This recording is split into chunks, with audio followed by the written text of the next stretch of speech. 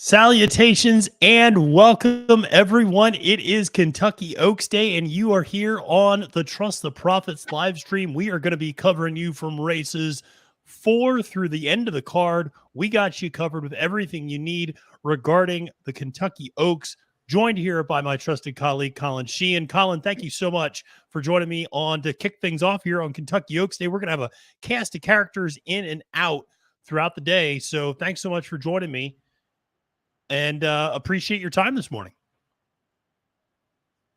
Yeah, I mean, what's better than this, Matt? This is what we've been looking at. I think back to those days in the winter, watching Aqueduct, and then, you get the sun coming up from Gulfstream. You start to think about, all right, it's almost here. It's almost here. And we've done all of our previews. We've talked about these horses ad nauseum for so long, at least as far as the Oaks and the Derby, but the whole day on both days is just excellent racing. So there's no one else I'd rather be hanging out with and talking with. And we love to see you guys in the chat, and let's have ourselves some fun, Absolutely. Yes. Please feel free to tune in. Let us know in the chat who your top picks are, who your value plays are for the day. This is a big day, obviously. And like I said, we're going to have you covered here. We're going to be handicapping each race as it comes up, recapping the results, talking you through what's happening, maybe trying to push you in the direction of some good bets to use throughout the day. But we've already had a few races take place on the card. We're now on the 4th race of the day, actually.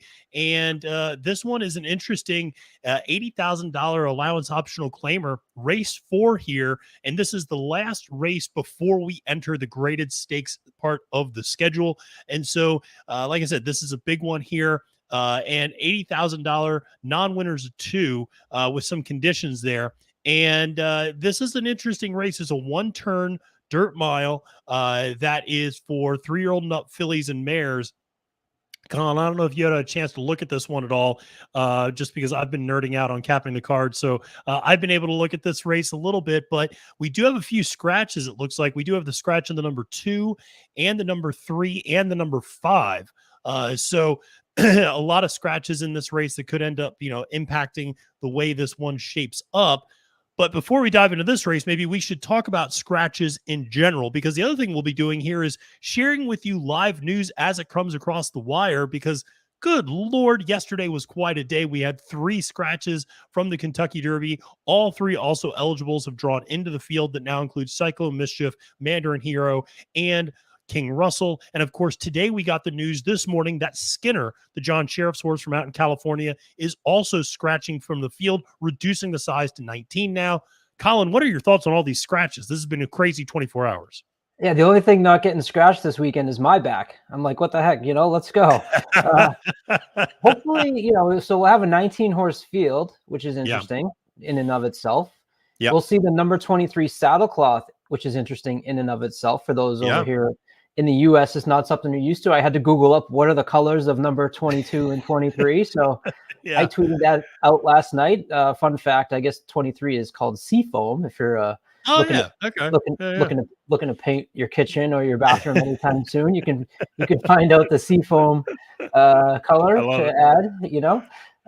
And obviously we did see number 21, of course, last year, with Rich Strike, and that's a saddlecloth that you kind of quickly recognized because of his success. I think for me, a little bit of concern with Cyclone Mischief drawing in, because my Dermasotogake I thought was going to have, all the early speed to his inside. Yeah. Now you got to kind of worry about Cyclone Mischief going and trying to cross over Dermasotogake. So that, has a little bit of a concern on a horse that I liked, which obviously is Dermasotogake. Yeah. And then Mandarin Hero is the other, now you kind of have to stop and go back and look, because I talked about my fading of Practical Move many times on many of these shows. Yeah. And I was confident in that. So, it stinks when a horse you really like is scratched. I remember I Want Revenge was a horse I absolutely loved going into the Derby. And he's kind of the one that always stands out when I think of a horse that I miss out on getting scratched. So the ones that were scratched, aside from Skinner, who I had interest in, it wasn't like, oh my God, I lost the horse I really like. But now you added Mandarin Hero, who's a horse out of that Santa Anita Derby race, who ran really strong, who was going to, in my opinion, pass Practical Move if the race was longer. And he is one I think that you have to pay attention to. And now that, I joked before I wouldn't do the Japan Exacta because Continuage he had no shot, right? Yeah. Now that Japan Exacta to me is enticing to at least throw, a couple bucks on. Yeah, absolutely. I mean, Mandarin Hero, I think, is a very legit horse. And you brought up the point about Cyclone Mischief absolutely having an impact on the way that this race is going to be run tomorrow in terms of the pace up front. Maybe this makes Dermasotogake sit back a little bit more than maybe they were planning. And I don't think that's a bad thing. I mean, you did it in your video breakdowns, and I've talked a lot about this, that Dermasotogake is a horse that tends to come from a little off the pace. So it doesn't need the lead by any stretch. And maybe Cyclone Mischief gunning it from that outside post position kind of forces their hand a little bit, and they go, okay, we'll take back a little bit and we'll sit in the second flight or something like that, and maybe not try to get up there with the leaders if the 22 horses really, or 21 horses, dead set on trying to get to the lead, which I think, from that outside post position, you kind of have, you either have one of two choices. You either are going to gun it, or you're just going to make a left-hand turn, go into the back of the pack, and just try to hug the inside rail. A little bit what Sonny Leone did last year with Rich Strike. So Cyclone Mischief, a front-running horse, is going to obviously choose the former there. But we got a beautiful Oaks Day. It's gorgeous weather. The rain has held off, and there's no concern about moisture in the track. Obviously, the Kentucky Oaks is the headlining race on the card. Colin, you did doubling down. Let people know before we start getting into this fourth race a little bit, who do you like in the Kentucky Oaks today? Ooh, well, I've decided to take a stand against wet paint. And I don't know if that's going to cost me, but I figured what I said on doubling down was this year. I remember back to when I had Trust Your Luck on my show, Kevin Kilroy, down at the fairgrounds. And I was really high on Hoosier Philly, and Pretty Mischievous won that race with Miracle finished second, both at a price.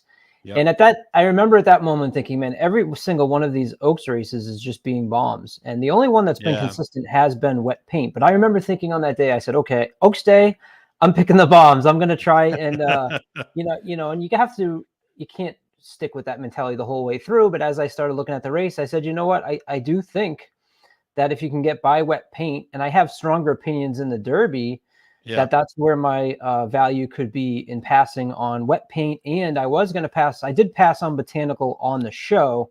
I'm certainly reconsidering the Botanical. I was kind of the fading of, trying something, going from the synthetic to the dirt, a little bit of a concern. So I was like, well, if I'm going to pass on wet paint, I'm going to pass on Botanical too. And then I kind of just, at that point, if you watch the show, it's like, well, you don't want to swing and miss. Right. If you're going to go against these two, you want to not miss out on a long shot. So I have horses in there like Promiser America, who do I think is gonna win? No. But like I said, I don't want to swing and then have Promiser America win, who I thought had a nice sustained effort at Aqueduct. I know it's that was a good effort. A long shot, but I don't think it's totally crazy. I forget the gentleman's name in the comments who said you should go back to the show and look at the comments on someone about Promiser America. And he explained that every horse would need to be tied up by the legs, and Promiser America would need to be given a tractor, and still might not make the finish line. But I don't know about that. She's not a bad horse. Yeah, she's not a bad horse. But obviously not on top. I like Pretty Mischievous was one that I included there. I love, Flying Connection's interesting to me. I think this horse is going to have definitely an early speed factor to it. And so my approach was just really, I'm going to try to get the value in that race. And, and that's what I'm taking my stand, and we'll see how we'll see how that pays off. I watched Capping the Card, and I know you're on wet paint, so I immediately know I'm in trouble. No, I don't know about that. No, I do like wet paint. You mentioned she's the only one who's kind of done it consistently in this group. Honestly, I was hoping for a little bit of rain in the forecast because she does like that moisture on the track, as we've seen down at Hoke Lawn. And so, that's one of those things I was hoping for, but I really like Pretty Mischievous. I was a little bummed she drew that 14 post. I wonder what she'll do. I think there's a lot of speed in this race, and that's why I'm kind of fading Botanical a little bit, because I know, our good friend on Twitter, Shoe to the Hoop, loves Botanical. I know those guys are all over Botanical. They love that synth to transition and turfway to Churchill, but she's going to have to deal with Flying Connection, like you said, on the front end, Darth Vader, I'd imagine, is going to be pretty forwardly placed, and then pretty mischievous from the far outside post is going to be in a stalking position at the worst. So there's going to be plenty of speed on that front end. Botanical, I don't know how she's going to do if she doesn't get the lead, and if she starts dueling on the lead, like we saw last year with Echo Zulu. When you duel on the lead in the Kentucky Oaks, you start to fade down the stretch. And so that's one where I start looking at closers. Horse like South Lawn, I think, makes a little bit of sense. I do think a horse like Promiser America, even Gambling Girl, makes a little bit of sense in terms of a horse running late. So looking for those closers, and that's part of the reason why I lean towards Wet Paint as the favorite. But it does feel like a very wide open crop. And you're right, there were bombs away every single Oaks prep race, it felt like. Want to give a shout out to our good friend here, Marla, who is joining us in the chat. Marla, always good to see you, and good luck to you on Oaks Day, and certainly tomorrow for Derby Day as well. If you're in the chat, let us know. Let us know who you like coming up here in race number 4. We are 4 minutes to post, and this is a really interesting race. Like I said, $80,000 optional claimer, going a mile on the dirt, and there's some significant speed in this race. Number 4 and the number 9 horses are both going to gun it. Now, I know my guest on Capping the Card said he was hoping that there was a gentleman's agreement between those two connections, even though they're not owned or trained by the same people, that kind of the 4 was going to go to the lead, the 9 was going to sit off, and everything was going to be fine. I don't know about any gentleman's agreement. So I kind of looked at the 7 as a horse that would benefit from sitting behind that hot pace and then making a launch late. So I have Hardy Constitution up here as my top pick and the number 7 horse, but certainly not so close. Taking money right now, the favorite as we get closer to post, the number 4 horse, certainly a very good horse for Norm Cassie with Brian Hernandez Jr. aboard. And then I like a horse, the number 8 Music Street, a little bit for Whit Beckman with Julian Leperoux aboard. This is a horse that has 2 wins at Churchill Downs, which I always think is important. And again, should sit well back in this race and then make a launch. I like that this horse has experience going well more than a mile. And so coming back from the layoff, the mile is almost a cutback. And I like that angle. Horse has been training great as well. So I'm kind of on this 7-8 here, but listen, the 4-9 wouldn't surprise me at all, but I'm going to use 7-8 as my top 2. I know our another friend on here, the chat, Thomas, likes the 4-8-13. Certainly like that 8 as well. And I mentioned the 4 as being a very logical choice. That 13 into Disco, 9-1 currently. Does have some nice races and did see some improving speed figures the last 3 times out after breaking its maiden, goes immediately and wins an allowance at Oaklawn. Always an impressive effort to see. Did run on a very speed favoring track that day. So interested to see how Riley Mott's horse with Junior Alvarado aboard is going to be able to follow that one up. But Colin, do you have any thoughts on this race number 4 before we get into it? Similar to you, I was looking at the 7 and the 8. I had written down that the race appears to be a little bit more wide open than you had originally kind of pitched in your little 2-minute spiel there. Mm-hmm. I had written down, I think the race is pretty wide open compared to what, if you go through this card today, there's not so much wide openness that might be able to find. So I had actually circled the 7 and the 8. I wrote down that I like the 8 cutting back in distance. Had run 1.25 miles last time with my boy Julien Leperoux. I'm always a hit or miss on that man, so we'll see how he does for me today. The 1 Zawash, I thought the figures were a little too light. The 3 scratched. I was actually interested in the 3 getting Johnny V aboard if you crossed out those 6 furlong races. The 4 not so close, as you mentioned, will be your early speed. I love in the comments when you see Easy Win and Wrapped It Up as they start to approach the gate. I didn't care for the 2nd in a maiden claimer. I thought that was interesting. So if there's someone reason you want to play against, that's one that I throw out there. And then you mentioned the 7 coming off last race was on the turf, actually, which was interesting at Fairgrounds, getting Tyler G aboard. So that's kind of where I would be, as well as you, with the 7 and the 8. Yeah, well, our boy El Hombre is playing the exacta key and key box with the 4 over the 7, 8, 9. We haven't really talked about the 9 at all, but that's a horse that he likes there. Jumping into the fire, 6-1 currently, and horse, definitely. 6-1 is a pretty good price, I think, on that horse. If you like that early speed, the early speed's been doing well at Churchill the last couple of days. The early speed held up in the first race. Second race they came from off the pace. The third race was on the turf. So yeah, no, the 9 makes sense. I mean, looked very fresh coming off of a pretty lengthy layoff for Ben Colebrook, and has the bug aboard UL Novice 10-pound weight allowance there. So definitely some things to like there for the 9 as well, who's going to have some early 9 speed. just broke through the gate. Oh, the nine got an early head start. Oh, And they held on her. She didn't get through the gate, but she broke the gate. Yeah, she definitely broke the gate. Yeah, Novice did a good job in the starter as well, making sure she didn't break through. So they're giving her a quick once over. I don't even know if they're backing her out or not. Looks like they might be. Yeah, they backed her out, but they got the gate closed. They'll do a vet inspection there. What do you think when you see that happen? Are you yeah, you run to the window? Rarely do good things happen when that takes place. Now it didn't look that bad, but I mean, I just don't like it, especially with. Yeah, I just don't like it in this sort Ready of to go. Let's see. Yeah, so then she breaks a little bit slower than she might have if otherwise. So breaks behind the. Yep.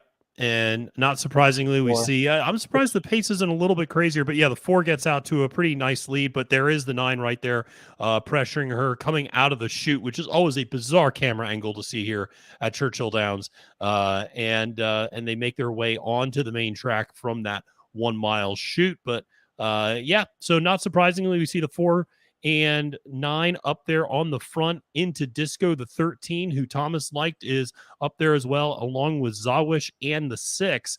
And they are all pretty bunched up there on the front end as they make their way through the first quarter in 22 and 4.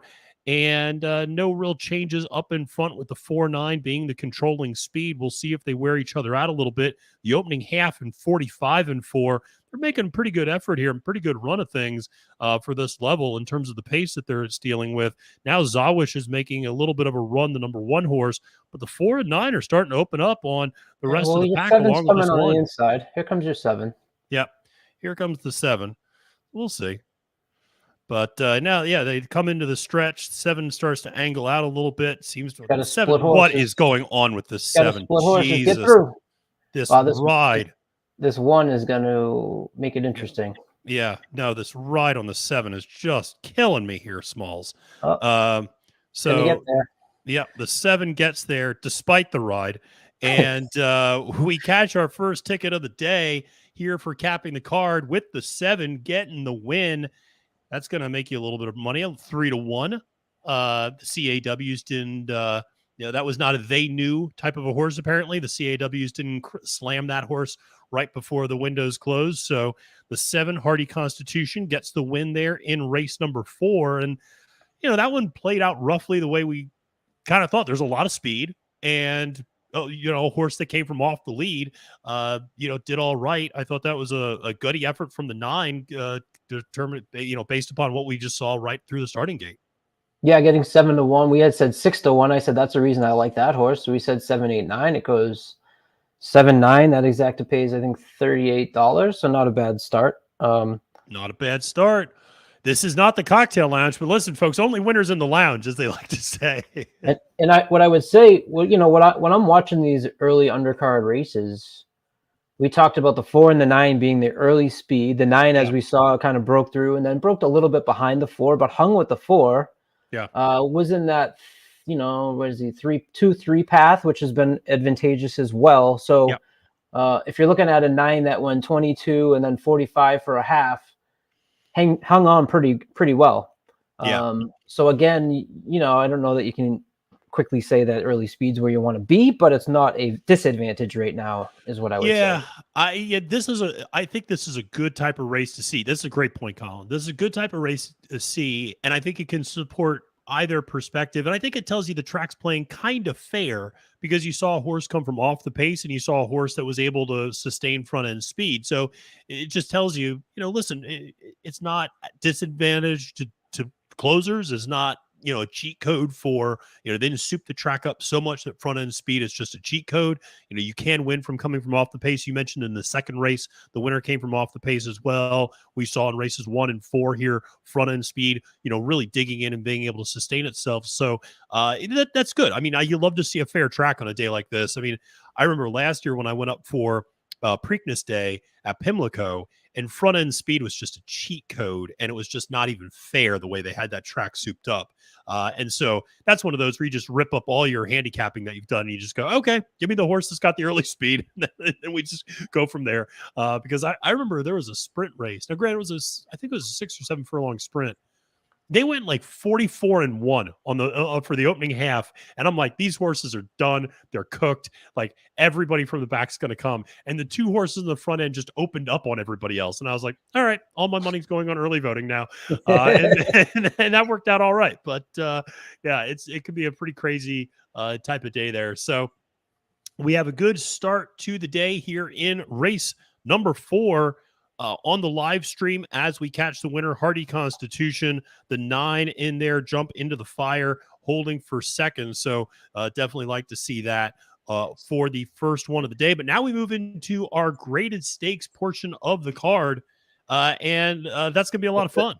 Let me just add that it was a good start, but I didn't bet that race. So of course you get, we'll give out the winners, but I think it's a lot better if I just don't play, because that is my, I'll say these are the horses I like, and I'll watch it. Then I'll go, okay, I'm on fire. Let's bet the next one. And then I'll get absolutely crushed. But I did, while you were talking, just for people that are tuning in, like, I wrote that down. Those are notes that in 5 or 6 races, you're going to forget, especially if you're, if you've opened your first beer already, which El Hombre, that's probably why El Hombre's not here yet. He's probably on beer number 3 before he joins us. But that's something I like to do, is let's keep track. I also like to write down the jockeys. So we've had Irad win, Saez win, Johnny V win, and Tyler win. So they're spreading the love today. We've had 4 different trainers win: Michelle Lovell, Sherry DeVoe, Shug, and Joe Sharp.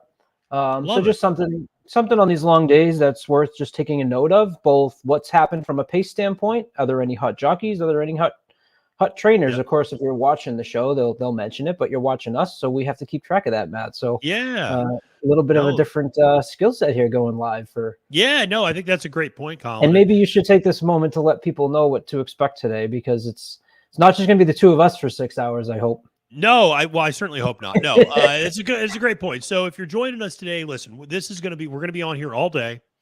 I think I'll be the constant here, because I already walked my dog. She's now going to be sleeping for the next 7 hours, so she's fine. Nice. She's 17 years old. She does whatever the hell she wants, and live the life. Don't you know it? I wish I had that life.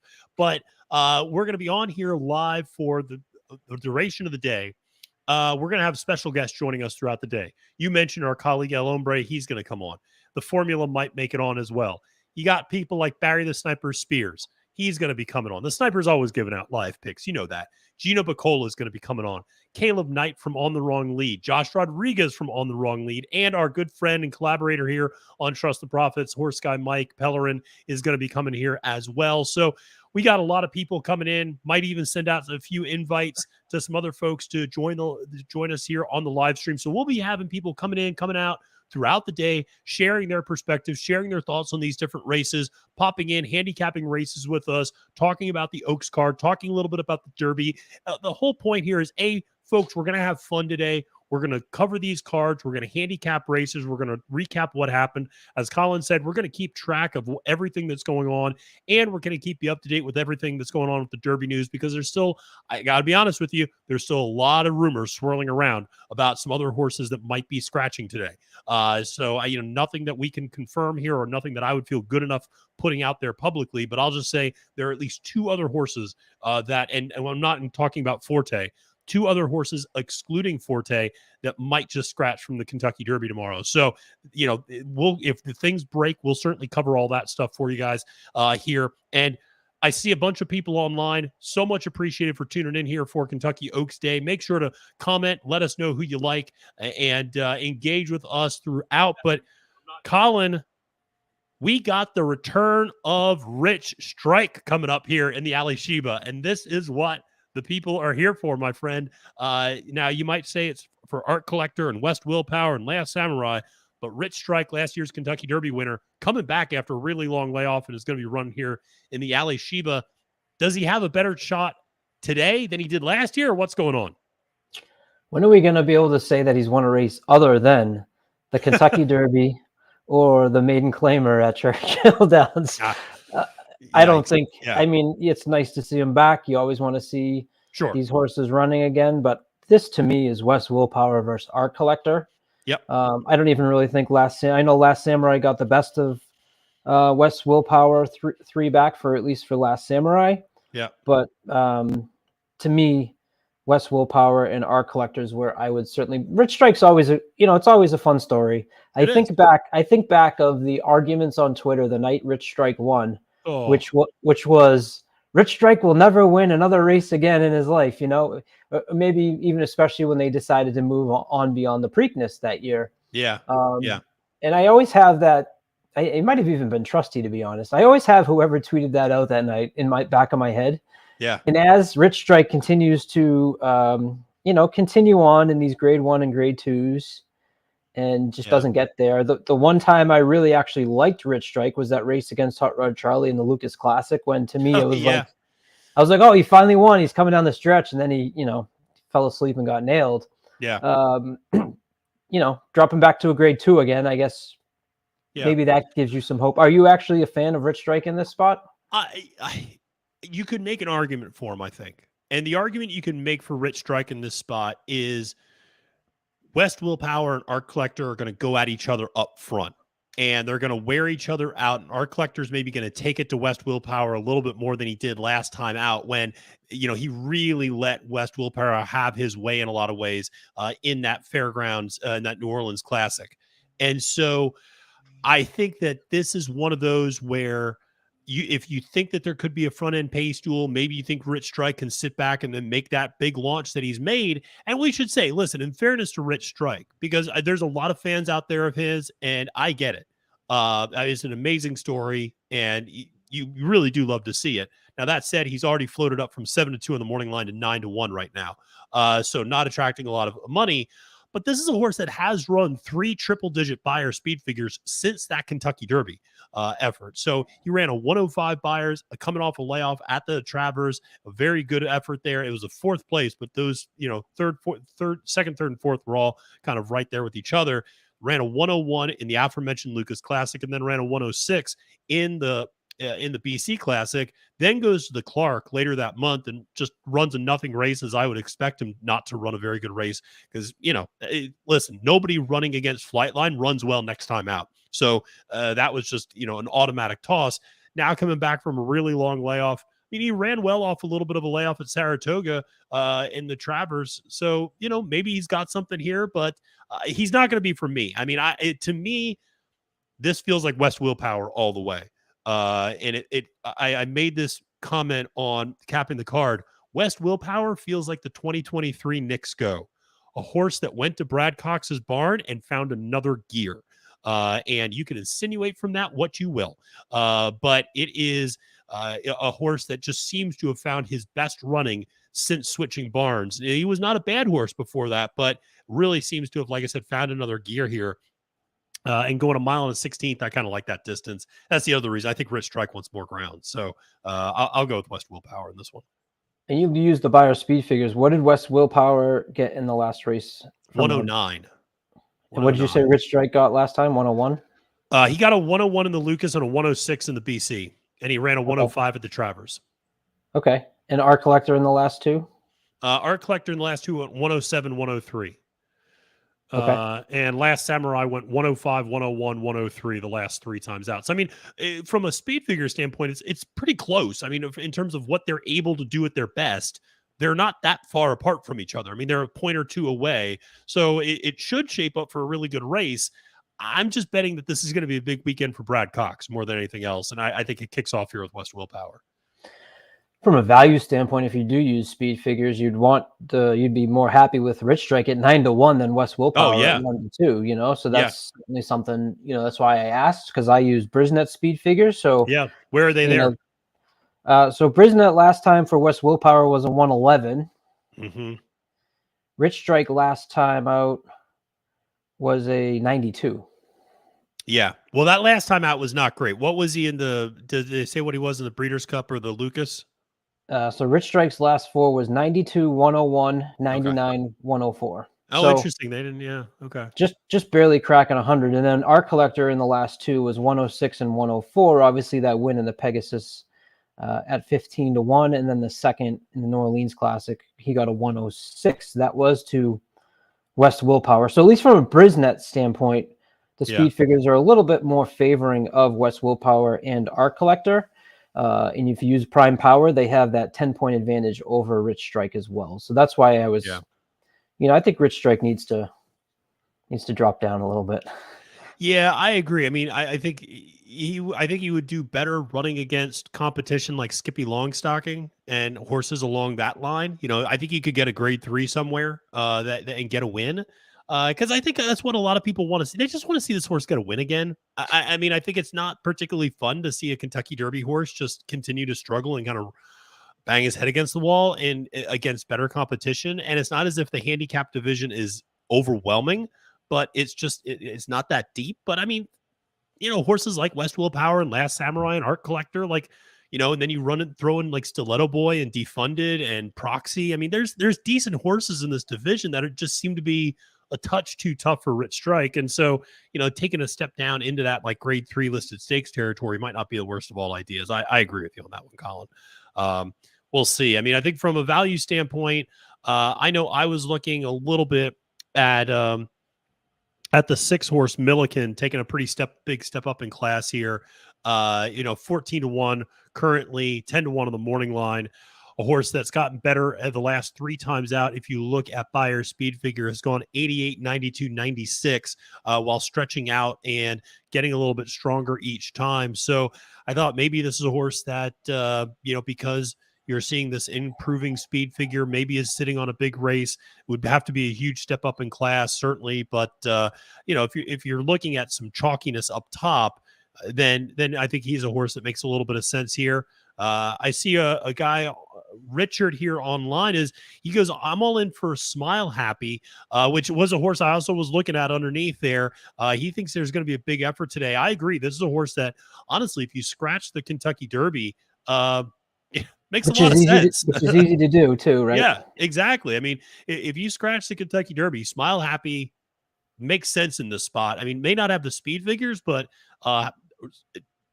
always runs honest and always runs really well and hits the board. So I hear you on this one, Richard. That he is a horse that I think does make a lot of sense in this particular spot, even as an underneath play, potentially at a little bit of a price. So what are you, I think you were saying it's a West Willpower, Art Collector. Do you have a preference between those two?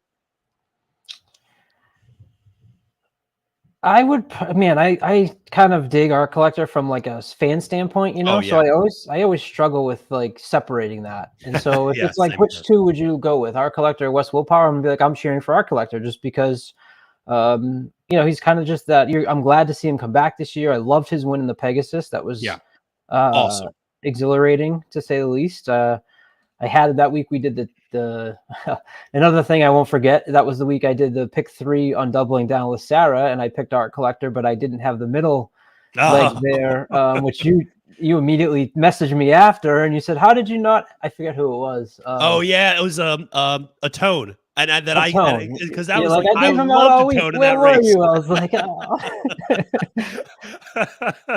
We just combined forces. I know these things stick in your mind when you start doing these shows, and you kind of have that. So from a fan standpoint, I'm digging Art Collector. I also, you got to notice that Art Collector's been running at 1 mile and 1/8. This race is 1 mile and 1/16. So a little bit of a cutback for Art Collector, which I think, in my opinion, is a little bit more of a benefit for Art Collector than it is for West Willpower, I'm hoping. I can't get to Milliken just because I tend to go back to my foundation of when you're looking at class. And this is a grade 2 race, and this horse, has won 2 optional claimers and a maiden. So to me, that's just too big of a jump. Yep. I would take a horse more like Smile Happy than I would a Milliken. Yeah, that makes sense. I mean, that makes a lot of sense. Last Simmer's got a couple grade 3 victories, so even the grade 3 to grade 2 step up is bigger than I think people give it credit for. I agree. And so you've got Art Collector with a grade 1 and a couple grade 2s, and West Willpower with the grade 2s.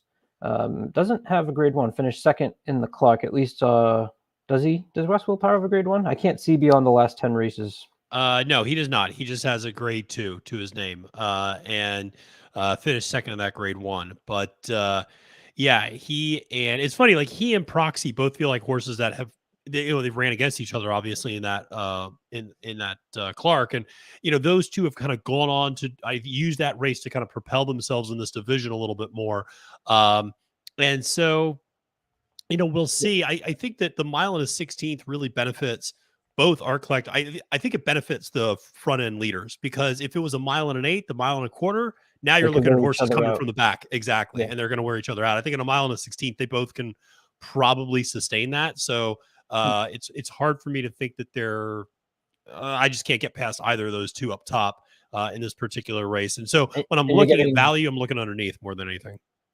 Well, I was going to say for value, you're getting Art Collector at 9-2 and West Willpower at 3-5. Are they? Do you think they're that big of a difference I don't think they're that big of a difference in the line. I don't think they're that big of a difference either, especially with the fact that you figure that Art Collector, there was an expected bounce from that Pegasus, and you could make the exact same argument for West Willpower, that he ran his eyeballs out at that New Orleans Classic, and there's going to be a bounce now from that effort. And now Art Collector second back from that big effort and is going to run much better than he did before. So I think you can make a very compelling case for Art Collector from the inside rail to get there. The horse we're not talking about is Last Samurai, who's a really good horse and is kind of loves Oaklawn Park. Part of the reason that I am not the biggest fan of Last Samurai is he ran like 10 days ago. It feels like I think he ran legitimately 2 weeks ago. 13, yeah. And so, 13 days ago, and that was not an easy race. And he actually skimmed the inside rail in that race and, finished third to a couple of really good horses. But it's fascinating to see that they're wheeling him back so quickly, finishing second that day to Proxy and just ahead of Stiletto Boy in the Oaklawn Handicap. And, coming back, that's a tight turnaround for a horse running in this big of a spot. So I'm going to probably fade Last Samurai in this spot as well. Also, when he's not at Oaklawn, he loves Oaklawn, and we'll see how much he takes to Churchill. So. He's also run basically every month for the last 7 months too. So he hasn't had that break. He is trained by D. Wayne Lucas, my friend. Yeah, that's true. D. Wayne's gonna run him, baby. So I think we've talked. As I think about my doubling down show, we've certainly hammered through this race. We still got 15 minutes. That's one thing you got to remember on these days. One thing I wanted to mention. Another thing on these days is you're getting a lot of public to the track and paying attention that aren't normally playing. I think one thing that on these days people love is all those ones on the West Willpower's past performances, right? Yep. I mean, I think people just kind of naturally are attracted to that, where this horse is just first at the first call, first at the second call, and he's going to be out there. So I think that may also lead into, 3-5 versus 9-2. It's just interesting to me. Yeah, no, I completely agree. And it is, I can't, that's a pretty significant difference between those two, the 3-5 versus 9-2, and Our Collector's a really, really good horse. So, it's hard for me to get by there, but you're right. When the public shows up, who knows what's going to happen. We have some people, just really, try to send El Hombre just already. Come on, buddy. Throw me off my game. Yeah, we gotta respect for Loggins. Listen, Loggins, pour one out for the poor guy. Maybe the only horse to be able to beat Forte or challenge Forte, other than the Churchill Downs dirt that apparently they can't lay right, and caused a misstep yesterday for Forte and led to all the speculation, rumors that he might scratch from the race. But it looks like Forte's doing okay. But Loggins is the only one who's been within a country mile of that horse. So shout out to him today, wherever Loggins is. Hope he's having it, taking it easy. That's true. He is. Yeah, Richard, I'm with you on this. Last Samurai on 2 weeks rest. Hard for me to like this one, even though I really like the horse a lot. A good horse, but hard for me to take this one, especially at a lower price on this day. So, Look at all these people tuning in, Matt. It's clearly lunchtime at work, right? So people, it's Friday on Kentucky Derby weekend. So I'd be wondering how many of those viewers are actually packing it up for the day. Yeah. Like, I'm going to take an early lunch. They're going right to maybe their local establishment before they go home to watch the Oaks. Maybe they're sitting at their desks, sucking the company's money while they've got us on their browser and in their ear, and they're acting like they're on a Teams call, but they're not paying attention. I love it. I just said today I'm not going to work. I'm gonna take a vacation day because I missed out on that on Breeders' Cup week. I realized how busy we were. Kind of doing this for the first time, this grind of how much content we were trying to get together and brainstorming. And I said, I'm not going to try and do both today. So shout out to all those that are on your lunch break. Hopefully you can leave. We're still 12 minutes from race 5. Yeah. Matt, I'd like to hear your opinion. If you were going to maybe play a daily double here, would you, I think you'd have to single in my opinion, because we're between the 1 and the 4, you'd have to pick one of them. You don't want to use both of those on a daily double. Right. The next race, I was curious who you were on. So in the next race, which is the Grade 3 Modesty on the turf, going a mile and an eighth for the fillies and mares, I really like Didia quite a bit. The number 2 horse here, the Argentinian horse for Ignacio Correas, the 4th. This horse that ran, came up from Argentina, ran 2 great races at Colonial Downs, and then went to the bench for well over 6 months and came back and ran over that really funky surface at Fairgrounds. And that turf at Fairgrounds, a lot has been talked about. I'm not going to let it relitigate all of this, that people will have a hard time growing grass in the United States. But nevertheless, come to my house. Exactly. I'm looking at some right outside of my yard. Some weeds, but it's green. It's green, exactly. But Didia is a horse that I just think came back from that long layoff, won a stakes race at Fairgrounds, and came back with the same buyer speed figure. I think you're going to see another progression. You're getting a little bit of value at 5-1 on the morning line. I have never been a huge believer in Shantasara. I do like McCulloch a little bit, but coming off the layoff, I'm probably going to pass. And so, I really like Didia in this spot. But I mean, I can understand why people would want to spread a little bit. Certainly a horse like New Year's Eve. Remember that magic that horse had last year on the Derby Day undercard. Yeah, New Year's Eve got my check mark. I'm a sucker for horses that have a similar pattern year over year, especially for a trainer like Brendan Walsh. So last year ran at Fairgrounds March 12th, finishing 3rd, beaten by a length, comes back and wins the Edgewood on May 6th, which I assume was Derby Day in the Edgewood Grade 2. Yep. And then is the Edgewood's is tomorrow, right? Yeah, Edgewood's tomorrow. Yeah. Derby Day race. Yeah. And then basically same thing this year. So ran March 25th, finished 3rd at Fairgrounds to Didia. So this is second off the layoff for that horse for Brendan Walsh, who's obviously a trainer you can't ignore. So I was interested in New Year's Eve, and I also had Didia, who's won 6 in a row. I don't think you could ignore that horse. So those were the 2 that I'd use. I'd probably go Art Collector with Didia and New Year's Eve. I love it. That's a nice skinny little daily double. And we have our first special guest of the day, Michael Pellerin, Horse Guy Mike. Thank you for joining me. You got the pink. I got the pink tie. Colin, you didn't get the memo. But Mike, how you doing? Oh, you got the Trust the Profits. All right. That's fair enough. Mike, how you doing here on Kentucky Oaks Day? Good. Finishing up some work from this morning. I figured, hey, now's a good time to jump on. First stakes races are happening, so we're ready to rock. I was just talking about how it's 12:30, and I bet everyone's taking an early lunch, or they're at the, they're listening, pretending to listen to a Zoom at work, but they're really listening to us and watching the races. Yeah, there we go. Absolutely. Well, Mike, thanks so much for popping on here. We are coming up on the first of the many stakes races that we have on the card today. Colin and I were talking a little bit about this Ali Sheba, but interested for you to share your thoughts on this one. We see it as like a Wes Willpower Art Collector thing. Do you see anybody else in this one emerging or not? I kind of like Last Samurai over Art Collector as a second option, but I think Wes Willpower is definitely the top choice here.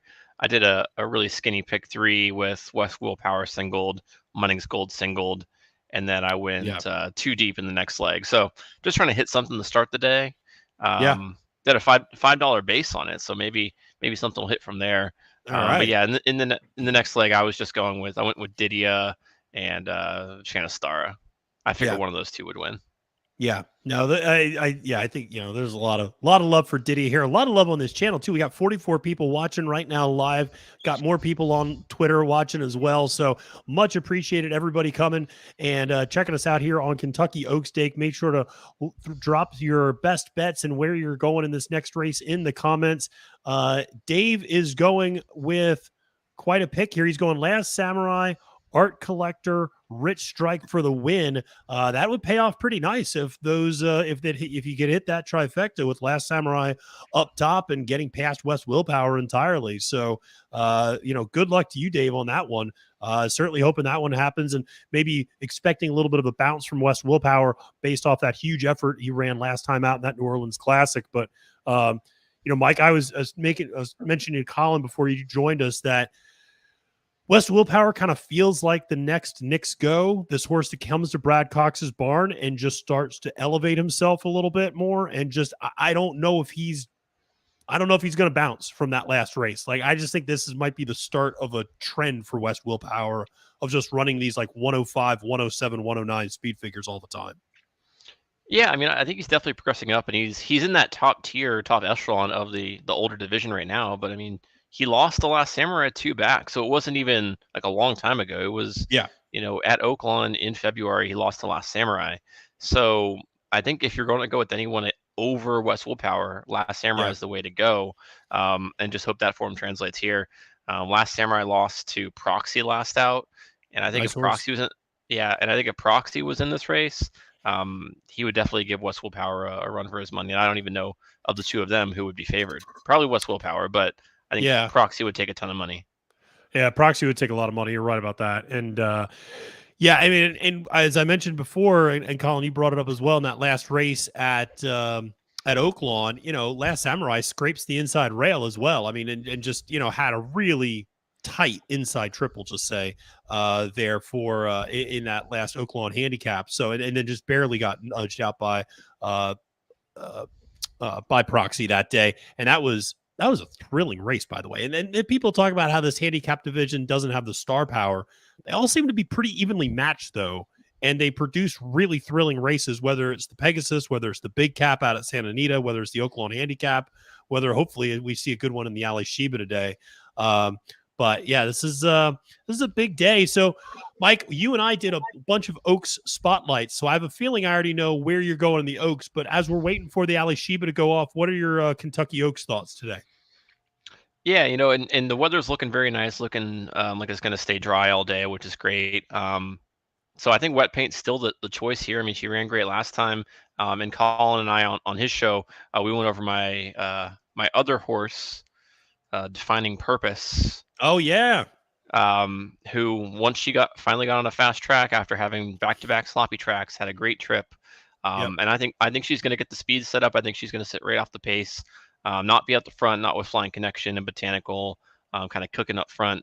I think Defining Purpose is going to be in a perfect position to grab the lead as they hit the stretch, with Wet Paint making the move on the outside to kind of catch her as they go home. So I think one of those two ends up winning. Yeah, Wet Paint is interesting.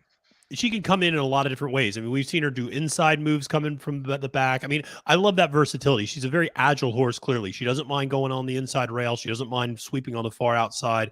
It gives jockeys just so much more variability there. Defining Purpose. That's an angle. My guest this week on Capping the Card, Chase Sessions. Shout out to Chase and appreciate him doing that for me. But he talked a lot about that angle that you and I discussed, which is these horses who have been stuck in the Oaklawn slop for what feels like months, finally escaping Oaklawn and getting to a dry, fast track and expecting there to be a little bit of a progression there. And Defining Purpose, we definitely saw that in the Ashland, where there's a horse that, had finished behind Wet Paint and Taxed and others, and then gets on a dry, fast track and puts away arguably the best Oaks field, prep field to that point, with Julia Shining, the full sister to Malathaat, Punch Bowl, who's a Brad Cox monster, and Wonder Wheel, last year's juvenile champion. So, I like that. I like that approach. You're going to get a price with Defining Purpose too. Yeah, and I mean, I think the big question mark with Wet Paint is, can she win outside of Oaklawn? She hasn't really. I mean, she raced at Turfway before that, and Kentucky Downs, Indiana Grand. So three straight races at Oaklawn. Is she just like an Oaklawn expert, or is she a superstar? So I think she's a deserved favorite. I think she's the most likely to win, but it's definitely worth taking a shot. And I'm going to go with the horse that has won in Kentucky, has won on a fast track, and is going to get a pretty good setup. Yeah, I like it. Colin, we're getting closer. Well, I'm sorry, I didn't mean to cut you off. What's going on? Can we swear on the show? Mildly, sure. Yeah, why not? Go for it, Colin. Why is it that I can't place a GD bet on my ADW that's already struggling at 1240 on Oaks Friday? So how's it going to be tomorrow when I try to place my bet? Oh, well, remember, wasn't it last year that? Why can't they invest in some like IT that holds the server big enough to make everyone be able to place a bet on these days? Wasn't last year a disaster too? On every year, it's every single bleeping year. With I know. It was last year with TVG. I won't name them because I tweeted them earlier, giving them props about how I was using them, and now I can't get a. I did eventually get it in, but I wasn't listening to you guys for 20 minutes because it was close the app, refresh, close the app, refresh. All right, let's get it in. So we're good. I did a $1 exacta. I used Art Collector with New Year's Eve and Didia. Okay. All right. Keep it skinny. I like it. So we got some people coming on here sharing their thoughts in the chat. We got some people saying Tell Me No Lies sitting on a big race, and certainly Tell Me No Lies was sitting on a very frisky race yesterday when she got loose around the barn area at Churchill Downs. A scary moment, but a very talented horse for sure. That was wild. Yeah. And you can, as he says in his comment before that, the reason that in Tell Me No Lies is interesting because I think Feza, if Feza was in this race, would be the best horse. And in Tell Me No Lies didn't get embarrassed by Feza. So if you're using that little this versus this, you know, that's certainly a one that I paid attention to. Yeah, absolutely. Going to the gate here in the LA Sheba. All right, going to the gate. Here we go. Rich Strike's such a beautiful horse, though, you know. Well, now we're going to start the Rich Strike thing. Now all of a sudden we're going to... No, just looks. Just by looks. No, I know. He is a very pretty horse. No, he is. He's an attractive horse that can't win. Yeah, well, there's that. I got a last second bet in on Last Samurai. Oh, all right. There you go. Everybody's getting their last second bets in. This is good. So here we go. Did you bet, Matt? Hell no, of course not. And I'm going to I'll have the winner. But I like West Willpower, and at that price, I don't want to bet it. So... I'll wait. I'll bet Diddy in the next race for sure, but we'll see. Just because I just keep fading Shantasara, and unlike in Italian, I'm usually right a little bit more with fading Shantasara. I'm never right with fading in Italian. Very disappointing. All right, so they're all loaded up here in Last the Ali Sheba. Yeah, he's ready to win, and they're off, and.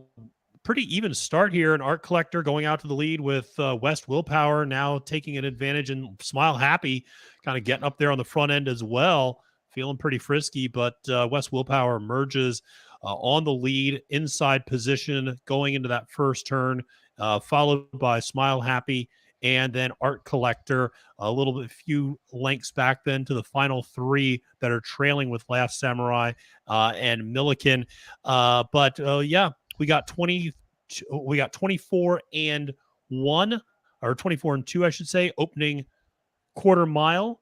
Smile Happy definitely applying a little bit of pressure on West Willpower, who's the 3-5 favorite as they're going down the back stretch now. And then you have Last Samurai and Art Collector sitting pretty nice in that second flight right behind him by about a length. A little bit of a break then back to some of the trailers in the race. But we still have West Willpower up on the front end going into the far turn. Smile Happy continuing to press a little bit. And West Willpower looks like he might be cooked for the day. Reminds me a little bit of the Pegasus when Art Collector sat this same kind of trip and came up on the outside and won on that day. And here he comes again on the outside. We'll see on that Pegasus, he obviously had that big kick. He's in the center of the track, and you got to deal with West Willpower and Art Collector. Here's Smile Happy. Smile Happy. Who's looking really good in this spot. Get up one. West Willpower fades.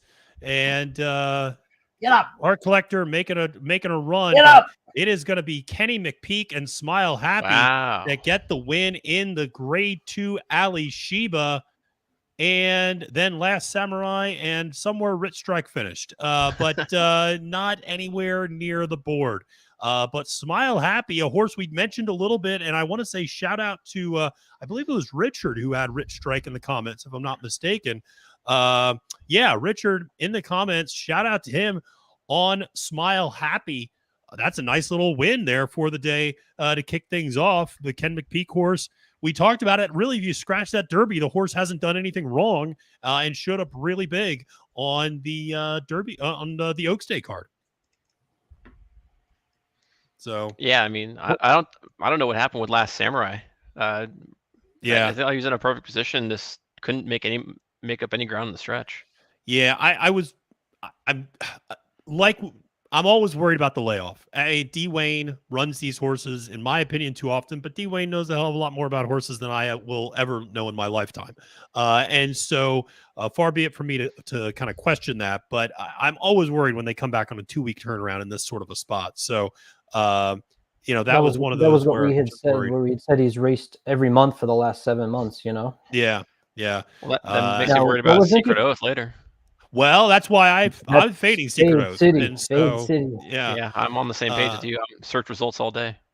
Yeah. Oh, you like search? So I like search.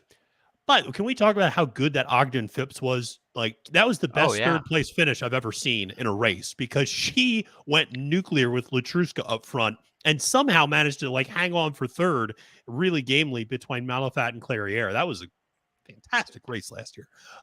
So definitely like search results. Yeah.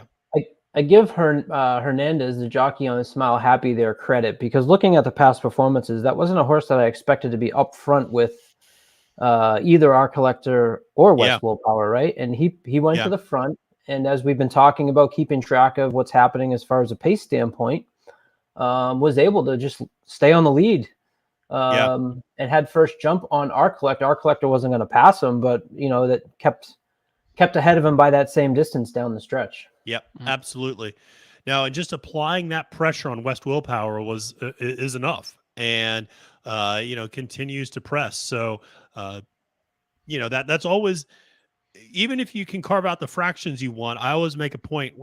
Pressure is pressure, and horses can't get comfortable if they feel another horse right there. In a lot of instances, even if they're not going too fast, which they weren't. I don't think. Yeah, no, they weren't. And so, but that pace pressure just wears on horses, especially a horse on the inside there. So I agree. Great effort by Brian Hernandez. And that is, if we're keeping track, the 5th different jockey to win today and the 5th different trainer to win today. So we are really spreading the love around here. And Dave, we did not have Smile Happy on our bingo card, but so we can't shout bingo quite yet. But, who knew? Who knew that we would have Smile Happy there? So Smile Happy is one of those horses that during last year's run up to the Derby was like fading Smile Happy. Was never a fan of Smile Happy, and you kind of get that in your head, and you just think of that when you go into these types of races the next year. And I need to do better of not letting past 13 months ago impressions stay in my mind. Yeah, well, I will say also, I don't think I would have picked them anyways, though. Yeah, I will say the quote I always remember is his trainer Ken McPeak saying before the Bluegrass that they were going to need to bring a bear to beat him, and apparently Zandon is a bear in addition to being a horse. Zandon was able to beat him that day, and listen, my thoughts on McPeak. We want a report from El Hombre on the interview today. Yeah. So. But hey, listen, Ken McPeak, big win there. And Brian Hernandez Jr. carrying things over. Mike, that's something you and I actually talked about, that Hernandez Jr. had a pretty nice Keeneland meet on some big favorites. And now, coming in, or not some big prices, I should say, now coming in and getting a big price here with Smile Happy. So he's riding really well. And, you can't discount any of his mounts now, I think, for the rest of the day. Yeah, I mean, he's keeping that Kentucky form, and it's definitely translating. Yep. So we'll see how. Let's check and see if he's got any other good live mounts that we can look into. Yeah, definitely worth a second look here. Yeah, absolutely. So, well, that's quite a way to kick things off in the Alley Sheba on Oaks Day. Smile Happy getting the win over Art Collector and West Willpower. Then quite a gap there between before Last Samurai, and then another pretty significant gap, I think, back to Rich Strike at that point, who ran 5th in the race. And so not a great effort there from Rich Strike. But then, again, first time off the bench, and maybe just needed to have a little bit of rust knocked off. So, that's one of those where, you don't want to judge a horse too harshly, but the Kentucky Derby winner from last year still has yet to win another race since that run for the Roses. So your 50-cent pick 5 pays $1,200, $2 exacta there pays $83, and your 50-cent try $42.51. I love the breakage at Churchill. I do enjoy the pennies that I'm getting. There you go. I do enjoy it as well. And shout out to Chase, who is hopping on here in the chat. He thinks the rail might be dead. Folks, this is an aqueduct where the rail always seems to be dead or golden, one of the two. And we'll see. I mean, that's something certainly to pay attention to in terms of how horses are coming up that inside rail. I kind of thought the opposite. I know they've had a lot of rain there. Race 1, the winner was, I wouldn't say rail, but like the 2-path. Has been pretty advantageous aside from the second race when the horse came down the middle there. But Art Collector was out in the clear and couldn't make up ground on Smile Happy. Smile Happy was in like the 2 or 3 path. Yeah. So, and Hardy Constitution in the last race made that inside move and came up the rail and it was fine. So, yeah, I don't know. I mean, we'll see. I mean, it's certainly always something to pay attention to on days like this, whether it's, how we end up seeing this happen. It wasn't a good spot for in the first race, the horse that hit the rail. I don't know if you saw that. I did see that. That was not good. Richard owes Kenny McPeak a drink. I absolutely had Defining Purpose in the Keeneland. That won me a lot of money on Stable Duel that day because I used Defining Purpose and Punch Bowl in the Exacta. So that was a good Stable Duel day for me, and I probably owe Ken a drink or two myself for that effort. This is a lot of fun. I appreciate everybody dropping in on the chat. Always love seeing everybody engaging with each other and hanging out. We got over 46 people now here in the Oaks stream and really appreciate it. Joined here, of course, by Colin Sheehan and Michael Pellerin, Horse Guy Mike. You can find him on Twitter. Make sure to throw him a follow. Fellas, have we had any other horses scratch from the Kentucky Derby? That's where we need to start right now. In the 20 minutes since I last checked, is everybody still in the race? As far as I know, I mean, everyone's still rumbling about Forte and what's going to happen with him. And so place your Oaks Derby bets at your own risk, depending on what goes on there. So I don't foresee him scratching, just based on everything I've seen. But you never know. As long as Kingsbarn stays in, that's all I really care about. I know there was some rumors about Kingsbarns last night that had you a little worried. I know. So the heart was palpitating. I almost messaged you when I heard some of those rumors, and I said I was going to say, "Hey, Mike, I think we need to do Doubling Down again because both your horses are out of the Derby." It would have been all 3 at that point because I was like, "Oh, I've got Kingsbarn's Practical Move and Forte as like my 3 for Doubling Down." Oh, and that man. would have just been perfect. Yeah. Oh, geez. Well, that's no go. I hope for that sake that at least you get to keep 2 of them in there with Practical Move, of course, scratching. Interested. Do you like any of the horses that drew into the race from yesterday? Cyclone Mischief, Mandarin Hero, King Russell. Do you think any of them have any sort of an impact on the outcome of the race? I mean, I love Mandarin Hero. I posted after like on April 6th or whenever the last preps were. Mandarin Hero was my fourth horse, like my 4th favorite horse if he drew in. So the fact that he drew in, I'm really excited about. I still have a bias against closers in the Derby, but when you're just not excited about any of the front runners, I mean, Practical Move, I kind of defaulted to because I thought he was the second best of the front running styles behind, I think Kingsbarn's the best, with Practical Move being the second. But now Practical Move is out. So of the front runners, I still think Verifying is good, but that inside post didn't do him any favors. But now if they're kind of spreading out a little bit, maybe he's got some more upside to him. I think Reincarnate's overrated. He's going to get bet down. I think he's already from his morning on at 50-1 down to like 15-1. So I think Kingsbarns is still the most likely winner of the upfront horses, and I know everyone disagrees with me on that. Practical Move would have been my second choice, but now if there's not a lot of good front runners, now I start looking at those closers. And Mandarin Hero, I think is the second best closer besides Forte. And he's actually Tapit Trice, but his style is not going to fit with where he's at in my mind. I agree. So I love Mandarin Hero drawing outside, having that deep closing style. I think he's really live.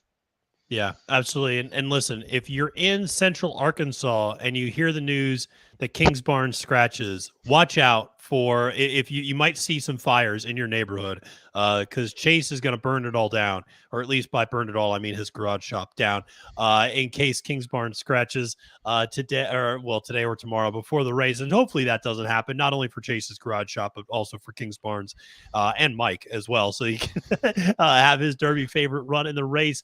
The chat is really popping off here. Rodney going with a pick 3 of Cody's Wish, Wolfie's Dynaghost, and Kingsbarns tomorrow.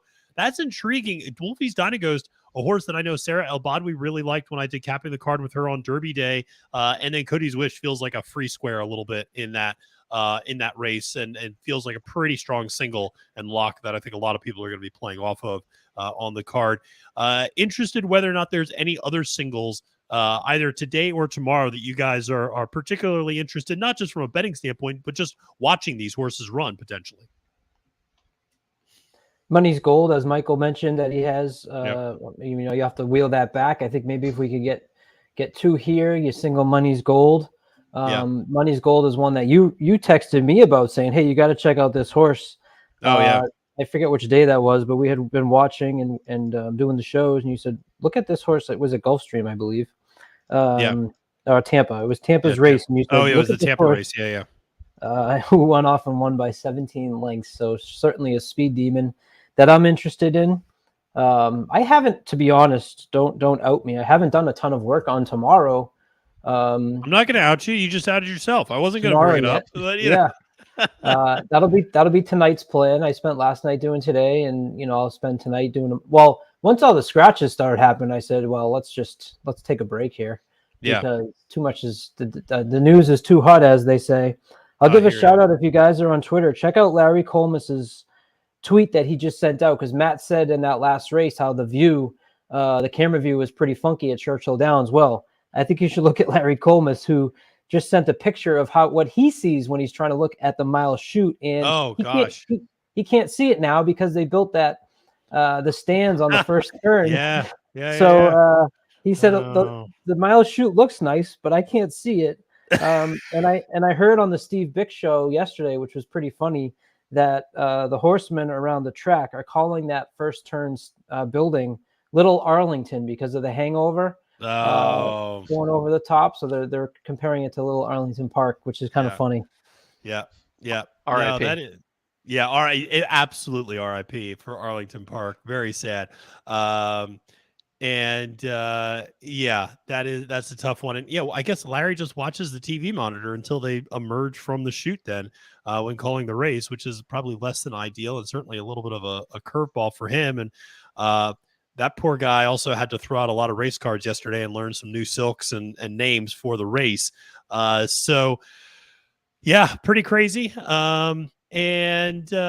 Let's see. We got some other people popping off here in the chat as well. We got Mark Capitan coming in here, who is from On the Wrong Lead. Always appreciate seeing Mark coming in here. Appreciate him coming on. Always love those guys with On the Wrong Lead. Him, Josh Rodriguez, Caleb Knight. Great group there. Chase is excited about Sparkle Blue later in the card. I am as well. That is a horse that made me a not insignificant amount of money at Colonial Downs by running second. I want to say like 42-1 and ran second. And I placed a sizable place bet on that horse. And we went to Sizzler afterwards. I did not do a show bet. I manned up and did a place bet on a horse that I really thought was going to run second. And son of a gun if the horse ran second. And I still made a lot of money. So, place and show bets have their place. You don't want to do it all the time. Wow. So I'm so confused. I've never made a place bet. I've only ever made like show bets or win bets. That place bet always just feels like it's such like a weird middle ground for me. It is. And I don't know why. I'd have to go back and look at the card again because I should have bet I might have actually bet the exacta as well, because there was a horse that I was like, this horse isn't going to lose. Like I kind of had a pretty good feeling of who was going to win that race. And then Sparkle Blue was just at a huge price. And I was like, that's just wild that this horse is floating up so much, because I really like that horse underneath. And I went with a place bet. I don't know why I didn't do a show bet either, because I usually will do like a show on like a 60-1 horse or something like that. But I ended up doing a place, and thank God that paid off for me that day. So, 1 for 1 on place bets. And so I can't endorse long term though as a strategy. So, well, congrats on that hit. Yeah, well, that was good. But yeah, now, but like Colin, I'm a little bit of a sucker where like I now have a connection with that horse, and now whenever she runs, I'm like, oh, Sparkle Blue, great, I'll pick that horse again, and then she might not win as well. Yeah, yeah, absolutely. But there you go. You got Thomas saying that Flying Connections is picked for the Oaks. So I've seen a lot that pick is picking up a lot of steam, it seems. And I don't know how I feel about that. So Matt, for this next race with Sparkle Blue in it, how are you betting this race? Are you picking her on top and just doing a win bet? Are you using her in multi-legs, exactas? What's your kind of strategy for this leg coming up? So I really like so she's in the next race, correct? I'm losing track of everything. And so I like so Didia is my top choice in this next race. So I'll probably just do a straight Didia Sparkle Blue exacta or something like that. And just kind of leave it at that, because I do really, really, really like Didia in this spot. So I'll probably do that. I don't know if I would include her. I don't feel strongly enough to include her in some sort of a pick sequence. I would probably do what you did in terms of like a Didia, Shantasara, and then Money's Gold, and just really like kind of like leverage that on a daily double and put a fair amount of money on that, so that it pays off halfway decent, even if Shantasara comes up the winner. So, yeah, but I think Sparkle Blue is where this is where you use a horse that's in vertical exotics, in my opinion. So, that's just kind of my take on this one. But yeah, we are, I don't know, Colin, how many minutes to post do we have for the next race? My DRF is frozen, and so I can't see anything. Yeah, well, now we've got to deal with this, they go national, so my ADW has gone black at 1 o'clock, so that's why I'm not paying attention, because I'm trying to get signed in on my Xfinity so I can see the races. It's 23 minutes. Oh, well, we still have all the time in the world in that case. Yeah. Very good. So, well, the chat is popping off. We got Chase going with in the next race, if I'm not mistaken. He's got a few picks here coming in, and I think he is going. What's he doing? Is he doing this? I think he's doing this. And so he is going 4 to win, and then the 4-6 over 9 daily double, and obviously the 9 being Money's Gold, who I think everybody is just kind of like very anxiously awaiting how she's going to run. And this is the free square everybody's using in the center of their pick sequences, I think. And so, we'll see. So yeah, Chase using the Sparkle Blue and McCulloch over Money's Gold in that sequence. And so we'll see what happens here in race number 6, which is coming up here in 20 minutes. But yeah, we got 50 people in the live stream. Appreciate everybody logging in, listen and tuning in. Listen, we're going to be here all afternoon. We got Colin Sheehan here. We got Michael Pellerin, Horse Guy Mike. Make sure to throw everybody a follow here on Twitter. We got a lot of stuff coming up. We already watched one grade 2 shocker coming up where Smile Happy upsets the huge favorite West Willpower and Art Collector to win the grade 2 Ali Sheba. Rich Strike, who was in that race, finishes a distance 5th.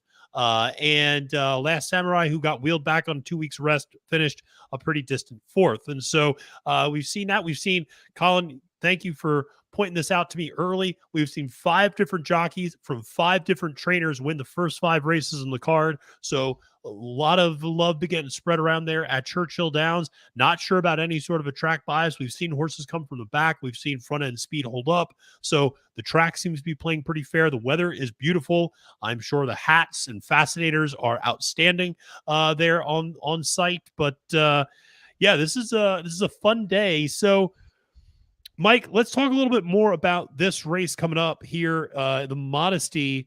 I know you also mentioned that you like Didia in this one and Shantasara. Do you see it as just a kind of a 2-horse race with those two, or is there anybody else you were interested in using? I mean, realistically, those are the two that I think can win. I went ahead and added your Sparkle Blue and did like a 3-horse exacta box there, Okay, there you go. just in case. But I mean, I got to see Shantasara at Tampa, and I was against her that day. Yeah. I was hoping for Scottish Star to come up and I get was her, too. That's really funny. I was on that it horse as well. Yeah. didn't happen. So I'm like, yeah, she beat me that day. Maybe she's just really good. Yeah. So I'm on her here, and then Didia, of course, like her 7 straight wins, won at Fairgrounds. I mean, she's not winning like super impressively. It's pretty close. And 93 by her last out, 93 before that. So we'll see. I mean, it looks like she's going to come from way back, and make that one big run. So both of them too, Shanastara. I mean, even she was close to the pace last time. So we'll see how the race shakes up pace wise. And we won't really know who's going to win this until they get to the wire because of all the different styles for this turf racing. But no one else on like a speed figures perspective looks close. Even McCulloch, she had an 88 last time, 93 before that, so fairly close, but hasn't raced since October. The layoff kind of scares me. So we'll see. Yeah. McCulloch, coming off that layoff for Chad Brown, I agree. That's a little bit of concerning. I like McCulloch. I really like McCulloch in that race 2 back, actually, that she ended up winning with Irad aboard. That was a good one. And then I liked her in the Belmont Oaks, too. I remember that day as well. That was a little bit more of a price where she beat With the Moonlight. But, I coming off the layoff, I'm a little worried. Brown's horses, it's interesting. I know he's got a great trainer stat coming off the layoff. I think like 32% coming off of a 180-day plus layoff. But recently, some of his horses coming off layoffs haven't looked outstanding. I'm thinking particularly of a horse like Occult up in New York who came back in the Giselle and kind of ran a little bit of a clunker that day. And so I'm not 100% sure there how McCulloch's going to fire today. Certainly a very talented horse with Irad aboard. And yeah, Shantasara, it's same song, second verse with you, man. I was fading her that day at Tampa. I was all over Scottish Star. I thought Scottish Star ran as good a race as you could possibly run, but just kind of came up short and a little bit empty. And Shantasara, I thought, just did a perfect job. Irad did a great job aboard her. Now, it should be noted, if people like paying attention to the jockey changes, Irad jumps from Shantasara to McCulloch for this race, and Shantasara picks up Flavian Pratt. So if you're looking at, maybe Irad has a preference. Presumably, he's got a choice in Chad Brown's barn of who he wants to ride, and he chooses McCulloch. That might be an interesting development that might sway things.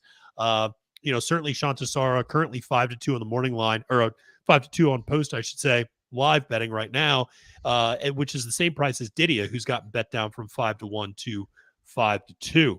So a lot of moving pieces here, and always tough to figure out how horses are going to perform off the layoff. I think particularly on the turf where, that turn of foot sometimes takes a minute or two to come back. So that's always, I think, a difficult one to predict. Yeah, and we'll see. And I think that with the jockey thing with Shanna Star, I mean, Pratt rode her for, I think, 5 races before that. So I think it had more to do with Pratt not being available those last 2 days that Irad took over. Pratt didn't come over for Tampa. I don't think he came over for, I don't know if he was there for Pegasus Day either.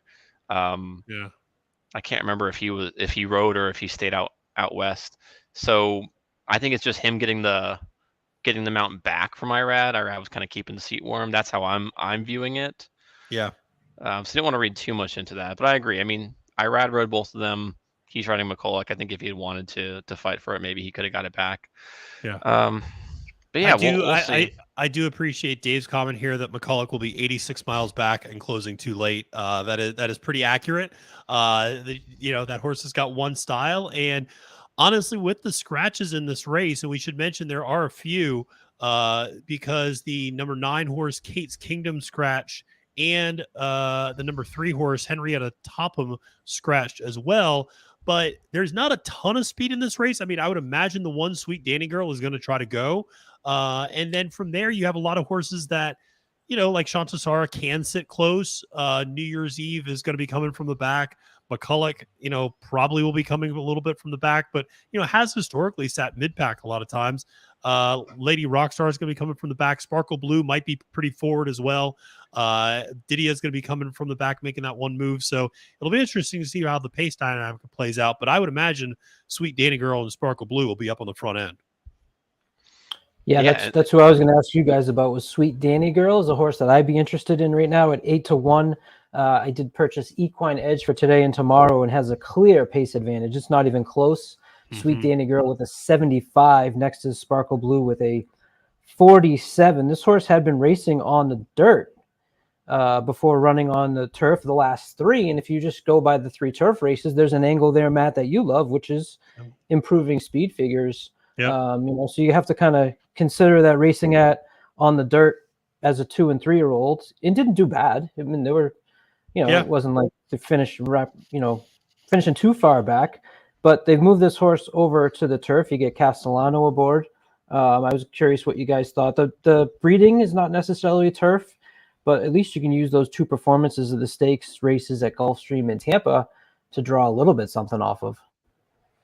Yeah, I mean, I love it, especially if you're getting lone pace in a race like this. I mean, we've seen a horse like an Italian who lone speed and just sits it down on the front end, and then by the time they get home, the horse on the front is still loaded and they kick home. So I think Sweet Danny Girl's got a chance to do that.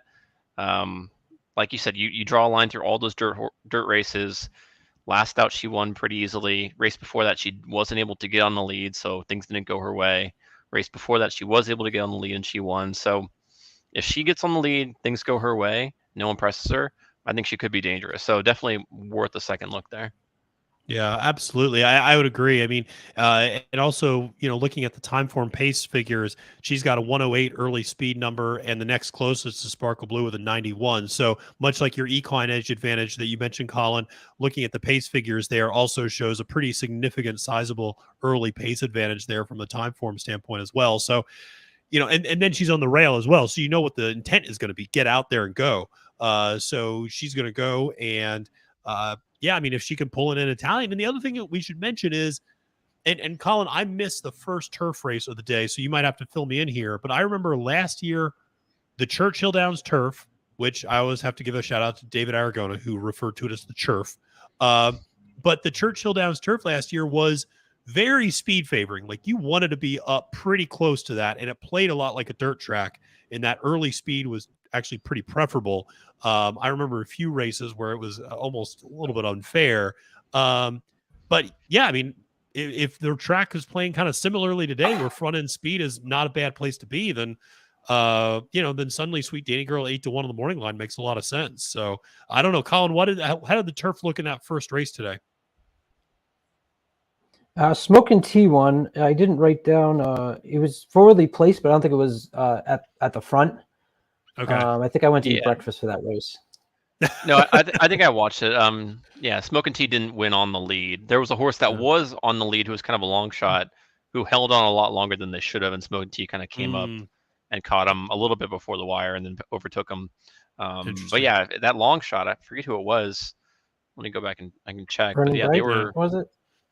Yeah, it was like 12-1. Yeah. Burning Bright was. Okay. Yeah, 11-1 long shot, was on the lead the entire time, and then got caught by the heavy favorite. So yeah, I think maybe there is a little bit of upfront bias there. Yeah, absolutely. Well, as we are getting ready here for race number 6 on Kentucky Oaks Day card, the Modesty Grade 3. Shout out to the 56 people who are joining us live stream right now. Appreciate you either tuning out from work, faking a Zoom call, taking a late lunch, whatever it might be. Thank you for tuning in with us here at Trust the Profits. We got Colin Sheehan, we got Michael Pellerin here. My name is Matthew DeSantis, and we are going to be taking you from here through the end of the card for Kentucky Oaks Day. We're super excited about this, so make sure to press that like button on this live stream. Make sure to subscribe to everything we're doing here at Trust the Profits. This is a big day, obviously, for horse racing, and we got a really exciting filly coming up in the next race after the Modesty. Money's Gold, who just delivered a jaw-dropping effort last race, beating Dreaming of Snow, who, oh, by the way, is not a bad horse and won the Suncoast Stakes and beat Wonder Wheel and beat Julia Shining that day, beat Dreaming of Snow by 17.5 lengths. She's really good. And I don't see, I mean, we talk a lot about singles. This is probably the single I am most confident in over the 2 days on the card. And I don't know, I know you guys both like her a lot here, but she's the reason to tune in alone, I feel like, today. Yeah, I mean, like you said, through both days, I think she is the most likely single. Unlike some of the other likely singles like Cody's Wish or Spenderella, who are coming off of long layoffs and have a little bit of a question mark with their Munningscolm's in form. Like, she just won at the end of March in Tampa, and before that she ran end of January. So it's not like this horse is a mystery coming back.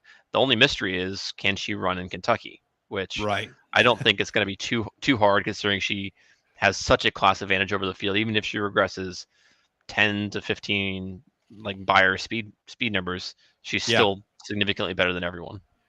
Yeah, no, she is. Colin, I'm curious. I know on Beyer, Mike, you brought it up. She's got just a towering advantage over everybody else. But I'm interested, Colin, you look at Brisnet. Does she have that big of an advantage on the Brisnet as well?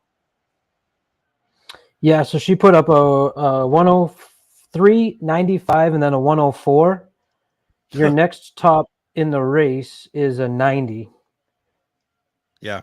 With Olivia Twist and actually Red Carpet Ready had a 97 in the forward gal. So that would be your next up. But other than that, it's down into the 80s and 90s. So yes, definitely. And then from a Prime Power, it's actually not as big as you would think visually, as it's only a 10-point difference over Red Carpet Ready and 12 points over Olivia Twist. So not as huge of a difference as you would expect from what we at least observed watching Money's Gold run. My guess would be, or my question for you would be, how do you make money off of Money's Gold? And my thoughts are either with the daily doubles or like Mike, you had talked about on doubling down. A way you might do that is single, obviously, Money's Gold, and then try and find some long shots in the race either before or after. So I ask you in this race, because right now the daily doubles going into Money's Gold, you got to look at the 1, 4, 5, and 8, which would all pay over about, mostly an average of about $22, $23. And we talked about horses on that list. I like the 8. You obviously talked about the 4, and I talked about the 1 maybe getting loose. So that would be some angles maybe that I'm thinking about using Money's Gold and trying to catch a price in this one to single into her. Yeah, I definitely like the 1 horse. And the more and more we talked about her, the more and more I liked her. So we'll see. Hopefully, I mean, we can get the one home, single that, or not single, but double that into Munnings Gold. I think that's a good chance there.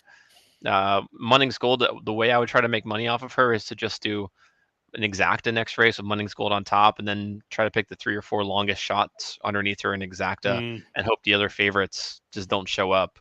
So hopefully you can get like a 1-5 over like a 30-1. That might give you some kind of profit there. Yep.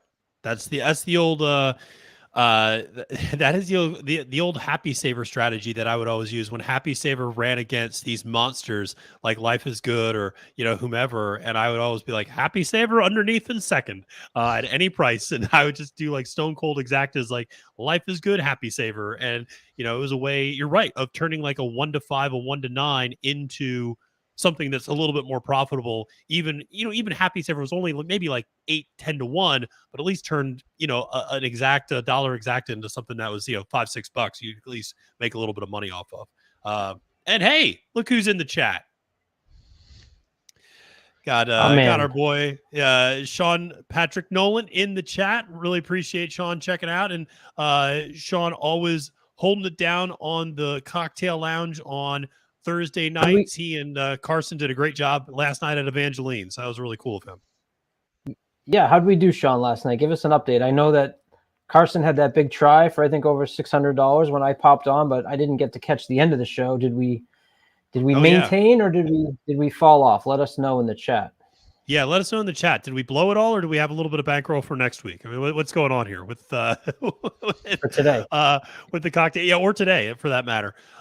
So yeah, this is Well, it's a big day, obviously, and like I said, thrilled that the weather has turned out really well. And we are just a few minutes away from post here in the Modesty. And yeah, you brought up, the 1, the 4, and the 8 as being horses that you could potentially team up with Money's Gold to make a little bit of money in the daily double. And I think you could make a legit case for all 3 of those horses. I think Sweet Danny Girl, front end speed. I think Sparkle Blue, you could say we'll sit very close and we'll have kind of first run at the lone speed. And Graham Motion is a horseman that tends to do pretty well on the turf, especially off the layoff, and Scott Joel aboard.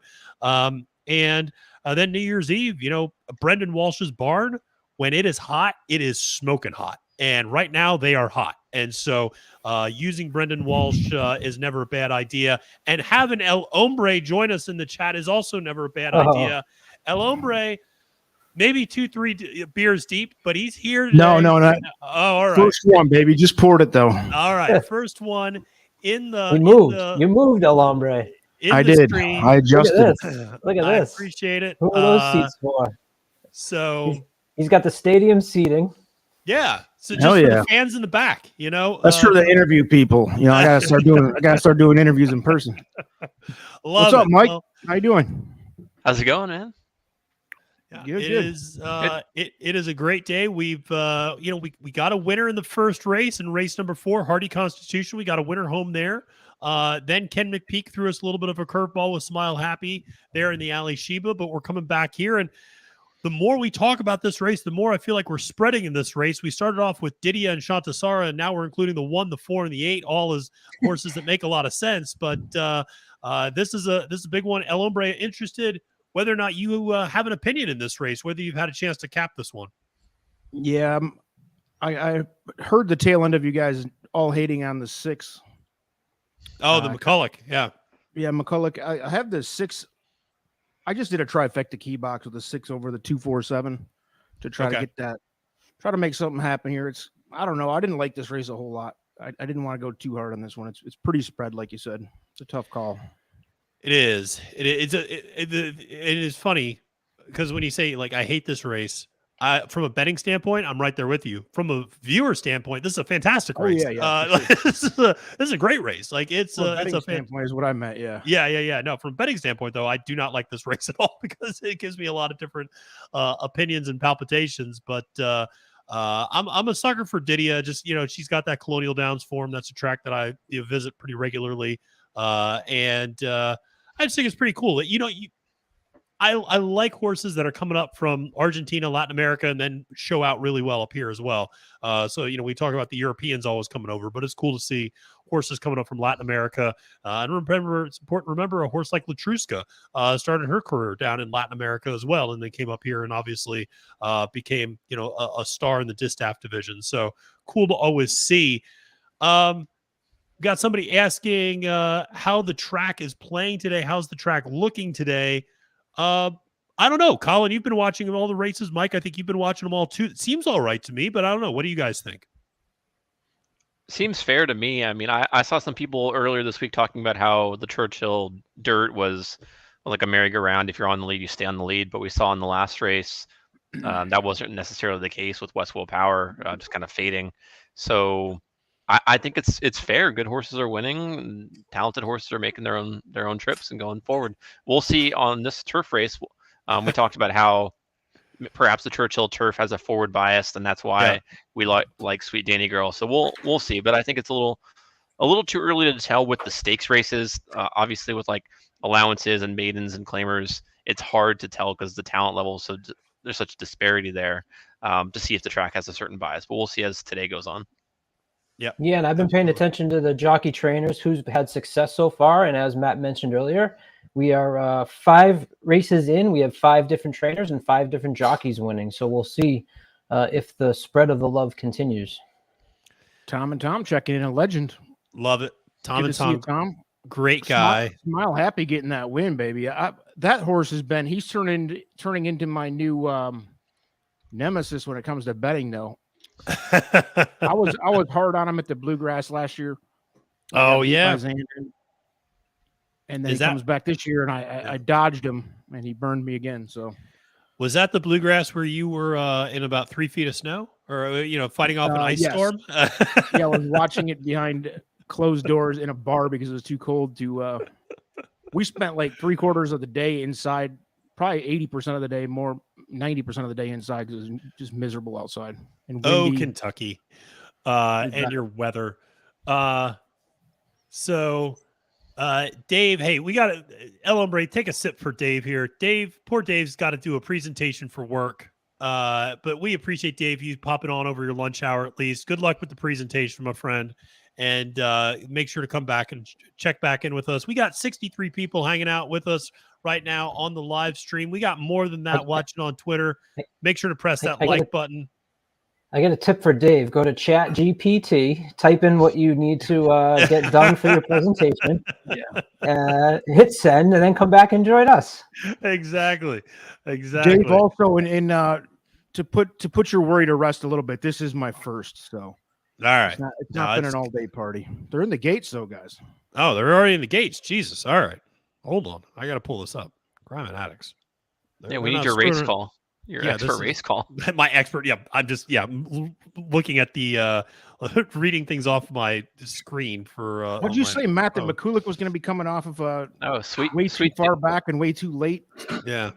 Sweet Danny Girl on the lead as expected. And then you have a Lady Rockstar there. Didia on the inside, kind of pocket trip. Sparkle Blue actually a little further back than we would expect, towards the back of the pack. And McCulloch there as well, but they're going to go into the front first turn with Sweet Danny Girl on the front end, Lady Rockstar off of her, and then Didia in the pocket in the number 3 position on the inside rail, 5-2 price there. McCulloch on the outside of Didia. So these horses are all, they're kind of strung together in 4 groups of 2, as they're kind of 3 groups of 2 and then a lone trailer, but they are moving pretty nicely. 23 and 1 opening quarter, 47 and 4 opening half. So they were able to slow things down a little bit there on the front end for Sweet Danny Girl, who is starting to creep a little bit away from Lady Rockstar. Opens up by about a length going into the far turn. Going around the far turn, Sweet Danny Girl tries to put on the afterburners, and Lady Rockstar looks to be fading back at this point. Now you start to see the other horses coming in under a ride. Didia making a move on the inside rail and trying to angle out and around.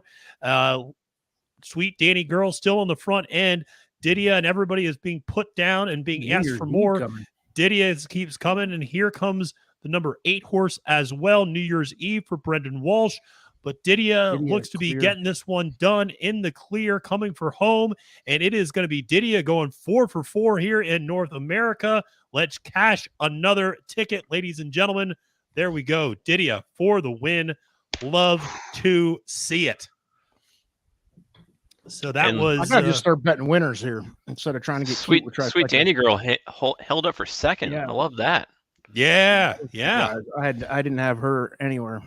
That was that it played out the way we were kind of talking a little bit with that front end speed on the turf holds on pretty well. That second race in a row now, Mike mentioned that the front end speed might not have won, but it held on. It hit the exacta, so that's profitable right there. That's pretty good. Yeah. All right. Yeah, I did a key box with the 1, so on the exacta, so that'll be nice. All right, excellent. My feed is like 2 minutes behind you. Your feed's 2 minutes behind me. That's so funny because usually I'm the other way around. I'm always behind everybody else, it feels like. Yeah. Are you on your phone, Colin? I don't know. The TV switched. I've been cursing if you haven't been on here earlier. I was cursing at my ADW for being late. Then my screen went black and I had to put on the NBC feed, which is, way behind. And then I checked TVG and it's playing back on the app, so I'm not sure where I should be watching it. Are you guys on the TVG on my phone app is way behind. If it's on my laptop or something, it's up to speed. And my TV is even further behind than my phone. So, we got listen, Thomas sitting here, ABC. You might have known it from Glengarry Glen Ross. Always be closing. No, not here on the live stream. Always be cashing. That is what we are all about here, ladies and gentlemen. It might not be the cocktail lounge, but only winners are in the live stream. And we just got another winner there with Didia in the Modesty Stakes with Joel Rosario. With Vincent Geminot aboard. A big win there for him, obviously. Feel good for that. And big win for trainer Ignacio Correas, the fourth for this mare or filly. I guess she's still Philly, right?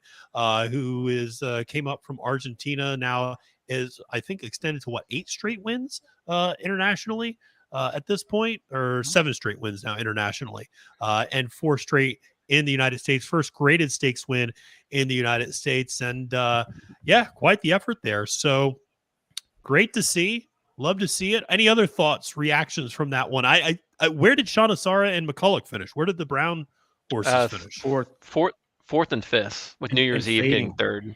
Okay. Yeah. Okay. So basically every horse we mentioned. Yeah, every horse we mentioned except for your Sparkle Blue finished in the top 5. Luckily, and I wasn't going to tell you, I redid my exacta box and I took Sparkle Blue out and I put Sweet Danny Girl in after Colin told me how good her early speed figures were. Yeah. So the Will Pace Colin. Yeah.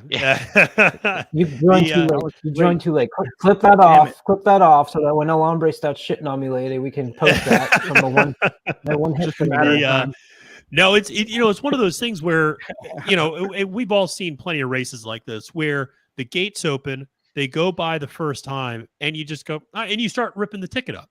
And when I saw Sparkle Blue sitting 7th, going into the first turn, it's just like, all right, well, she's done. That's just not her trip at all. And she needs to be on the front end. And, clearly, maybe just needed one back from the bench. But, some horses, if they don't get the right trip, they're just not gonna fire. And that certainly seemed to be the case there for Sparkle Blue. But yeah, listen, Didia, super impressive. Sweet Danny Girl held on there. I thought New Year's Eve was going to get there for second. So that was really game effort there from Sweet Danny Girl, the number 1, to get there. But the brown horses not quite firing there. And I always love to address Matt. I always love to address the psychos in the chat. I don't know what's going on here, but Thomas De La Rosa, congrats on really bringing the room to a halt with his comment. I don't know what the Freemason shit's about, but we'll get to that later. Go ahead and explain yourself. We'll have some fun with it. Yeah, we will indeed. Love to see it. Love to see the negativity though. Just love it. Yeah, and so we will. We're moving right along from the negativity. There's no negativity allowed. I had to address it though, right? I was going to ignore it. But you acknowledge it. But no, it's all good. We certainly listen, and we would be remiss not to mention it because Churchill has had a lot of issues, and we've seen now 4 scratches from the Kentucky Derby field, 3 also eligibles drawing in. We've seen 1 trainer in Saffie Joseph Jr. who has had all of his horses scratched for the entire weekend, and there has been a indefinite suspension of Saffie Joseph Jr. from entering horses at any Churchill Downs Incorporated track. That does not just include Churchill Downs, but also tracks like Colonial Downs and Fairgrounds. Saffie's not allowed to enter anywhere. He's had his barn privileges revoked, etc. So, there's a lot of negativity and drama going on at Churchill Downs right now, for sure. No doubt about it. And it is it's not a great look for the sport. And it's one that, you hope, I think all of us here in the chat, all of us here in the live stream, we do this. Yes, we love betting, but we love horses, and we want to see people do right by these horses. Want to make sure that they're getting to the bottom of this. I was glad to see Churchill take the action they did, but listen, it is one of those things where we're going to have to obviously keep looking at that as a storyline. And El Hombre, you and I talked about this last night on the timeline drama video as well. Yeah, it's a bad look, man. Yeah, but I the suspensions. I guess they're trying to do the right thing or whatever. I don't even know how to address it, but yeah, it sucks, man. It's an unfortunate part. Who knows? Again, not to single out Saffie, but yeah, he does have a reputation, and much like somebody who just said free Baffert in the chat. It's you have to when you suspect or know something.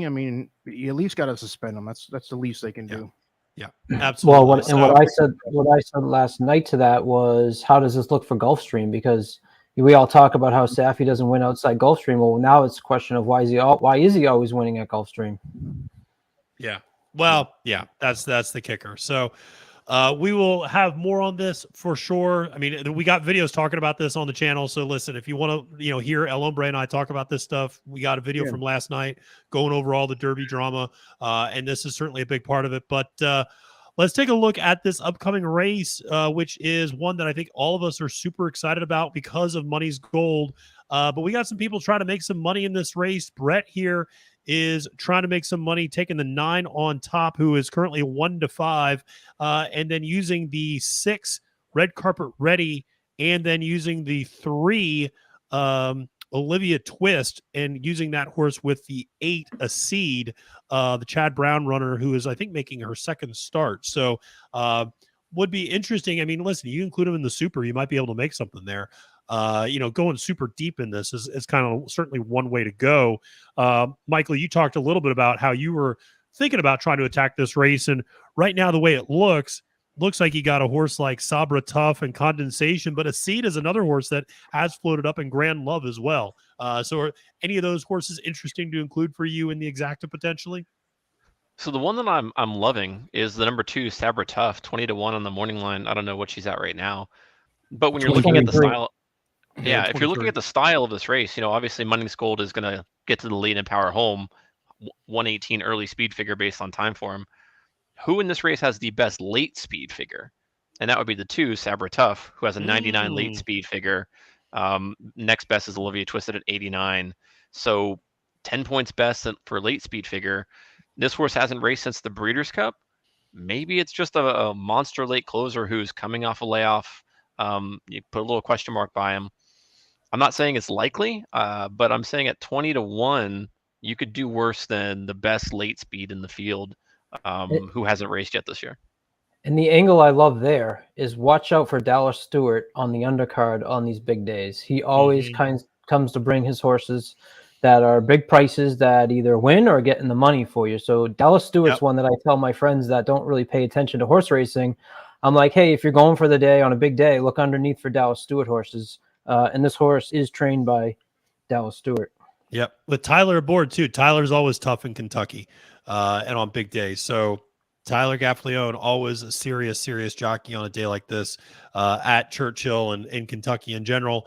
I definitely like that angle. And, Colin, that's a really good point about knowing certain trainers are going to be, how there certain connections, whether it's trainers, whether it's jockeys, whether it's even owners that tend to show out on big days. I remember I've gone up to the Pennsylvania Derby Day at Parks the last 2 years in a row, and my buddies up there, Mark and Len and Greg, let me in on a little inside information, which is they said every year on the undercard, you want to do 2 things.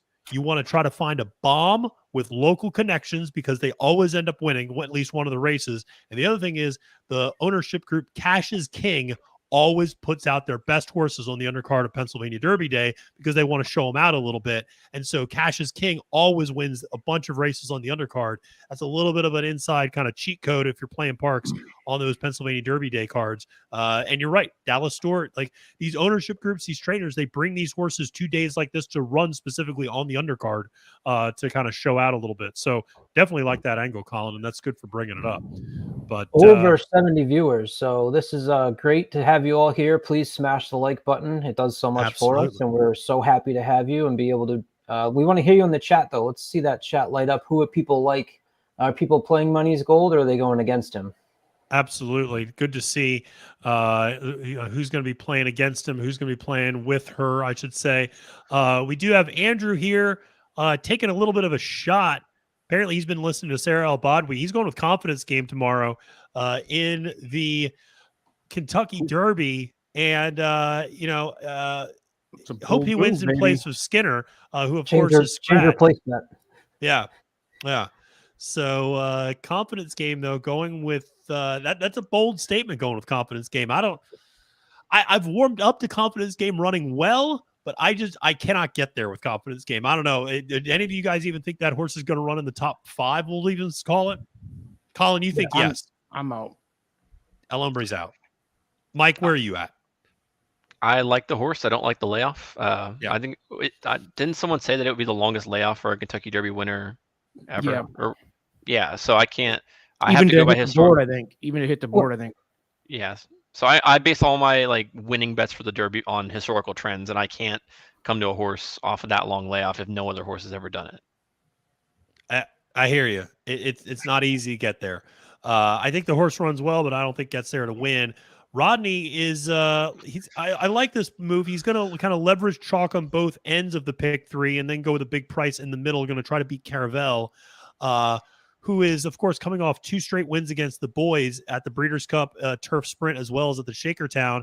But Chase Sessions, when we talked about this race, he pointed something out, which he goes, historically, Caravel is a little bit of an AB type of a horse where she runs well and then she kind of has an off day, and then she runs well and she has an off day. So if you're betting on the off day, going to the horse like, and there's a lot of discussion about the pronunciation of this horse's name. I pronounce it Ouvroy, but Ouvray, however you want to pronounce it. That horse, I think, is a live and a very logical alternative to Caravel in that race. I liked Baystorm. I thought Baystorm was the other cutting back who shows early speed. As we've talked about, we're starting to maybe think that early speed at least can hold on. So just double check there, Rodney, or put in the chat if you like Baystorm at all, if you gave that horse consideration. Because when I talked with Gino this week, that was the race that I had broken down on his podcast. Oh, okay. He gave me that race. And I'm like a person that just always misses on Caravel, so I'm just going to continue to play against her. In that case, I'll single. I'm not trusty over here. Well, I gotta, it's funny. Caravel is one of those horses. I usually, like you, Colin, I'm usually on the wrong side of Caravel. I was last time. I was on Bad Beat Brian, and I got a bad freaking beat that day. That was a rough beat. And what killed me is I had a Wasn't Bad Beat Brian like 40-1 or something too? 42-1. I had Bad Beat Brian over Arrest Me Red over Oceanic, and they finished 2, 3, 4 by less than 3/4 of a length. I mean, that was rough, and that would have paid off huge, that try. And that was not a fun day. That was actually at the Wood Memorial Day, and that was not a fun day for me. I'm just screaming like a crazy person at the TVs in Aqueduct, and normally I don't do that, but that was a tough one. But yeah, I do have to give a shout out to Jessica Paquette, who of course calls the races at Parks. I saw her about 5 minutes before that Breeders' Cup Turf Sprint, and she said, "I got a feeling about Caravel in this race." And I was like, "Really?" She's 42-1. Like, are you kidding me? And she's like, "Yeah, she's like, I have a feeling about Caravel. I really like her in this race." I'm like, "Well, you're crazy." And and then Caravel won, and I'm an idiot. And I should have cashed on a 42-1 ticket that day for Caravel. So we'll see. I don't know, Mike, where are you at with that race today? Are you going with Caravel or are you fading? Yeah, so like you, like I have a soft spot for Caravel because I did cash her at 42-1 on Breeders' Cup Day, and I think I had singled Golden Powell in that race, and I was like nervous. I was like, okay, who would beat me if Golden Powell doesn't do it, and I can just do like a win bet on. And then I was looking at Caravel's press performance. I was like, oh, Gaff at Keeneland, who's coming off of a win on this track. I was like, there's no way. Like, this horse at 42-1, it's incredible value. So I made it, and I was like, this is the biggest odds I've ever hit in my life on a win bet for Caravel, and it was wonderful. And so when she ran back next in the Shakertown, I was like, I've got the soft spot for this horse. I'm going to bet it again. Yeah. She won again. So I have her singled in things. I do think she's vulnerable. I mean, the rumor I'm hearing is she's going to Royal Ascot after this. So that might be a little bit why she's here instead of in the sprint race on Saturday, where it's more just like softer field, more of a tune-up, as opposed to going for the same distance against males. So it is a class drop, so you have to ask that question, like, why the class drop? But everyone's saying it's because she might be doing that. So maybe she's not tuned up on this. I don't know. If I was to go with anyone else in this race, I would go with the angle that we've been talking about, where if Caravel's the top early speed, who would be the top closer in this race? And according to the Timeform US Pace late speed, it would be the number 9 Little Jewel is the best closer in this field. So I think if you're going to go opposite style to Caravel, then that might be the option there. But as we've been seeing with this turf course, maybe the early speed's hanging on, so you don't really want a dead set closer. So I don't know. I think if you look at that front turf bias that maybe we're getting, and Caravel's that good, I think maybe you just stick with her and don't try to play against it. Yeah. Embry, where are you going with is in that race? Are you just sticking with Caravelle or what? I'm looking now. I've got the 8 in there too. I'm trying to build a pick 5 ticket right now for the rate, a pick 5 starting right now. I've got a mutual fund going on, so all right. I'm actually looking at race 11 and trying to decide if I need to go further than Wet Paint and Botanical. I think I'm just going to go those 2, Botanical for the price. I don't know who else is going to threaten that race. Well, I mean, if you listen to Colin, half the field. But if you listen to Colin, 3/4 of the field's going to win this race. But it is, I see what you're doing there, though. No, I know. That's not nice. I'm joking. From my daily double, there was strategy, and it was play against those 2, and if you're going to swing against them, then you got to go deep. If you're on Wet Paint and Botanical, which I can't disagree with you on, especially in a pick 5, then I think you're fine. Yeah. Because I think you got the front end and you got the back end. So yeah. I've got the first leg singled here, so yeah. I think with the 1 to 4, 1 to 5. I know and these are when everybody has it singled, it goes the other way. Yeah, so it scares me a bit, but we'll see. This is where it gets a little chalky. It feels like in this sequence, and then we'll have to see how it continues. And listen, the chat's getting crowded here, and the live stream's getting crowded because we got the Formula joining us here. Formula, I just came down. I just came in to lay down the law. I heard a lot of infight going on between El Hombre and Colin, and then Matt and Colin. I just need to know if I need to come in and break something up. That's all I'm here for, protect guys. Me. It sounds like a lot of people going on me. Colin's getting picked on way too much, and trust me, I love it when that happens. But there's a limit to it. It's a good day. Michael, glad to see you there in the chat. We're all doing well. Michael Myers, appreciate you coming and hanging out with us. Appreciate all the people coming and hanging out with us. Michael, we're gonna try to get some ladies on here a little bit later. We got some females coming on. We got some females in the chat. Marla, I can put a wig on if Michael wants that. So we got this. It is Oaks Day, so we should have probably a few more ladies on this show. See what we can do. At least 3 of us have some pink going on. That's Yeah, exactly. No, a few of us, and Colin at least is repping the TTP, so he's got that. Tom's probably working. He's one of those guys that's pretending to be on a Zoom call. Yeah. No, it's off camera. It is quite the day today, and we got a race coming up here with a really special filly, and I think a performance we're all really excited to see. I always think back to last year on days like this. I always try to think back to previous years, and I'm thinking back to last year on the Derby Day undercard where Jack Christopher put on a show in the Pat Day Mile, and I just absolutely love that horse. I always love to see this type of a day where some of these horses can really show out on the undercard and almost steal the thunder of the horses coming on later. And I have a feeling Money's Gold is going to be the horse everybody's talking about come, in the next 20 minutes, and it's going to blow up Twitter. I have a feeling in terms of how this horse runs, if she can replicate anything like she did last time out. But Mike, I'm interested. How's the money on Sabra Tough looking? Because I know you were looking at that kind of potential Money's Gold, Sabra Tough type of an exacta, or try to use some big long shots underneath Money's Gold to try to make a little bit of cash in this next race. Yeah, so she's still 20-1. What I did, I ended up doing an exacta key box with Money's Gold keyed, and then with the 1 condensation, 2 Sabra Tough, 3 Olivia Twist, and 5 Grand Love. So if one of those beats Money's Gold, or if one of those gets up for second behind Money's Gold, then all of those cash pretty well. So I think that's a good way to find value here. Yep. I love it. Just dodging the 6 is the second choice. That makes sense. If you're gonna the 6 and the 8. I'm hoping one of those doesn't fire.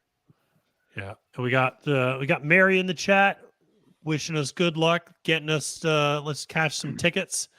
Absolutely, Mary. We're gonna make some money. We hit Hardy Constitution race 4. We hit Didia, and I know Colin, you got the exacta in that race, if I'm not mistaken. Mike, I think you did too, with Sweet Danny Girl there. So we're cashing tickets. We're making some money here on Kentucky Oaks Day for sure, putting people in the right directions. This next race might be a little bit of a snoozer because I think we feel that this is a race where there's a pretty clear single. And, some people don't like New Jersey. Okay. So random bullets fired, Mr. Automatic. We got to, I'm going to put up all the fun chats. Yeah. We had the horse murdering, whatever the comment was earlier that he got blocked. We had enough of that one real quick. Yeah. And so, some people, like I said, they don't like New Jersey. And I don't like it either because you can't make left-hand turns. But that's a whole other discussion. That track. I heard it's terrible, but it's not bad. What I will say is I was there last year for Haskell, and I have never seen, and so it just shows like the ineptitude of horse racing to some extent. And it's not directed at Haskell, but there's a side where it's like the picnic area, and you can bring in containers, and you can bring in your own drinks and things like that. And so everybody's having a good time there doing their thing. Now you then walk onto the actual main track, and there is a security guard. And I use that term very loosely. There is a person in a yellow windbreaker with security on the back of it, sitting on a bench. But this person took their security job more seriously than anyone I had ever seen, and was hassling everyone walking from the picnic area into the main track that they couldn't bring outside beverages. Now, here's the thing. If you poured your beer into a clear container, it looked like it was a beverage that was purchased from Monmouth, and you could just waltz straight across. But here's the other thing. There was literally a picnic and like a fence with two of the rails taken out that was right next to the security gate that people were just walking over and avoiding the security guard, and nobody did anything. It was just very typical New Jersey in a lot of ways. But that you had people very, very, very committed to stopping people from bringing like a Bud Light into the Monmouth track last year. And it was still a very fun day, though, that all being said. And then Florent Giroux and Brad Cox, they kind of took a dump on everybody's excitement with Jack Christopher and Taba facing off, and whatchamacallit, their horse ended up winning that day. So so that's my little aside about Monmouth and my interactions with them. So how many minutes do we have to post in this next race? Because my DRF, as per usual, is frozen. So 17 minutes to post for Money's Gold. El Hombre, have you already put together your pick 5 ticket? Yeah. Where are you going in this pick 5? Talk to us a little bit. I got the 9 single. All right. Which will, it's 2 to 5 right now. So of course that's a bargain compared to 1 to 5 that it was a few minutes ago. Yeah. Wait till the CAWs catch up. Oh. And then the second leg, I have the 8 and the 11, Caravel and Ouvois, however you say it. Yeah. And then I'm deep in race 9 and 10, about 5 and 6 deep. Okay. Actually 7 deep in race 9. That one's the price race, I think. Then the finale, I'm looking at Botanical and Wet Paint. So that's where it ends, is the race 11. Yeah. So I got to get through the first couple legs, and then I'm wide open in 9 and 10, and then the finale, I got the 2 favorites. So now Formula, you're a numbers guy. I am. Yeah. We were talking about, we all think that Money's Gold is a pretty automatic single here. Do you see it as an automatic single from the number standpoint, or do you see value somewhere else? Yeah, absolutely. So I have about 6 formulas that I have going, different data models that I can make judgments off of. And I really go with one when we publish our picks, but I take a look at the other ones to gain confidence. And if they all align, that's usually a pretty confident pick. And there's just a series of 1s down in Money's Gold right now. So, like you were saying, you're trying to find value in other places. You go down to the 2nd and 3rd. If you don't find value there, you might go down a little bit deeper and try to find a horse that is going to give you value underneath. But yeah, if whatever odds he's grabbing right now, what is it, 1 to 5, 1 to 2? You know, this is a race that I'm going to be passing on for sure. Yeah. It's hard to make money on this one. Yeah. Unless you think you got him beat. Yeah, I will say I do. One, though. I see Richard's comment here in the chat and talking about maybe wasting a few bucks on Grand Love. This is a horse that I actually liked as a big long shot as well. because this is a horse that had been routing and showed a lot of speed routing, but would always fade coming down the stretch, and had been running against really high caliber of horse, obviously running in the Fantasy and the Honeybee and the juvenile fillies and the Pocahontas. I mean, it's been running against that Oaks Prep level of runner, and now is cutting back to that 6.5 furlongs, where now 7 furlongs, broke her maiden at 6.5 furlongs at Saratoga. I don't know. I might use this horse underneath as a little bit of a shot. 12-1 right now, so is attracting a little bit of interest. That's one I was looking at too. In our overall ratings, got Grand Love at a 4, but you add on like Rosario, and then I took a look at where I rated the one-turn races for Grand Love, and second to Money's Gold in terms of like the value that our formulas put on those races. So, you look at a horse like that and think, okay, well, that's one that, especially at the price that we're getting right now, if I alt tab over, was that 12-1 that we're seeing right now? That's definitely a horse that I agree you can get some pretty strong value from, and you can make a good argument for adding that horse on. Yeah. So we, as we continue to creep closer to the post time for the Grade 2 8 Bells Stakes, going 7 furlongs on the dirt. I think we're all in agreement. Listen, Money's Gold is where you want to go in this one. But Colin, you're always focusing on daily doubles. And so we were talking about that next stakes race, which is a turf sprint. I mean, is this one where you just like single, where you just go Money's Gold and Caravel, or what are you thinking? Yeah, so I just placed a $10 daily double, Money's Gold in this race with the 1 and the 8 in the next race. So Bay Storm and Au Revoir. We've talked about Caravel, but the payouts on that right now are really nice. So that'll pay out between $125 and $135. So I know I'm taking a shot against Caravel at $20, which for me, that's, a $10 daily doubles, that's high for me. But I'm hoping we can get past Caravel. And I think the reward is worth the risk, as they say. Yeah, I hear you on that. And shout out to Michael Myers in the chat, getting that 30-1 future for Botanical. That's nice odds. Ooh. That's really nice odds to get 30-1 for Botanical. So that's good. So certainly rooting for. Finale of this pick 5, babe. Yeah, rooting for her to get the job done for you there, Michael. That would be a huge hit. That's awesome. So interesting, Mike. I was going to ask you, Mike, do you have any futures in that race or not? Not in the Oaks, but I was just looking at the double payouts for this race, like going into Caravel, like Money's Gold in the Caravel. It's a $1 double, pays out $1 right now on like. Wow. That's intelligent. Thanks for playing, everyone. Yeah. So I don't. Obviously, like it's not $1. It's like $1.50, but still, like there's no value to like try to double this. I mean, I think in a 5. All you need is to have two horses win back-to-back in full fields. A reminder, these are wild animals running in circles, folks. This is not extremely highly predictable. It's not science. For a 1-to-1 daily double is nuts for anything. Yeah, that is absolutely bonkers. But Marla, thank you so much for reminding everybody. Hit that like button here on the video. Absolutely appreciate Marla. Subscribe. We got all the content you need. We got Colin doing doubling down.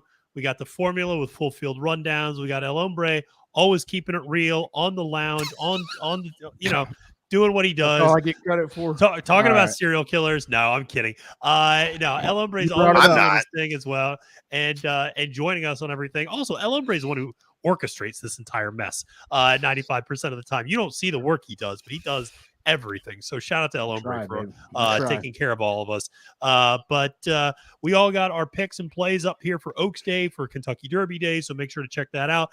Mike, you and I did a bunch of spotlights here on the channel for the various Kentucky Oaks horses. I really appreciated you taking the time to do that. Look forward to having you doing some more stuff here on the channel as well. So always appreciate growing the TTP family a little bit and getting some new contributors to the channel. So that was a lot of fun. And what about Secretariat into Flightline for $1? That's Myers bringing up some good stuff there. That's funny, man. I love it. That's great. I love that. That's awesome. So we got a lot of people watching online too. So this is great. Appreciate everybody tuning in. as we're going through Oaks Day, and we are getting through. We're kind of at the midpoint of the card, and this is an exciting day. By the way, to my mutual fund friends that have invested in the mutual fund, we're getting fucking effing killed so far. So, let's turn it around right now, babe. It's time to turn it around. We need the single home here. All right, we need the single home here. My first one got broken up. My first pick 5 got broken up by what was it? Smile Happy. Oh yeah, Smile Happy crushed me. Yeah. Thank you. Of course, we're going 4 for 5 on that one. Yeah, of course. That's too bad. That is no good. My favorite trainer got me again. Yeah, I know. I'm a little bummed at the scratches of Positano Sunset and Effortlessly Elegant in this race. Those are 2 nice horses, but we'll see. I don't know. Mike, you're down because Positano Sunset ran down at Gulfstream. That's your track, right? It didn't I think Positano Sunset ran down there in maybe the Forward Gal, I want to say. Maybe the Oaks as well. I'm not sure. But that was always a horse I liked and finally kind of put something together last time out, but it scratched from here. So we shall see how this continues to roll on. As we're getting closer, listen, El Hombre, Formula, Colin, Mike, has anybody scratched from the Kentucky Derby since the last time we checked? Because it's been about 30 minutes. Yeah. So we probably need to check that. The top 5 horses have scratched. Angel of Empire out. Forte out. No, don't even say it, baby. We can't. No more joke. Yesterday was like the rumor mill of bad rumors coming true. It sucked. But then at least Forte, it sounds like, is a go now, right? I mean, according to what we're hearing, or is it still rumoring? It seems like it's a go. Still rumoring. Go ahead, Mike. Yeah. Oh, I was saying I don't know any other rumors, but I did see someone post that Tapit Trice is currently tied with Forte for favoritism in the win pool as of now. All right, they're both makes sense to me. Makes sense. That's my guy. With I think they said there's $1 million in the pool, and it was they're both at like 4 or 5 to 1 right now. But I have seen, so Mike. I believe you have an unforgiving love for Kingsbarns too, right? I think I saw that on Twitter, which, by the way, I'm right there with you. There's nothing. Agreed. I'm on Kingsbarns everywhere. A horse that just wins. What's wrong with that, right? And a horse that's got the least experience and the highest ceiling to me. So, right. Let's go, baby. Exactly. I hope on that, Mike. He's pure potential. 15 to 1, babe. Let's go. I saw in that same tweet he was at about 10 to 1 right now. I was hoping he'd be closer to 15 to 1 because everyone, all like the sharp people, all the experts, they hate him for some reason. Yeah, and I feel like I'm taking crazy pills because everything I've looked at says this horse is sitting on a huge race. Yeah, agreed. And everyone just keeps trying to talk me off of him, but I love him. Yeah. He's my number 1, and even if all the horses in this field were the exact same price, I would still take him number 1. And I know that's a crazy thing to say, but that's how much I love him. He's probably in my top 3, 4. He's in my top 3. Yeah. The more I look at this race, the more I like the way it sets up. It's pretty bold, but I don't think it's wrong by any stretch. I mean, especially if he is. It sucks that Practical Move, who was going to take a lot of money, who was an Instatoss for me. Yeah, that hurts my standing a little bit. I mean, of course he could have possibly won, but that was a horse that was going to take a pretty good amount of money that is now a non-factor, but value creator. I will gladly let everybody waste their money on Tapit Trice, and that is fantastic news for me, because that horse is going to finish. Are you going to bet Forte at best? So you're gonna bet the 7th place Dermisota Gake. So no, I'm gonna bet Angel of Empire. We all know that. Now I do want to. We have a little bit of a. I don't want to call it breaking news, but we do have a little bit. We have a quote here from Rich Strike's trainer Eric Reed. He's retiring. Quote, no, didn't say that. It just said, quote, "I'm unusually disappointed in the effort. I'm not sure what's going on. I expected him to finish better. He was where he was supposed to be, but he didn't fire at all." Hashtag Ali Sheba, hashtag Rich Strike. So, that was Saffy Barn. Yeah, I mean, listen, I don't know what. Too soon. A little soon. Yeah, I don't know. I don't know what Eric Reed expected from Rich Strike, but that was about what I expected. What are you doing in that effort? Deal, so, okay. Yeah, you're killing me. Rich Rich Strike. When I looked at my data model today, I was surprised to see Rich Strike had like a 0 closer power for me. Right, so that's one of the metrics that I calculate. And that really was his strength. That was his strength at the Derby. Ladies and gentlemen, we have somebody coming in from, cheating perhaps on his other live stream of On the Wrong Lead. We got Josh Rodriguez, Cherry Drank, joining us from the Central Time Zone. Josh, how are you doing, man? Good to see you. And how are you doing so far on Kentucky Oaks Day? It's not been great. It's not been a good start. Welcome to the club, baby. You're in the right spot. You're in the right spot. The only thing I have live right now is I got a double live to this 8 horse here. The horse coming out of the maiden. I had a little bit of a question in these next 2 races with the short prices. Just because if you look kind of the way that they've both been campaigned, I mean, there's absolutely no reason Caravel should be running in this race next in race 8. I mean, why is she not running tomorrow in the turf sprint?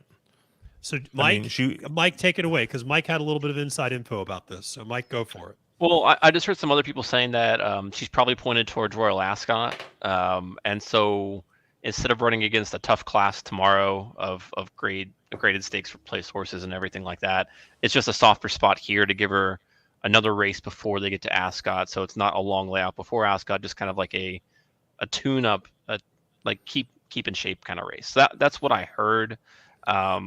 Again, I don't know. And Matt talked about her AB form, so it might be a bounce here. And I think if you were to beat her, this would be the one spot to try to get her. I'd feel more like you said, I'd feel more confident if she was facing the boys, and she'd probably get a little bit of a better price there. But it doesn't make sense to me. And I don't know if I'm just, I can't tell the difference in horse flesh or anything. I'm a gambler 100%, right? I don't know anything about the backside, anything about training a horse, nothing. But it's just like when you hear same, babe. Yeah, when you hear about a horse, right? Well, we're gonna put him in an easier spot. Like, it makes you think the horse isn't gonna be keyed up, right? So now you're looking at Caravel's B effort in this race, which, I mean, granted, still might be better than anything else that some of these other horses can put up. But I don't know. I mean, I'm gonna play against. It's a light fade, right? I'm not playing like some monster Twitter ticket here where I'm going all but, and I'm only using 2 horses in that race. So like an MLB pitcher coming off of a long injury and doing a double-A start for tune-ups, that sort of philosophy. Yeah.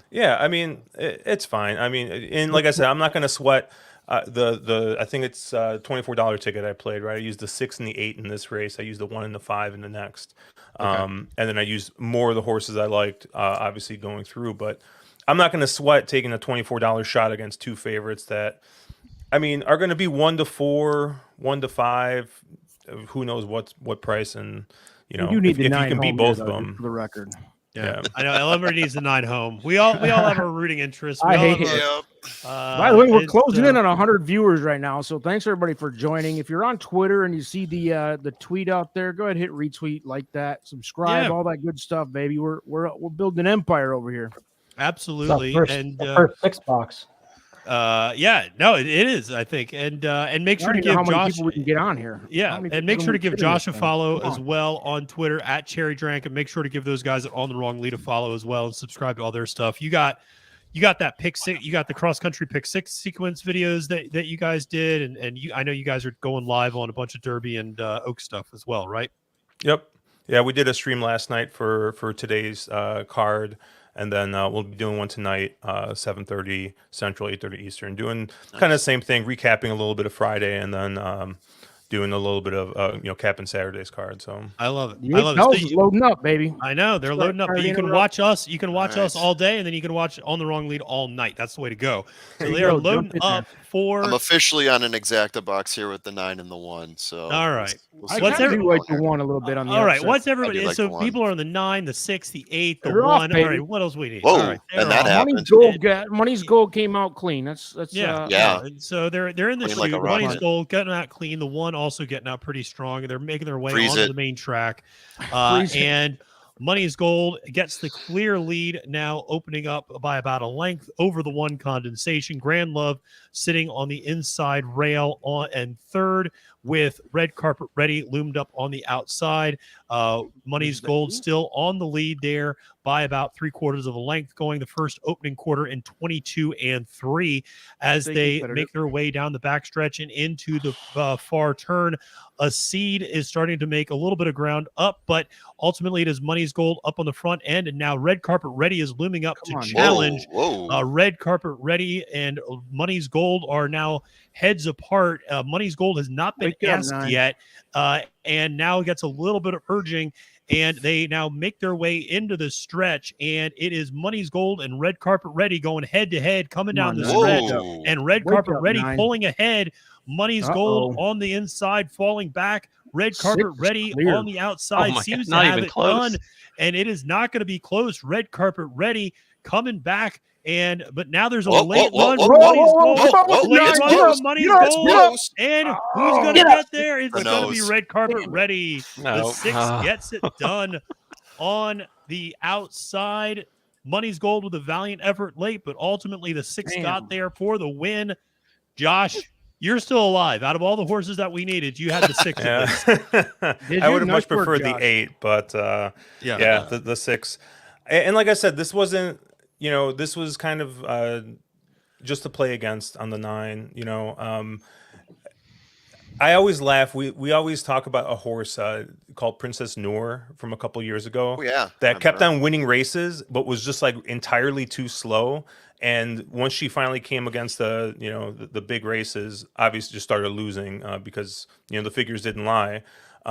Money's Gold is kind of the opposite, right? Was winning races, but was winning against like super weak company. I mean, was in protected state bred races constantly, but was has the fastest 3-year-old buyer figure out of anybody so far. I think she ran like a 106 or 107.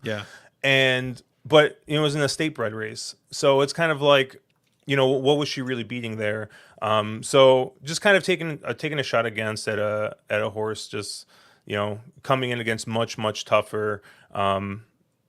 I got the second choice at 5-1. Is probably not going to play that long in horizontals. The second choice never tends to play as long, because I think everyone else has the same idea. Hey, let's play against the horse with the second choice. But I thought the 9 was going to come back on the inside. I thought my good friend Mark, who does a stream with us, he is just absolute money at calling a horse home and it not winning.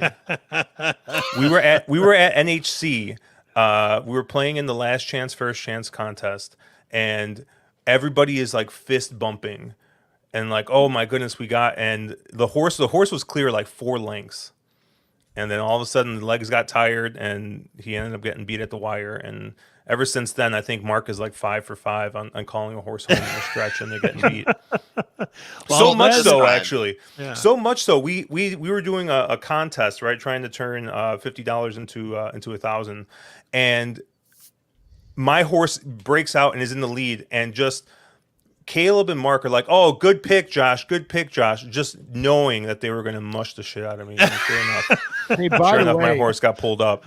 So, by the way, shout out to Jimmy Johnson, who's one of the people in my mutual fund, calling me out, and I broke my own golden rule, which is Irad Ortiz Jr. on a sub 1-1 horse. You cannot play as a single. You cannot play. Yeah, there it is. Ultimately, it goes. Rule, although the one exception I will say is it was a Pletcher horse. So, I mean, this isn't Tuesday at a Gulfstream where he's riding, some dumpster player. Shout out Mark Palmer. He burns out a maiden in the first 4 furlongs. Yeah. But hey, the hot streak for Louis Saez continues. Louis Saez is winning everything at Churchill Downs. I think he's winning about 38% of the races that he's got a mount in. He gets the win there on Red Carpet Ready. So it goes 6/9. Shout out to Coots. And then an 8 for a Seed for 3rd. Condensation hits 4th, and Olivia Twist 5th. So it goes 6-9, 8-1-3 as your order of finish in those in the 8 bells. And this is obviously a big upset on the day. Money's Gold, a horse I think a lot of us were really excited to watch. And listen, it was a thrilling stretch run to the race. I mean, put on a great show in that regard, but certainly was not on the winning end of things. And Red Carpet Ready coming back from And Mike, this is a horse that ran down in your neck of the woods, if I'm not mistaken, right? In the Forward Gal.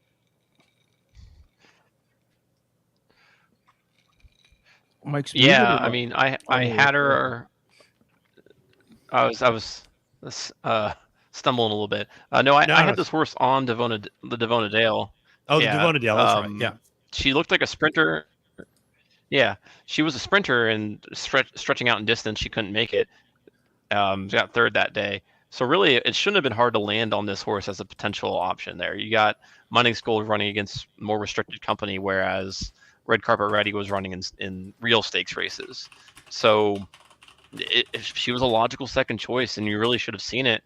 If I'd been more confident about her and just boxed those two in an exact and said these are the two that are going to win, that would have been better. But I was trying to catch a huge price with the long shots. Hindsight 2020. That's exactly right, man. Yep. Because I don't know what. Yeah, because I mean, she was 3 for 3. Right.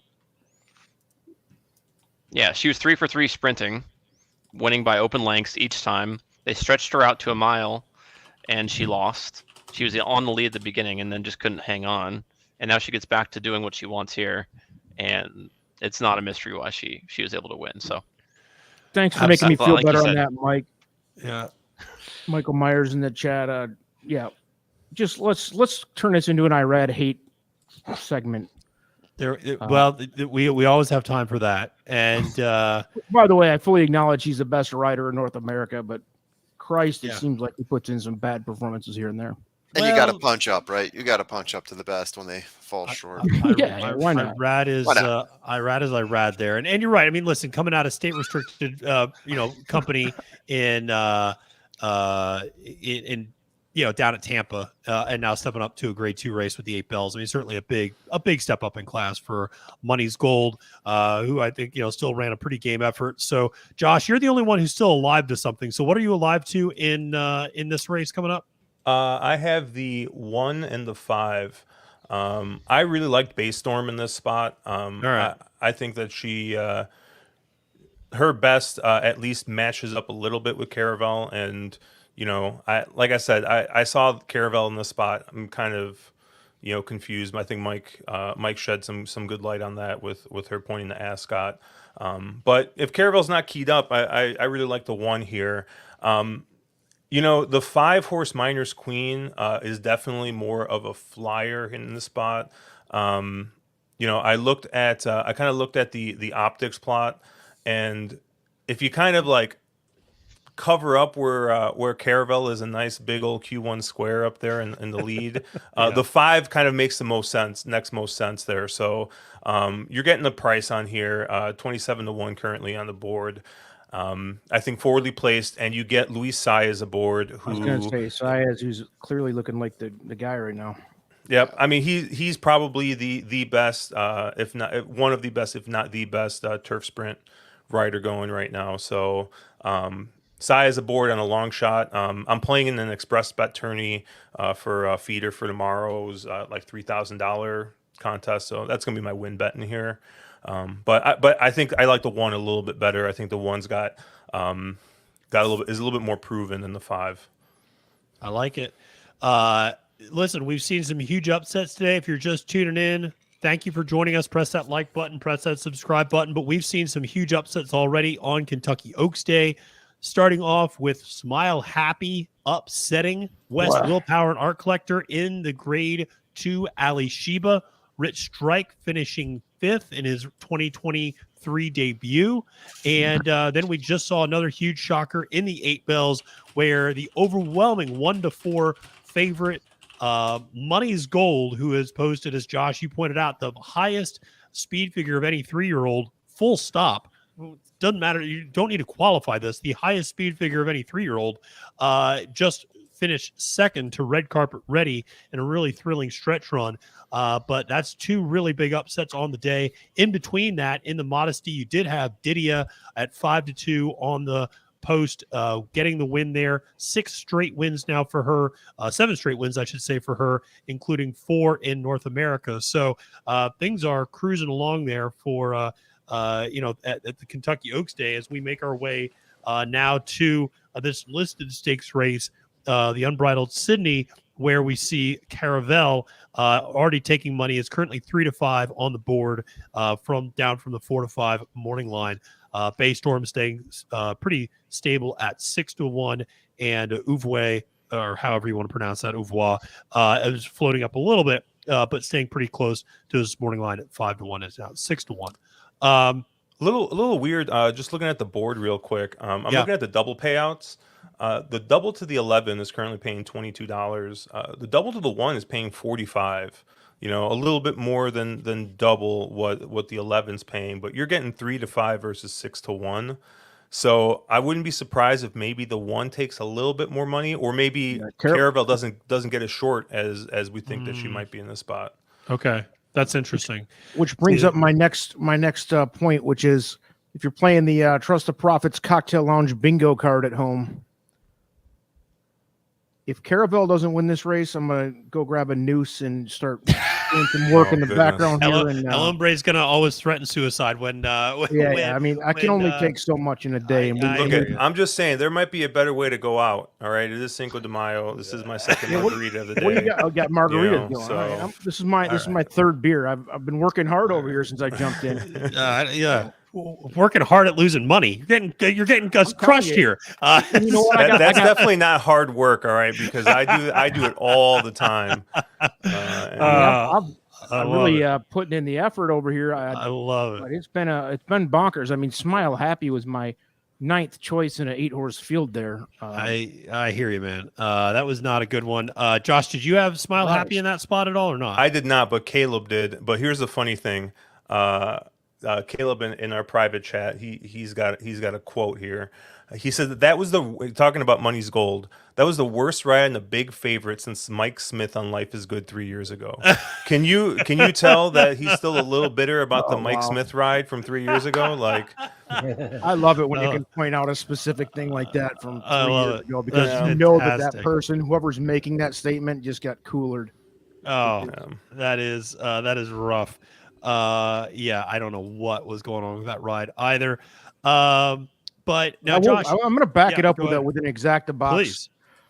I'm going to I am singling Caravel, and I'm going to run back that pick 5 that I just got coolered on by Irad. I'm going to run it back the same way I had it before, but the pick 4.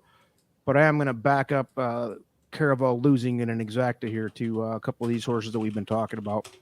But yeah, Baystorm. I mean, like you said, is he still 6-1 area here? Yeah. So anybody talking about the 3 with Irad, since we hate him so much? Now's the time we'll come back and cooler, because I actually like the 3 a little bit too. He really hasn't been riding great, hasn't he? Like since Keeneland started. No, he was terrible at Keeneland. And he's not off to a great start here either. He was unbelievable at Gulfstream, but yeah. So, we got. So we still have quite a ways to go. This is one of the downsides of these big days, is you have long gaps in between the different races. But appreciate everybody for tuning in here and checking out the live stream. Like I said, make sure to press that like and subscribe button here on YouTube to get all of the content that we have putting out here on Trust the Profits. Make sure to check out all Josh and those guys at On the Wrong Lead are doing as well. And so this is one, Colin, listen, I'm going to put you on the spot here with a daily double question, because obviously we're all talking about this upcoming race with Caravel, but if you're trying to put a double together, you got a Secret Oath coming up in the next race. In your opinion, is that a single on Secret Oath, or are you looking somewhere else in that one?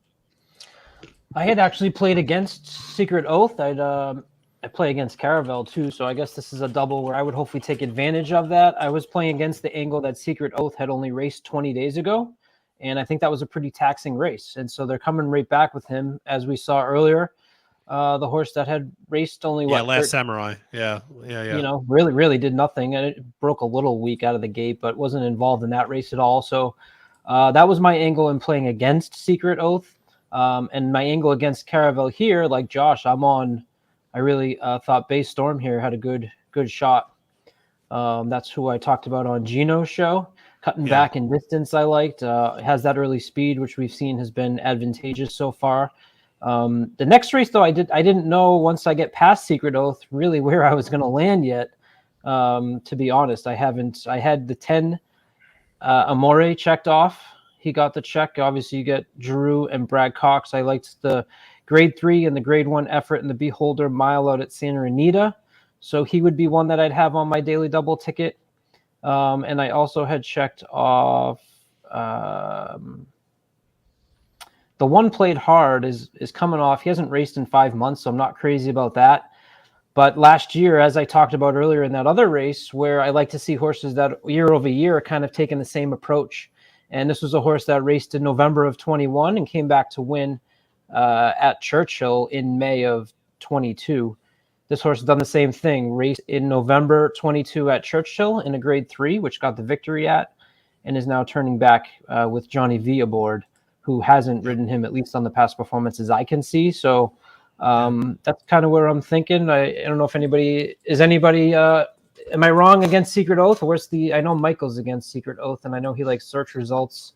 Where are you guys? Josh, I landed on the 1 and the 7. Yep, I was going to say. I like the one for the same reasons you do. I'm kind of playing the Churchill horse for course angle here a little bit. The 1 has got 8 starts at Churchill's, 3, 3, and 1, including that win at the Fall City last time out. Is cutting back a little bit, has a bit of tactical speed. So I see him or see her being very forwardly placed. I didn't really know what to do with search results. I ended up going against, but that's kind of one that like I kept on looking at, and convincing Caleb on our stream was making a real strong case for search results, and he usually costs me money because he gets me to include or go against horses that end up doing the opposite. But he's so convincing. I mean, it's just so tough. But the horse I landed on top, I think Society. I love cheap speed, expensive speed, speed that, any kind of speed. I haven't done speed, but I'm sure I'd probably like that too. Society here. I don't know. I think this horse is just going to get a nice break here. You get Jose Ortiz aboard, who's one of the better aggressive. Well, when he's on, he's one of the better aggressive riders. I know he's also been kind of a little bit of slump the last. Maybe even like a year, we could probably say, but I think when he's on a horse that's got speed, he's aggressive. He'll get that horse out on front, and I'm going to kind of go with that, just a 7 and 1. Secret Oath, I'm a little concerned with coming back so quickly. Obviously, Clairiere did not come here. I think he's going to wait a couple weeks to show back up, but it's Secret Oath kind of coming back after kind of a gutty stretch battle there. So I don't know if that maybe took a little bit more out of her, but that's just going to be kind of a soft fade for me there as well. So I'm just going to use the 1 and the 7 coming up here in race 9. So yeah. And listen, we can attest to Caleb is a rather convincing fellow when he needs to when he stares at you with those beautiful blue eyes of his. It can be pretty overwhelming, and so he is he's a convincing cat. I'll say that. Josh, you and I talked about this race actually for the on the wrong lead pick 6 sequence, and. You and I both really like Society. I think Society makes a lot of sense here as being the lone speed, being the speed of the speed that day. This is a horse that I think absolutely can do the distance. I don't think has any problem going to 2 turns, but has that kind of sprinter speed on the front end, but has the endurance to be able to carry it all the way through. And I have my concerns about. I do have my concerns for sure about Secret Oath coming back from relatively short layoff, and I do think though, Mike. To transition to the horse you like quite a bit, search results. I think the search results is kind of the key to this race. How much search results presses Society is going to be really fascinating to me, because if she applies the sort of pressure she applied to Latruska in that Ogden Phipps, then that's not going to bode well for Society. But she showed she can really kind of follow that up. So I feel like a little bit of a wild card in this race. Yeah, I mean, I love search results a lot. I loved her all of last year. I think I played her in nearly every race that she was in, including that Ogden Phipps. So I'm excited to play her again here. I think she's a better speed than Society. I think she can be more tactical with it. I don't think she'll push her to a breaking point where it sets it up perfectly for Secret Oath. But even if so, like you said about that Ogden Phipps, if they go hot up front and Society fades off, search result is good enough to just kind of hang there. And so we'll see if that's good enough. I'm excited to play her. I'm the nice cold double Caravel with search results. So I'm excited to see how that works out. But I'm going to jump off for a bit. I'll try to jump on a little bit later. I'll see how. Absolutely, Trophy, Mike. Thank you trophy so much husband for coming on. duties. I'm really, guessing. Yes. Appreciate you hopping on, man. I really thank you very much. See ya. So, see you, Mike. Awesome. Very glad to see people coming out of the lounge and coming out of the live stream here for Kentucky Oaks Day. There were at once 6 of us. Now there are 4. I can see you guys a little bit better now. The screen's a little bit bigger. I will say, Matt, you mentioned the long gaps between races. Not so bad if you're drinking. Like it's. More time to drink. Exactly. Yeah, drink and propel. Yeah, we're not. You're not having as much fun as. I think it's tossing a little like. They could toss in a little maiden optional claimer though, just to get us through. Like I'm sure Parks is running or something, right? Wheel them out and give us a quick 5 furlong. Now that would be the best if they really did just have like a Tapeta surface that they just use to run like maiden claimers in between these huge races. Be like, we're just gonna run maiden claimers in here, in between. So it's like when you watch the Winter Classic and they have the little kids ice rink next to the big ice rink, and while the game's going on, you got like the 5-year-old skating, and you could just start betting on that. Exactly. You ever been to Vegas? You ever see like the little plastic horse racing things you put quarters into? And I love that. Yeah, that's the best thing ever. You got to pick exact boxes. Oh yeah, because it takes like a minute, right? Which is slower than like playing, like putting $5 a spin or something ridiculous on a slot machine, right? It's slower, but at the same time, it's just constant action, right? You're like, all right, the race is over. All right, I got 10 seconds to get this bet in. The pure degenerate level that I am. All right, so you said there's like a 60-second timer on this thing, right? Mm-hmm. And it counts down. You can see it counting down: 60, 59, 58. And the max bet is like 20 quarters. Mm-hmm. So I'm sitting there just trying to rifle 20 quarters in that 60-second. You're, of course, I'm drinking every time. So it's like, it's a big focus. You only get a couple seconds per quarter. So by the time I get all 20 of my degenerate quarters into the thing, now I don't even know what to bet. So now I'm like, just whatever the 2 longest shots of the field or whatever. But that is they a have fun one of those at the casino in Montreal as well. I don't know if it's similar, but it's almost like a stadium room. So you sit up above it, and it's got the thing in front of you with a bubble over it. And they'll put up these random names with the odds, and you're just feeding the numbers on the horse ones I'm talking about. It's like 1 and 3 or 1 and 2, whatever. But I think Alambre is talking about the it's called Sigma Derby. There's only one working one left.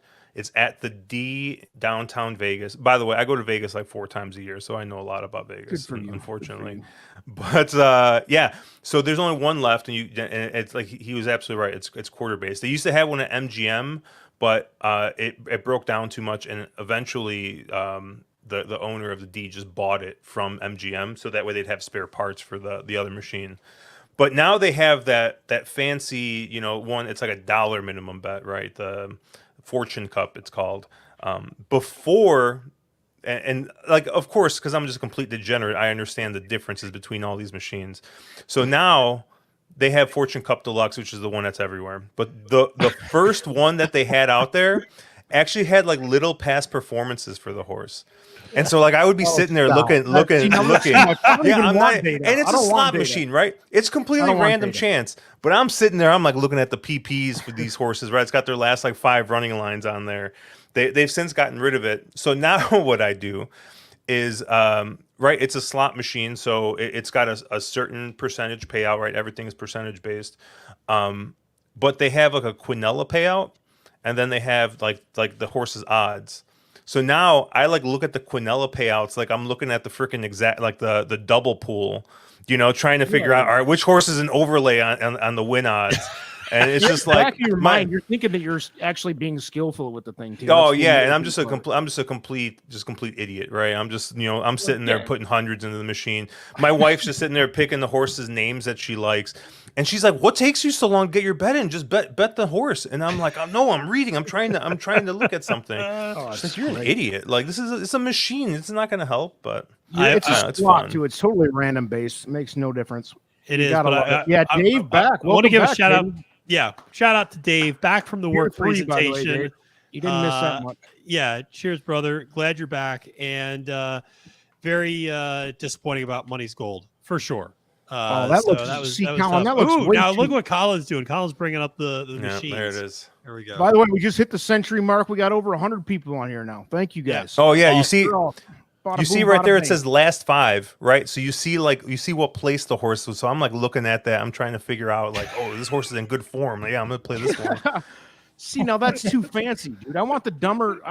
Dude. I'll find the one I'm looking. Colin, you're getting way too fancy. I want the quarter slot one. This is fantastic. I love it. That's great. And by the way, the Luxor in Vegas, the Luxor had it based on camels. Yep. It had a camel-based one. Same exact game. I think it was Quinella Exacta base. Yes, Colin, welcome to the drinking game, by the way, too. Colin is in with the IPA. I saw it. Yep. Cheers to you, sir. It's funny because after that Money's Gold race, I had to drink.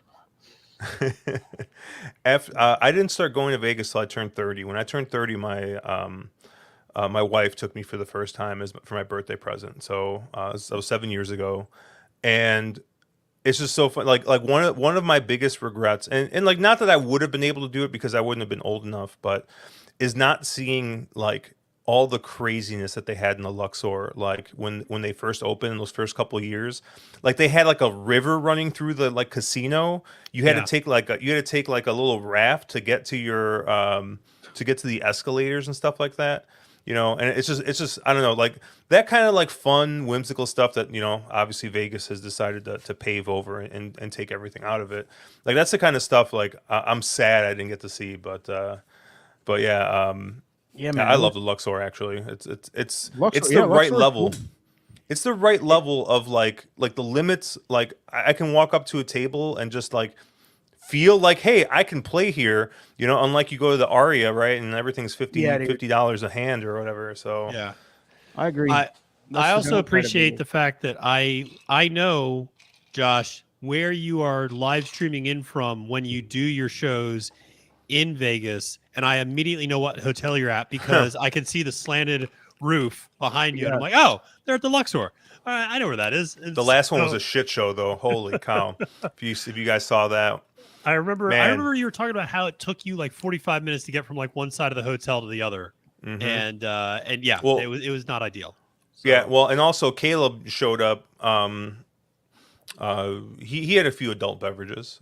We'll be nice. And he walked from Planet Hollywood all the way down to Luxor to meet us to do this stream. And I'm in the room. We're streaming. My phone keeps on buzzing. I'm like, what is going on? And I look, it's Caleb's girlfriend. Yeah. And she's like, can you find Caleb? He is completely lost. He has no idea where he is. And I'm like, and so like I had to ask Caleb, I'm like, Caleb, what happened? She's like, oh, she called me when I was walking, and I just told her I was really lost and like I didn't know where I was. So Mark midstream leaves, goes downstairs, and is like on the search for Caleb. Like he's got to find him. All we know is he's in the Luxor. Should have like the search. We should have. It would have been like the halftime show with The Weeknd, right? He's just kind of like going through all the flashing lights and whatever. That would have been. I'm guessing that's what Caleb was doing because he was. Reset. He comes in, and then 15 minutes later, after the stream, he's like, "All right, we're gonna have a great night," and then he's like, "My back hurts," and he lays down on the bed. And he didn't get up till about 7 o'clock in the morning the next day. So.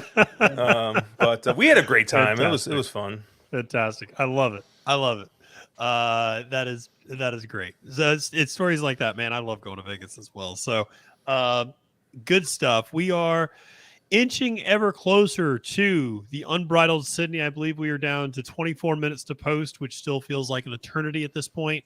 But that is where we are. And Josh, to your point that you made a little bit earlier, Caravel has kind of come back up a little bit and is at her current morning line still at 4-5, whereas Bay Storm is at 5-1. Josh, I don't think I know we've talked a little bit about the Oaks with everybody else. I don't know if we've talked about the Oaks with you though. Who do you like in this Oaks today? Oh, in the Oaks, I like a couple of horses in here. My top pick is probably the Kenny McPeak horse, the 11, Defining Purpose, winner of the Ashland. I think is just coming in, peaking at the right time. I had a little bit of concern with her because the last two starts before the Ashland were on wet, fast, and off tracks, and I thought that there was going to be a lot of weather today. So I was like, if it gets real sloppy, maybe this isn't going to set up really well for Defining Purpose. So with it being fast, winning on that Keeneland track, working super consistent, I think Kenny McPeak, obviously, he had one really nice winner earlier today. So I think he's coming in primed. So I really like Defining Purpose in this spot. I also did like South Lawn coming out of the fairgrounds races. That's probably my second choice. They're both A's on all my tickets, so I'm using both of them. And then I don't know. I just thought that last race was super impressive visually. I don't know. The figure came back slow on Briz. I haven't looked at any other products to see how that didn't come back too fast on Buyer either. But I don't know. I thought that was a real impressive win. Beat some pretty nice and highly thought of horses there. So I really like South Lawn. I think she's like 5-1 right now, which feels more right than the 8-1 did. I thought the 8-1 was a little high. And then the last horse I'm using as an A, and I have this in my pick 5, is the 12 Darth Vader, coming out of that Gulfstream Park Oaks. Maybe she just came up short last time, and now they're adding the other half furlong. So I don't know. Maybe this is just going to be too tough of a spot, too long. Obviously, that Devona Dale was eye popping. She was 46-1, and she won when she was 4-5. So came back in that Gulfstream Oaks, and I don't know if, like I said, if she came up short. I don't know what happened. Miguel Vasquez always rides well for any kind of Yates horses. I think 2 or 3 years ago, that was an angle. It's like if you saw Vasquez up for a Yates horse, just bet it. Like it didn't matter what the odds were, just bet it. Like he got all of Yates's live mounts. But now you get Louis Saez aboard, who, like I said, we were just talking about, has just been riding lights out in Kentucky. So I don't know. This obviously this horse is priced at 20-1 in the morning line. I think I double checked the odds earlier, and I think she's even maybe floated up from that, because I think they have the advanced odds up. She's 24-1 right now. So gotcha. I'm including as an A, but like I said, it's more of a long shot play. If I were playing exactas, it'd be one that I would use in every single spot in the exacta and trifecta. I think it's got a shot to win, but I think it's got a really, really good shot to hit the board at least at a nice price. So 4-11-12 is where I'm at in the Oaks. All right, there you go. Like it. Get some different opinions. Want to also give a shout out, Shoddy. Thank you so much for showing up in the live stream today at Here for Kentucky Oaks. Glad to see you're joining us on the stream. And there was a question earlier that going back to this upcoming race, the Unbridled Sidney, does post position matter to some extent in these sort of turf sprints? And I'm not going to bias things. I'll turn it over to you three, but I'm interested when you look at a sprint race in particular, Caravel drawing the 11 post. Does that give you pause if you like a horse that's that far outside in a sprint or not? Josh, I'll kick it to you first. I mean, you think about it, but usually if a horse has got speed, and there's not a ton directly to the horses inside, I don't know. I think Caravel on the 11 post should have enough speed to get over into like the 2 or 3 path at worst, if not, completely clear the field. So, not too concerned with Caravel. Maybe a little bit more concerned with like a presser type horse that might get stuck out really wide that maybe wants to save a little bit of ground. But Caravel is just going to go. So not too concerned there. Yeah. Colin, El Hombre, what are your thoughts on post position in these types of sprints? Go ahead, Colin. Yeah, I mean, I don't. It's kind of one of the last things I look at, if you want to put it that way. Like I look through class and speed and where they're coming from first. If we're playing against Caravel, I'll say I like it, and hey, that's good. I've seen that she's 1, 3, 4 wide. So is it enough to overcome her class? I don't think so. So it's not as huge of a factor for me. Yeah. Yeah, I agree 100%. I'm not worried about Caravel at all. It's whether Caravel. I think Caravel should win this going away board, but like Josh said, I don't think it's going to impact Caravel at all. Yeah.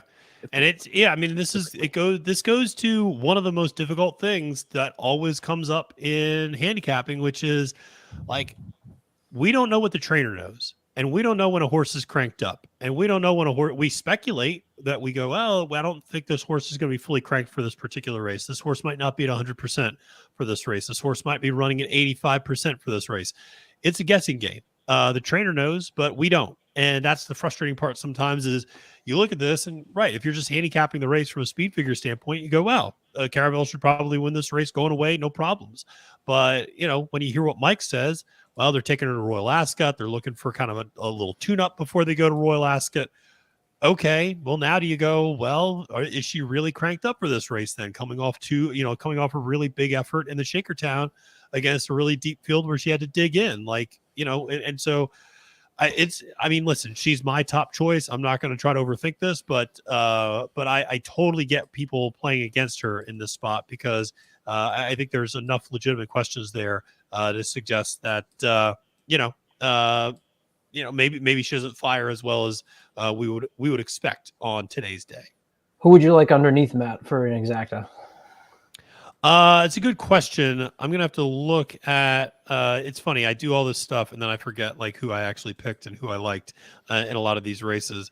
But I think in this one, I liked a Little Jewel a little bit actually underneath in terms of a horse that would kind of come running late. Although Chase Sessions and I are typically really bad about trying to pick like deep closers in sprint races, which is not a great strategy to use a lot of times. You just want to go with the speed of the speed. But I did like Little Jewel. I thought she had a rough trip last time out, and I think she might improve second back. So I'll probably use her underneath. I think she was 8-1 on the morning line. I don't know what she's floated up to now, but that was where I went as an exacta in this one. I don't know, Colin, what about you? If you were going to pair up an exacta, where would you go in this one? Probably just go inside outside. I'm not gonna, like when I say not, I'm trying to beat Caravel, but you don't try and get too cute and thinking that, well, I'm going to throw her out totally. Right. Yeah. And maybe I do like a 1-8 over the 11 or that's what I was looking at the payouts for, because one thing I love is just taking, horses like Caravel and throwing her over like the 3 longest shots in an exacta for $3 that are paying $60 and $70. And in this case, it's the 4, 5, 6, and 7. We talked about the 5, who I believe has Saez up and how he's been riding really well. Yeah. If you start kind of getting cute that way, but I don't know. I feel like I'm flirting with fire because I do like base Storm. So I think I might just lay off the exacta bet. I used my money back special on the 1 base Storm. If you're using like TVG, I put my $10 to win on the 1, thinking that this horse will get second or third. I really kind of thought it was between the 1 and the 11. So you're probably more accurate of not overthinking it by just picking Caravel than I am, but swingers swing, as I say. Yeah, exactly. And we also have Michael Myers asking in the chat, and Josh, maybe you can just reiterate. He was asking kind of who might blow this thing up a little bit, even if you have the 11 winning. And you mentioned the 5 at a really big price as a horse you liked, Miner's Queen, with the aforementioned Luis Saez. Talk a little bit more about why you like this horse for Ray Hernandez. Yeah, let me. Go ahead, Colin. I saw this horse being forwardly placed. But we having a little break up here? No, go for it, Colin. I saw this horse being a little bit forwardly placed, and you talked about not wanting to try and get closers in these turf sprints. I thought Miner's Queen would be forwardly placed. I love Saez on forwardly placed horse. Saez won with this horse in an allowance at Keeneland in October. It's second off the layoff. The turf sire, the turf pedigree, not necessarily there.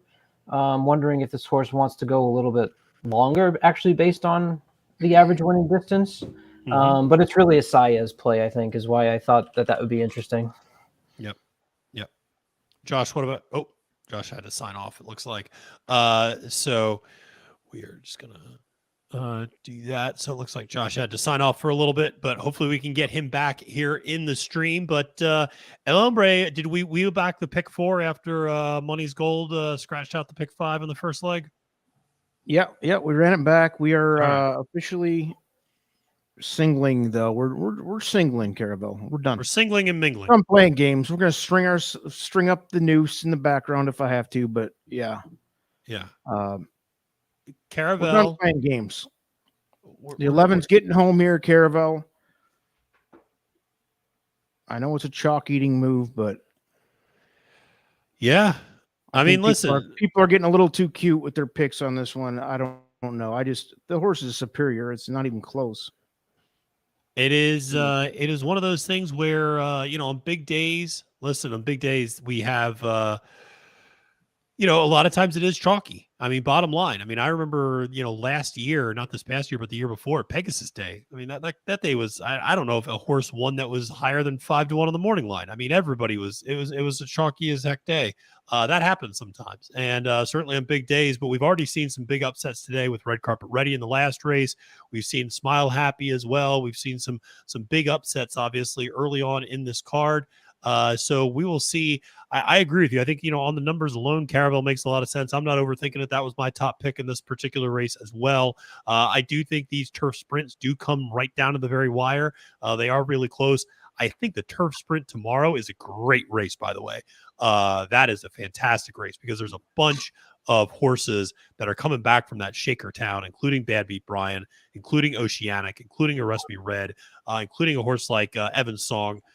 There's some really nice horses in that race. I think we get a big price tomorrow in that race.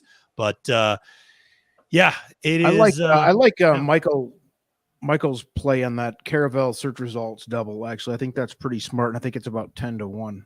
Yeah, single in the daily double for the next 2 races. It's either that or get cute and try to fade them, but I just think it's pretty logical at 10-1 to play that double straight.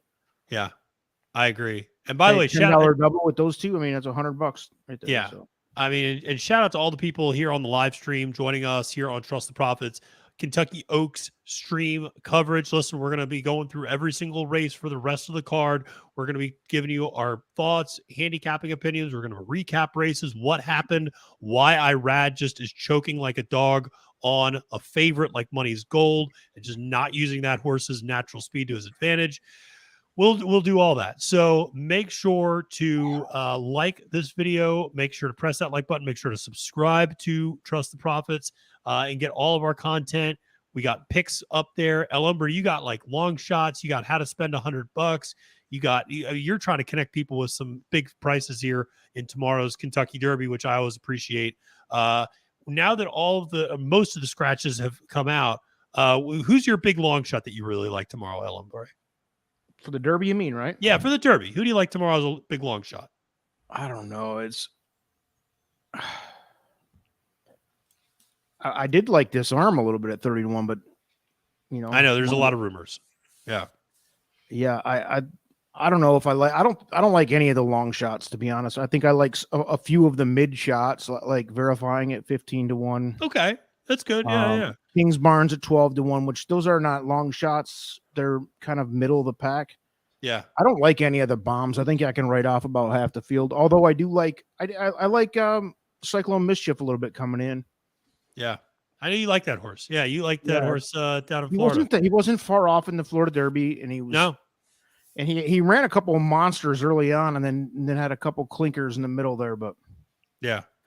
I know we got Michael Myers, who's been in the chat with us today, like a Mandarin Hero, who just drew into the field, of course, last night because of the scratch of Lord Miles. Listen, that horse came over on 10 days rest from Japan and finished second in the Santa Anita Derby. I mean, you don't see that happen very often. I mean, I didn't give that horse a shot. El Hombre, you and I talked about that. I didn't give that horse a shot in that race and ran fantastic. Listen, I just think the Santa Anita Derby sucked. I know you did. I don't think it's as bad as you think it is, and I think that I could be wrong. I just think that. Yeah, I think stretching out to 1.25 miles could be beneficial for that horse. I think Hit Show would have won the Santa Anita Derby. I'll go that far. I don't know about that. Hit Show couldn't even beat Lord Miles, and we all know Lord Miles was probably a little facilitated, shall we say. Although it's important to keep in mind it makes you wonder if Hit Show should have won that race then too, right? Well, sorry to cut you off there, Colin. Yeah. That's okay. True. I was saying you did all your research on the 1 hole. Well, now with all the scratches, they're actually moving out, so it'll be the 2 through 20. So there is no horse in the 1 hole tomorrow. Actually, I take that back. They said that this morning, and then they said we're going to announce it this afternoon what they're doing. I don't know if they have yet. I'll do some searching. All right, Colin, get on it, because you can't just launch a bomb like this on us and then go, oh, wait a second, maybe that's not. That's exactly what happened. If you're gonna lie, what happened. They reported it, and then 20 seconds later they went. Actually, we'll tell you. Is Disarm still in the race? He is, as last notice, he is still in the race, and I know there's speculation. I know there's been speculations about both Disarm and Kings Barnes potentially scratching Disarm. I think there's been some rumors out there about why. That is not very hard to find if you want to look for it, but it's one of those where I can't say for sure one way or the other, but yeah. So Kings Barnes, my moneymaker, dude. He better not drop out. No, Kings Barnes, I hope stays in for sure. So I'm excited to watch Kings Barnes and see Josh, what he can do in that race. Josh, has anybody scratched from the Derby in the 20 seconds since you left? I hope not. And sorry guys, I had a real big emergency come up. My drink was empty, so I had to go. I had to go get another one. And I figured Colin and I were just talking over each other, and I was like, all right, I either need more alcohol or less alcohol, and obviously I can't take any out of me, so I figured there's only one way, and that's the move. Did you have enough time to recover though? That's the real question. Did you jump back in too soon? Ooh, that's a good question. You know what? Just in case, I do have a rock star here as well, so I'm going to go ahead and mix the downers with the uppers here. So okay, good plan. Please take care of yourself first. Take care of yourself first, and then take care of us second. I mean, all about self-care here. It is. It absolutely is. Love it. I need to get a little something in that case pretty soon, but we'll get through this next race and maybe tolerate this crowd much longer. Yeah, so we got so Ellen, I hear you on some of the long shots. I think. I mean, listen, I actually did kind of like Skinner a little bit. Now he's scratched. I do think Mandarin Hero is interesting. Listen, I don't know. I don't know what price you're going to get on Confidence Game. We'll end up seeing. I mean, I know some people in the chat like him. I know some people I really respect like him. So we'll see, what type of price you'll end up getting. You guys know I like Angel Empire. I like Kings Barnes a little bit as well. Obviously, I like Derma, but I think he's going to get bet. And, we'll see. We'll see what the pace scenario this race plays out with, because now with Cyclone Mischief coming in, he's going to be crashing in from the outside. So, and getting up to the lead. So we'll have to just kind of wait and see how that plays out on Saturday. And Colin, are you still doing your research on whether or not they're moving everybody in or everybody out? He's playing a trifecta. I see those eyes. I know what he's doing. He's constructing a bet. That's right. No, David, I'm having a quick emergency myself, so I will be right back as well. All right. Very good. We're dropping like flies. It's all good. It's all good. I did find the tweet earlier. I just retweeted it. David Grenning this morning did post that they would be using the 2 through 20 stalls, but then Churchill alerted him that they were going to announce it this afternoon. I have not seen an update since then. That would be weird. I don't know. Yeah, but that would be strange. Yeah, that's interesting that they would move everybody out. But I get it. I mean, and I don't know. That's kind of interesting. You think that helps a horse like Hit Show if he's off the rail? I mean, maybe. I don't know. Not that much. I mean, yeah. Yeah. I like them underneath. I don't think he's got a shot to win, but I thought Hit Show was interesting. I think maybe he would have been more interesting drawn a little bit further outside. Because being kind of put up there in the middle. But I did hear Larry Ravelli was talking about his post on Two Fills. He's in the 3 spot. Yeah, and he said that he was a little disappointed, but then he saw the horses that were drawn with him, and he's like, Verifying is going to go, and if Verifying goes, all my horse needs to do. I told Jareth, just follow him, just get right behind him and follow him, and he's like, these horses from the 18, 19, they're not going to be able to cross over me as long as I get the horse right behind verifying. So, yep. But Two yeah, Phils. Go Yeah. ahead. No, Two Phils, a horse I really like a lot. I agree with you. I mean, that's I didn't hear Ravelli say that, but that's a smart tactic of just like, listen, if you know the horse right next to you is going to go, just follow him, and you're going to save all the ground and be forwardly placed, which is historically where you want to be in the Derby. So, very good. We are actually, shocking news, ladies and gentlemen, we are actually coming up on post time of the 8th race.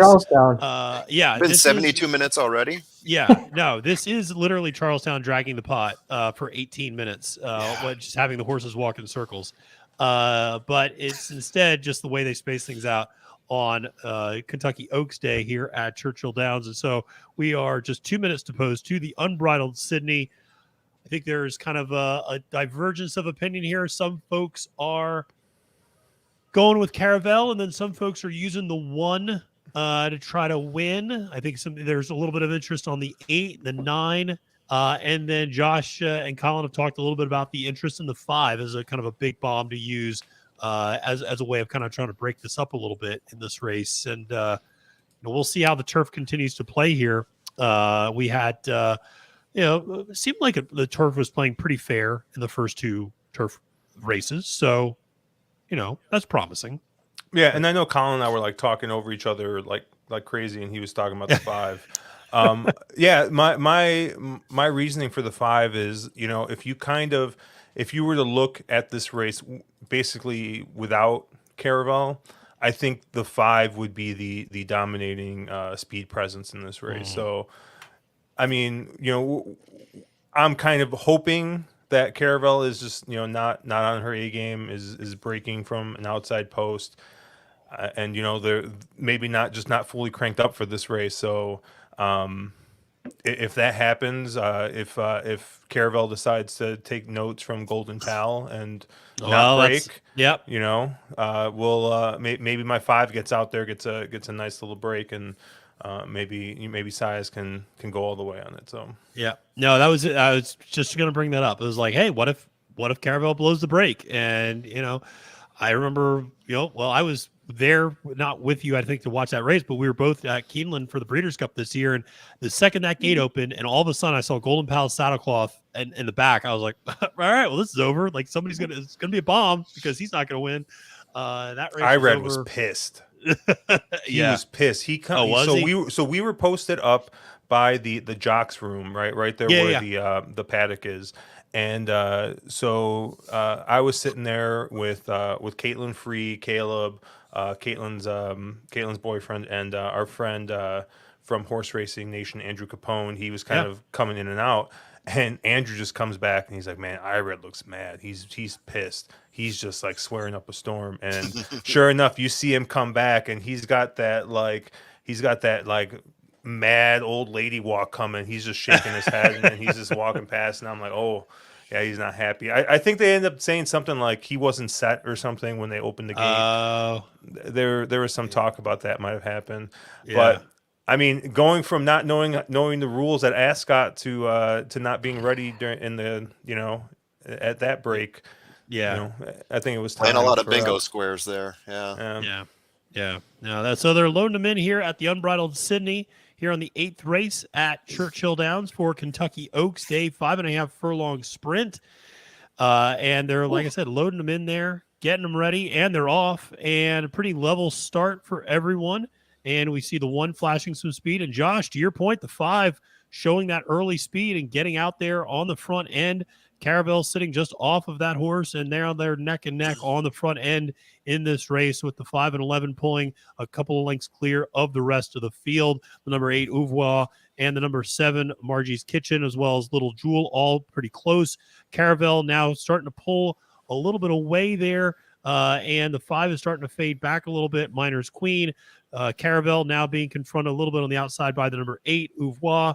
But Caravel still under a pretty tight hold going to the home, and Caravel now being laid down on the stretch and starting to pull away. Some horses are trying to make a little bit of a move from the further back, but nobody's really passing each other right now. And Caravel Sarah Hart is, get up, 4. Yep, the 4 is flying here late. Caravel the one. still up on the lead, and ultimately it is going to be the 11 Caravel winning in a photo. It looks like the one got there for second over the 4, but Caravel, the single that El Hombre needed, he is still alive. He is still with us.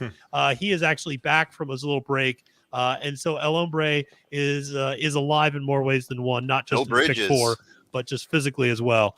But Caravel gets the win there, obviously coming back after beating the boys the last 2 times out, and defeats other fillies and mares.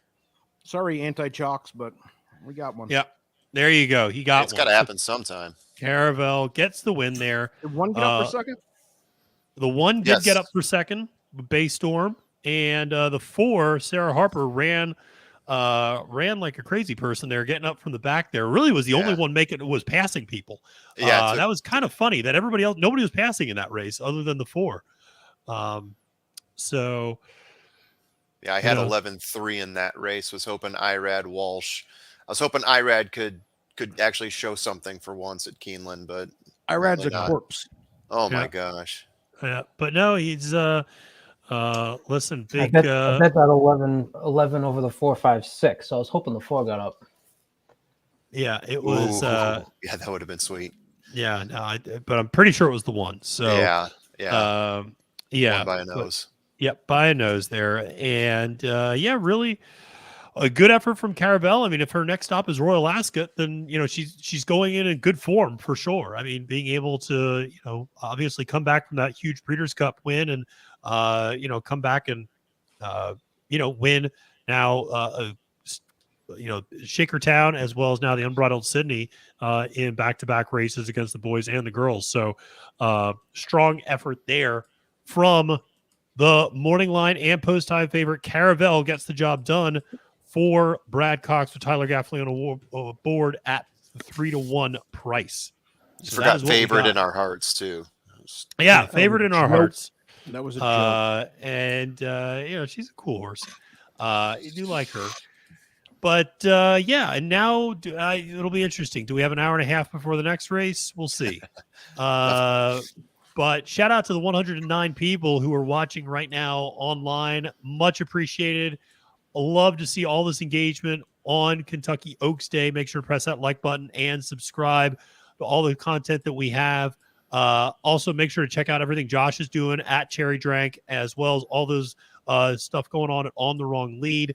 They're going to be doing a live stream tonight previewing the Kentucky Derby Day card. So after a long day, make sure to swing back and check their stuff out as well. So Josh, are we live to anything, or did Caravel just kind of boot us? No, Caravel knocked me out of everything. All right. I flew too close to the sun. I beat one favorite and I tried to beat another one, and then I Icarused my way down to earth. So very sad. Very sad. Colin, did you head anything in that last race? I did. Not when Josh said I was working on a try, I was, and I did an 11-1 over the 4, 5, 6, 7. So we'll just see I don't know it's going to pay much, but got a little bit coming back, and I bet the 1 on my money back special, so we got that back. All right, there you go. But I missed my double, and I missed my so I missed my double, the one I said where I did 1-8 with the 1, 7, 10 in the next. Yeah, gotcha.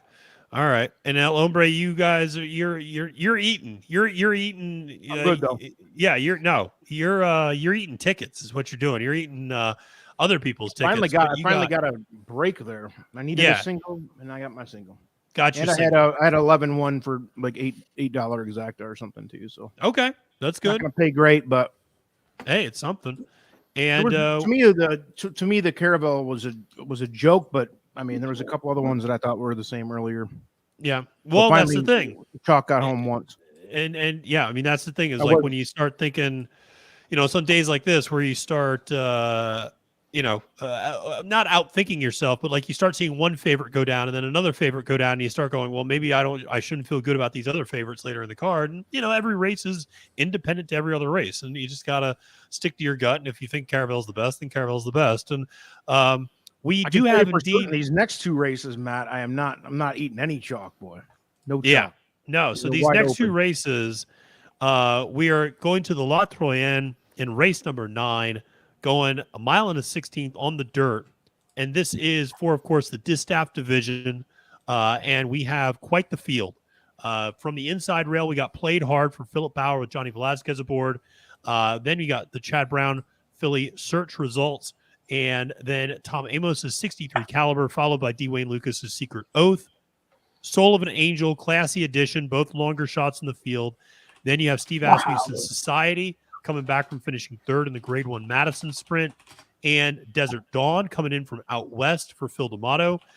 This is a filly that actually did finish third in the Kentucky Oaks last year. And then you have Pauline's Pearl, really cool mare for Steve Asmussen, who's been running down, in Texas sometimes. And then Amo Ray out in the 10 hole for Brad Cox with Florent Giroux aboard. So it's a loaded field and an exciting one for this race. El Hombre, where are you going in this one since you're not eating chalk with Secret Oath? I actually did include Secret Oath in here just as a coverage play, but I'm 6 deep. I'm 6 deep in a pick 5 or a pick Where's 4, the defensive B? Where's the I don't play is. pick 4s and 5s the way. What is that? It's the defensive B alert. I love it. Hold on. Dead alarm, baby. That's not a defensive alarm. I got to interrupt you real quick because I'm surprised. I just got $100 on that trifecta, 50 cents. Wow. Nice. There you go. Yeah. Well done, I was not Colin. I wasn't expecting that at all. Yeah. Cash it, baby. Nice work, Colin. Thanks for All coming. right. Yeah. There you go. I wonder Cash if you your were in for the tickets. 4. If the 4 came up second there, he'd have been in good shape. Yeah. I didn't have him He's in good second. shape So anyway. I'm glad he didn't because I didn't have him Yeah. second. Yeah. So El Hombre, who are you spreading to in this race? 1, 2. You ready for him? Yeah. 1, 2, 4, 6, 7, 9, 10. 1, 2, 4, 6, 7, 9, 10. El Hombre, that's almost the entire freaking field. That's the race. This is the race to do it. Hey, it's a $42 pick 4. It's not that out of line. Well, that's true. I mean, yeah, depending on how you single around it. This is the race where price is going to happen. And unlike you professionals, I don't necessarily fade chalk. Well, all you guys are out here outsmarting yourselves. I don't. Oh, stop it. We find value where we can, and this is a race where, listen, but let me ask you this. I'm against Secret Oath. You guys are shitting on me. Yeah. Listen, if 280 to 1s win and then the chalk wins, am I an ass because I bet the chalk in the third leg with 280 to 1s involved? Well, if you had the 280 to 1s, then you're fine. Exactly. But yeah, no, you got to get the 280 to 1s first, though. White line just because it's a chalk. People are stupid. I don't get it. No, listen. You got to leverage chalk where you can. We've talked about this. I believe in leveraging chalk where you can and using that as a tool to keep a price on a ticket down. Absolutely. So my argument would be if you put 280 to 1s on your ticket, you must not think that the low favorite is. You're not as confident in that low favorite that he's going to win. So if you think an 80 to 1 can win, why spend the extra money on the short price? Is my no, he means the first 2 legs. I think they're like the first 2 legs of a sequence. Like if 280 to 1s win the first 2 races, and then I thought you meant in the same leg. Yeah. No. If you think 280 to 1s, then you should not be included in this race. But in this race, I think the chalk, even if it's Secret Oath or whoever it ends up being, is going to be like 4 to 1. Secret Oath currently 6 to 5. Secret Oath is 6 to 5. Secret Oath currently 6 to 5. I'll be hammering this race against Secret Oath, then. How's that? I will say it is still 50 minutes. 5-0. That's right, folks. 50 minutes to post. It's like 3 beers. Race 9 to the La Troienne. Josh is gonna have to go make some more margaritas. I'm making them one at a time. It was so funny. I went this morning. I was squeezing limes, getting everything ready. So that way I just got to go downstairs. Pour the limeade or whatever I made, a little bit of tequila and Cointreau, mix that up, come back upstairs. And my wife's like I told her, I'm like, look, I got enough in here for probably about 5 or 6 margaritas. And my wife's like, okay, so does that mean I need to make my own? I'm like, no, there's no way I'm going to drink 5 margaritas before you get done with work. It is 2 p.m. and I'm on my 3rd margarita. So at this rate, we are in a little bit of danger, but I think I think I might have to switch to bourbon after this margarita here. So you're gonna run out early. I love it. And guess what? You still have your own show later tonight, right? So you got to. Yeah, I don't know. I'm gonna be crawling to that one. I'm gonna be coming in like Caleb on our Vegas stream. Let the other guys do the heavy lifting. Yeah, all of this. So I'll be sure to tune in then. Yeah, no, you must see TV. To tune in. Yeah, Josh, just 3 sheets to the wind, talking about. Someone texted me this morning. Tomorrow. Someone texted me this morning. No, they called me this morning, and they were like, we were just talking, and he's like, yeah, I was watching your live stream last night, and yeah, you were just kind of like. I mean, you weren't slurring your words or anything, but, you know, I was like, yeah, I was in a good mood. I know. I was like 3 bourbons in. I understand what you're trying to say. Like, it happens to the best of us. Yeah, it does. Sometimes it just gets away from you, you know? It does. It just tastes so good. You just don't realize, you know? Oh, it does. When it touches your lips, it tastes so good. Listen, we got somebody here in the chat, Nate D in the chat. And I'm going to use this as an opportunity to turn things over to you guys for a little while I take a quick break. And I'm going to get myself a beverage as well. But Nate D asking, who do I need to bet tomorrow? So why don't you guys talk about what are your best bets for tomorrow's card? Not just in the Derby, maybe just overall. Where are you guys looking tomorrow in terms of value, or maybe in the Derby as well? But, for Nate, where would you encourage him to go? From a standpoint of best bets on the card for tomorrow. All right, Matt, go ahead, take your break, man. Have a drink, whatever you're doing. I think tomorrow is going to be chalkier than today. Even I think there's like 3 or 4 races that are super chalky. The Derby itself's wide open, though. I think I like Forte, but I don't love him enough. I'm not going to bet him. I'll put him underneath on some tries and stuff. But man, I like a couple of Kings Barnes quite a bit. As long as he stays above about 10-1. I like Tappa Trice, but I'm hearing that Colin or whoever said it a little while ago said that he's pretty much level favorite with Forte now. Yep. One of you guys said that. I can't bet him if that's the case. That's for sure. But yeah, I think the try and exactas could be real good in the Derby. I think the Turf Sprint tomorrow, race 7, is probably the best betting race of the day. Arrest Me Red's coming in as like the 4-1 favorite. Didn't really run that great. I know it ran third, to Caravel, who, I mean, obviously looked really well. But the horse that ran second in that race, Bad Beat Brian, is in here and is at 15-1 on the morning line. And I think is in here with another shot.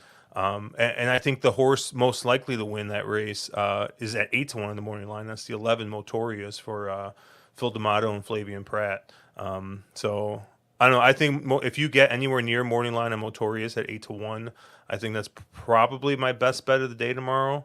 I would probably bet him at half those odds. So, Colin, you got any races picked out that you leaning on? Yeah, I've only really looked at the Pate Mile and the Derby so far. I'll do my tomorrow handicapping tonight after you get some more of those scratches in there. I think that the Pate Mile has an opportunity to be a good betting race. We've talked about how, if you go beyond so we've talked about how close the 3-year-old crop is in the Derby, right? Well, the Pate Mile is your opportunity where I don't want to call them like the lower level of the Derby, but at a way, you have horses that are more focused for the actual mile distance. And we've talked about how wide open it is when you get beneath the Fortes, the Tappa Trices, the Angel of Empires. So I think that race is an opportunity where you could find a price. I'm excited to see Gun Pilot come back for the Steve Asmussen barn. That was a horse that I had been kind of had on my radar early in the Kentucky Derby season, who had been racing, has a win at Churchill, had been racing at Oaklawn. Damon's Mound is also another horse that had some interest by me early in the Derby season. And then you've got Fort Bragg and Kangaroo Court, who are 2 that will be taking some money in that race as well. But I think you could find a price. And if Josh is correct in the 7th and I'm correct in the 8th, as far as finding some value, that might be a great daily double to attack or a great way to kick off your pick 4s and pick 5s. Yeah, that race 7 is the start of the pick 6, which is a force out tomorrow, the 20-cent pick 6. So, yeah, I think that you can definitely get some I think those are two really good betting races, the 7th and 8th. Unfortunately, I think after that it does get a bit chalky. I think in the 9th race, the horses I like the best are the two chalks, right? I like Major Dude in that spot, and I like Carl Spackler. Carl Spackler is probably going to be just absolutely hammered in that race. And the Churchill Downs, right? You get Cody's Wish in there, who is another one that's kind of lays over the field. City. Yeah. And but yeah, the turf race, the turf is interesting. And then like I said, this is probably the most wide open Derby that I can remember, especially over the past couple of years. I was talking my co-host Andrew Champagne. He's got a future bet on Forte, so he's been banging the Forte drum, forever. And I keep on giving him crap. I kept on giving him crap because I'm like, you're over here banging the drum for a 5-2 shot, and now we look at the board and it's not 5-2, it's 5-1. Now, I think that's more. I think that's more correct. I think that's more correct. It's more in line. Like he's bettable at 5-1. I mean, at 5-2, I think he was an awful bet. But me too. I think Tapit Trice is an awful bet at 5-1. I mean, I would much rather have Forte than Tapit Trice. I mean, I was banging the Tapit Trice drum, but I won't bet him. I won't bet him at 3-1 or 4-1 or whatever. It's out of hand now. That's why I'm reaching for my next choices, which is verifying in Kings Barnes, a couple of horses like that might actually get a price. But what do we have? If 5-1, it's fairly logical, dude. Is anybody looking at? I'm trying to pull them up now, but my app's going slow. But what's Dermis Sotogake right now? He was like 8-1 last I looked.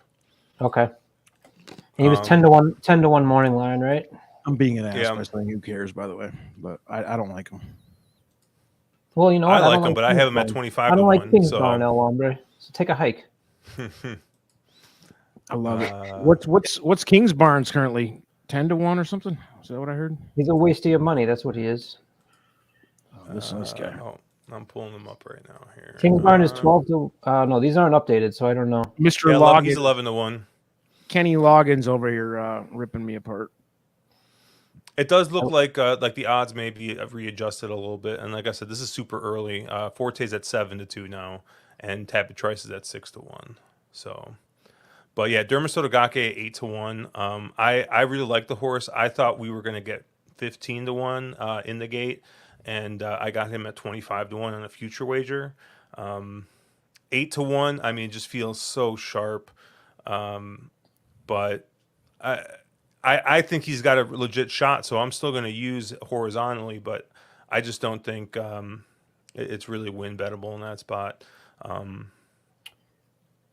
I don't know, with some of these scratches, Skinner was a real kind of horse that a lot of people were looking to bet, and I thought he was going to take a bit of money. I know I heard you guys talking smack about Practical Move. I actually really liked him. But was me. I was the biggest hater, I think. I think we were. You landed in the show with the two biggest Practical Move haters. I mean, the problem with Practical Move is that everyone saw those two races. The Fig came back nice, but everyone's like, oh, the horse just keeps getting perfect trips, and if it happens once, the horse got a perfect trip, but when it keeps on happening, like.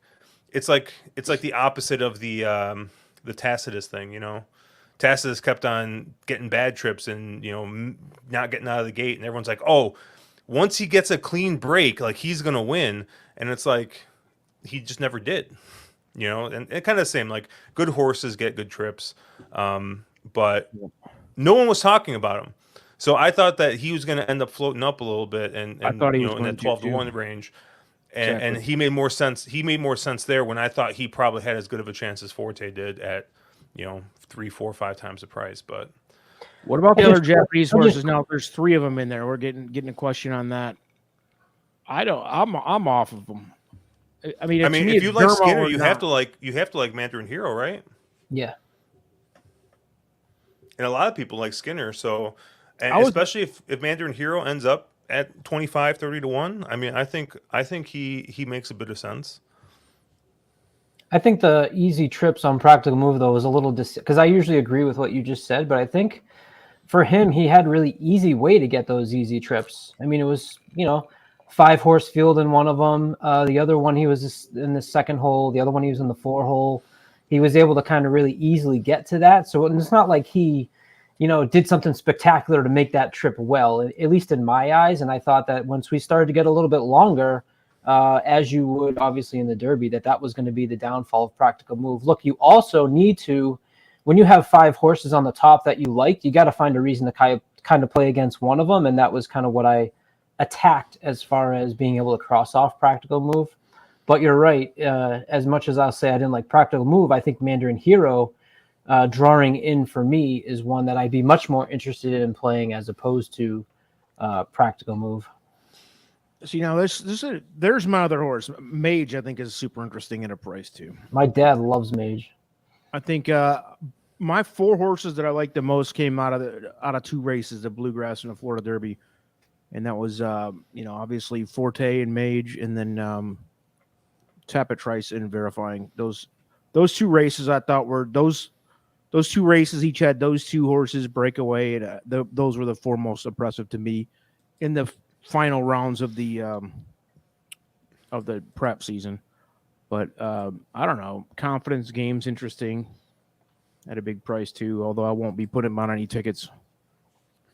Shotty did bring up. I said the 3 Japanese horses that continue ours out. I forgot about that. So there's only 2 now. So my bad on that. But yeah, Mandarin Hero. Yeah, I mean, you're right. If you like any horses that were involved in that race, you have to like him too, because he's right there. I mean, it's kind of like Verifying. If you like Tapit Trice, you have to like Verifying a little too. That's kind of where I'm at with those 2. And if you like gray horses, you made out too, because I think we got 4 grays in the Derby, right? Yeah. Tapit Trice, King Russell, Rocket Can. Shout out King Russell getting 90-1 probably.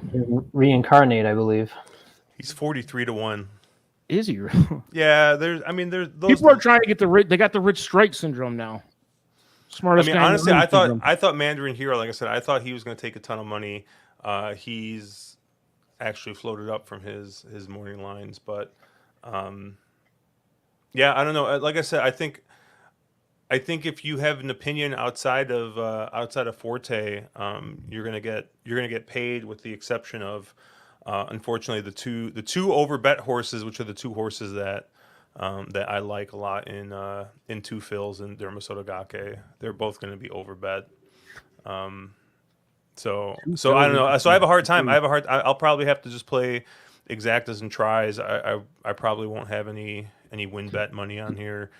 Like I said, Dermasogake at least have a future wager on, so I have a little bit of coverage there if he wins. But what do you have, Matt, future wise? 25-1. Nicely done. Do you like Angel of Empire, Josh? I do. I think of the short prices, he's the one I like the most. Where's he at right now, by the way? Because I think he's. Yeah, that's a tough thing, right? Like you get, you get right in the same range, man. Like I like Angel of Empire and Tapit Trice probably to win. If you put a gun to my head and force me to win bet, it's probably those 2. But at 6-1, and they're both going to be about that range, I think. That's the problem with our show here is El Hombre. We've all been on Angel of Empire, and that's why it's getting crushed. I laugh because I did a show with Andrew. I did a show with my co-host Andrew like 2-3 months ago, and we kind of went through the futures odds, right? And I was like, oh, I kind of like Angel of Empire at 56-1, and because he was 56-1 at Circa, and did I pick up the phone to get that bet in? No, I didn't. And now I'm getting standing 50... on that Angel of Empire mountain for a long time too, screaming from the top before any of the rest of us believed. And then, yeah, that last race, I think he turned all of us. I think he's the favorite to win. To be honest with you, I think he should be the favorite to win. How's that? I don't know about that. He just seems like the right horse, right? Like he just seems like he's going to be the second or third choice. I think he's got the right run style. I think he's improved, right? Where my biggest knock against Forte really is that, you haven't seen like the huge movement forward. He's just kind of keeps on running his race and keeps on winning, which is probably fine. He's running fast enough, but he's essential quality. Yeah, you just don't know if he's going to take the step forward, right? And if one of these other horses that are close to him take a step forward, then obviously they're going to be a little bit faster. So, or Epicenter. That's what he reminds me of. One of those two. Like he's done everything right. He's logical. He very much could win. But I mean, he doesn't seem like he's on the trajectory like a couple of the others do to me. Mr. King Barnes is back. What's up, man? I'm hearing Derby talk, and we're talking about a logical horse who's improving every single race. Oh, yes, here we go. like he summoned me. Get this guy out of here. Said Beetlejuice 3 times, and just also Mike scared. You said Kingsbarns 3 times. He couldn't stop. He had to come back on for that. Yeah, I had to come back on. I will say, in honor of Derby Day tomorrow and the horse in the very first race, Extra Añejo, I poured myself a little glass of Extra Añejo tequila.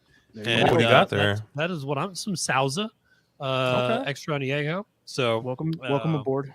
I've actually been to their facility down there. So you got coffee, Mike?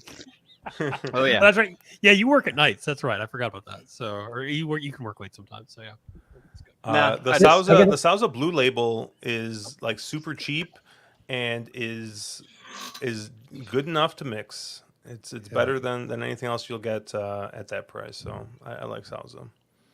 By the way, I will say Michael already getting quite a following at the Church of Kingsbarns by the Shoddy and the Jack.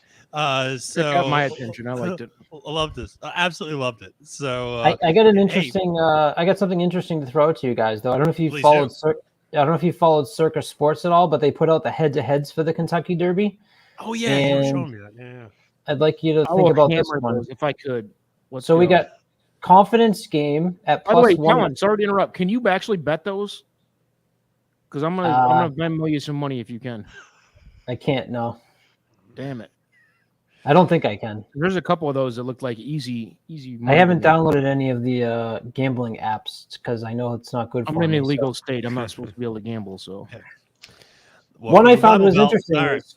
Confidence game at plus 105 versus 2 fills at minus 125. 2 fills. I'd still go 2 fills there. I think.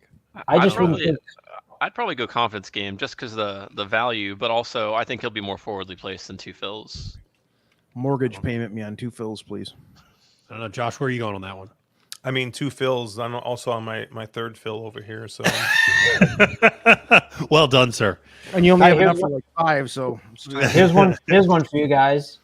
Angel of Empire minus 190 versus King Barnes 165. Well, I mean, Mike's going to the bank. I mean, he's taking out a second mortgage on his house. I mean, they're doing everything. Okay, you've got a horse who got a 94 buyer last out versus a horse who got a 95 buyer last out. They were both pretty evenly in hand. Like neither of them were really like being asked at the wire. King Barnes didn't even have to jog. Yeah, but one of them's going to be in the front, and one of them's going to be coming from the rear. I'm going to pick the one that's going to be coming from the front, who is posting similar speed figures. Angel of Empire, I think, for me, is the most overhyped horse that I just don't get the love for. Whoa. I mean, he's got. Have you met my friend Forte? But like on a speed Come figures on now, perspective, Forte has done nothing wrong, dude. You can't call him overhyped. On a speed figures perspective, not valuable to bet, but you can't call him overhyped. He hasn't done anything. Like, let's look at like his buyers aren't impressive. He's lost this year. And what about his Brisnet? Let's take a look at his Brisnet. Talking about Angel of Empire, Forte. Angel of Empire, yeah. Okay. Angel of Empire's run a 101, which is in the middle. But if you want to talk about a horse that's got a big Briz figure, have you met my friend 2 Fills? He's got a very impressive Briz figure. Yeah, and if it was running on synthetic, that would be great. I would love if they started running the Derby on synthetic. I would love that. That would be fantastic. That would be really funny. Kentucky Downs. So, Colin, who else do you have in head-to-heads there? I mean, were those the 2 that you were looking at, or I didn't know if there was anybody else that you were looking at head-to-heads there? Well, I'm not bringing up any more with Kingsbarn, so let me. No, are you kidding me? It spiked in the chat. Everybody's getting excited about Kingsbarns now. Kingsbarns, baby. Here we go. Here's another good one. It's confidence game again at plus 105 versus Mage at minus 125. Ooh, minus 125. Confidence game against me. I'll take me. Oh, stop it. Over under 18th. Please let me bet that one. Yeah. I want to see that one. Confidence game over under 18th place. El Hombre minus, El Hombre plus 27,000. Confidence game minus, all of it. So it was an average athlete once upon a time. Once upon a time. We all were something once upon a time. We aren't now. We aren't running against who we were 20 years ago. I got one more good one. This will be a good conversation starter. All right. Sun Thunder plus 105. I can't even say it with a straight face. Versus Rocket Can minus 125. Oh, Rocket Can. I'll take that to the hoop. Now we're talking. We're talking like the 15th place winner versus the 16th place winner. Now, which one quit running first? This is a real handicapping now. I'm gonna go with Sun Thunder on that because I think he's a late runner and Rocket Can's not. So I think Sun Thunder's gonna be coming with that late run, passing tired horses at the end. Rocket Can's gonna be one of those struggling to mid-pack horses. I just need Rocket Can to make it in the gate. I don't care what happens because I have a bourbon bet with my co-host Caleb. He said, and I quote, "No horse from the Holy Bull is going to make the Kentucky Derby gate."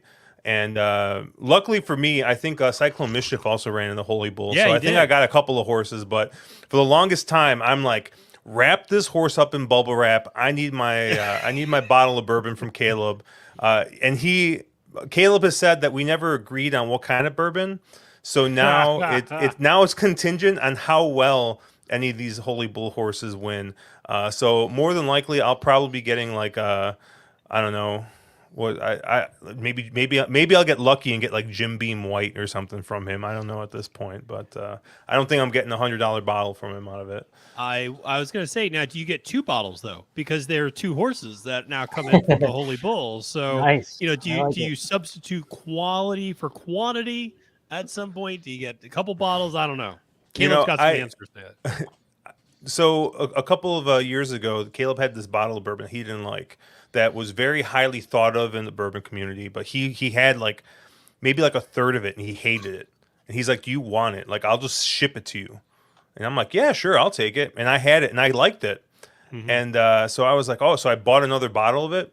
The second bottle I bought of it was absolutely horrid. So it's like he cursed my palate by sending me this free bottle of bourbon, and I wasted $60 on this other bottle. And every time, like, I would be like, I'm trying to force this one down. He's like, that's the worst bourbon I've ever had.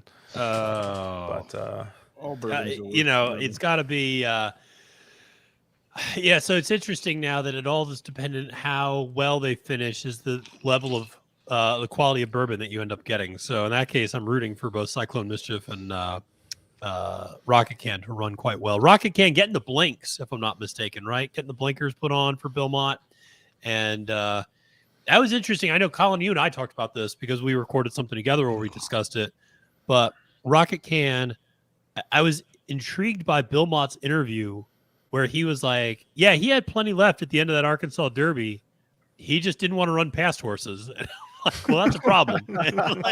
And you love to hear it. Yeah, that's the problem when there's 20 of them in the race, right? Or 19 or whatever we're at now. So we're hoping that we're hoping that the blinkers kind of solve that problem. But I was like, that's going to be a big if they're going into the biggest race of the horse's career. But I mean, he's got talent, but he's just I don't know. So because he really backed up. Like, he won that Holy Bull and. Everyone was like, "Oh, like there's nothing in that race," but he backed that race up. I think running second to Forte. Yeah. And I thought he was. I really thought he was going to run well in that Arkansas Derby, and he just, like you said, he kind of just came up empty. He passed one horse in that entire race. So. Yep. And that's not great. We are quickly approaching.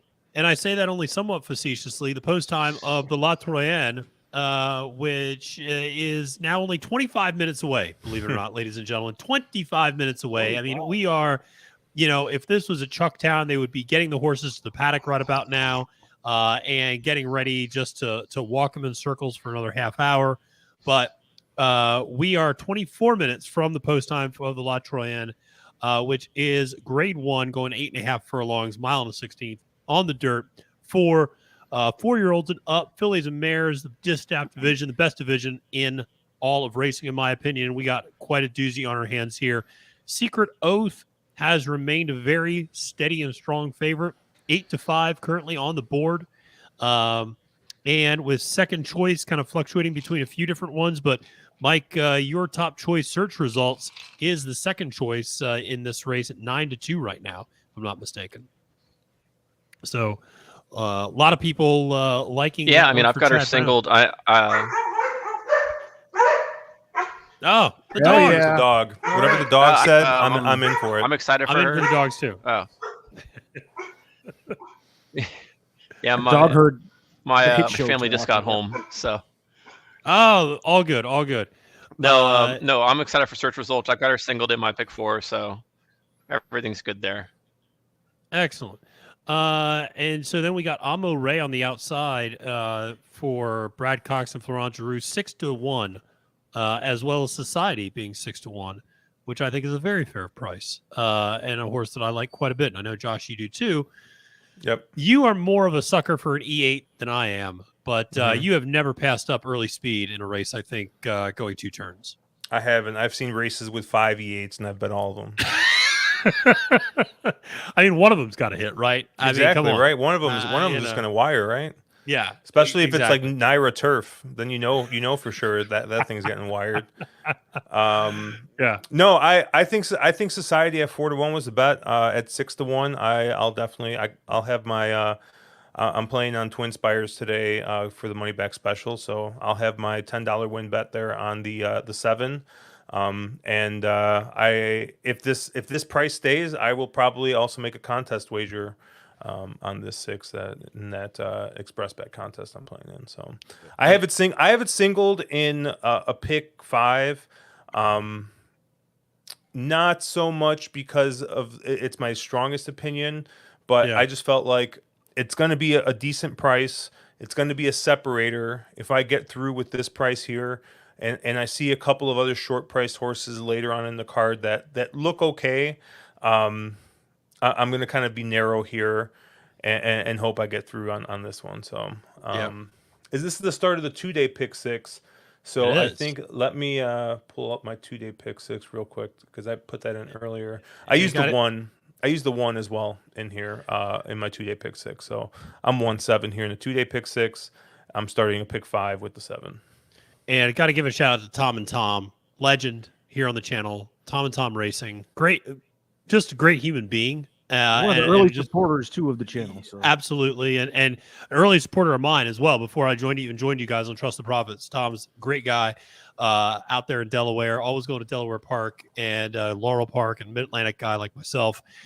And reminder that we saw Society together back at Philadelphia Park at Parks on Pennsylvania Derby Day, where Society won the Grade 1 Cotillion. And I mean, that does kind of shade my impression of this race a little bit, because I saw you can't watch that race and not just be overwhelmed with Society, because on her best day, my God, she was so much better than everybody else in that race, including Secret Oath. And, Secret Oath, granted, you could say that was toward the end of a long campaign for her. And D. Wayne had run her a lot. Note, D. Wayne's bringing her back on 3 weeks rest. Because that's what he is wont to do. But it is, Society, she's got that blazing speed.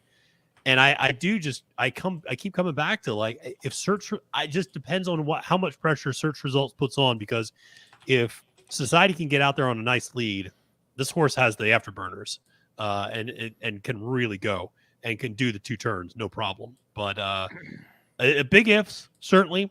And coming off, second back from a layoff, I actually liked the leg stretcher in the Grade 1 Madison. I didn't think she was necessarily going to win that race, but I'm glad she had it under her belt, knocks the rust off from a long layoff. But El Hombre, I know you're on. You're spreading wide on this one.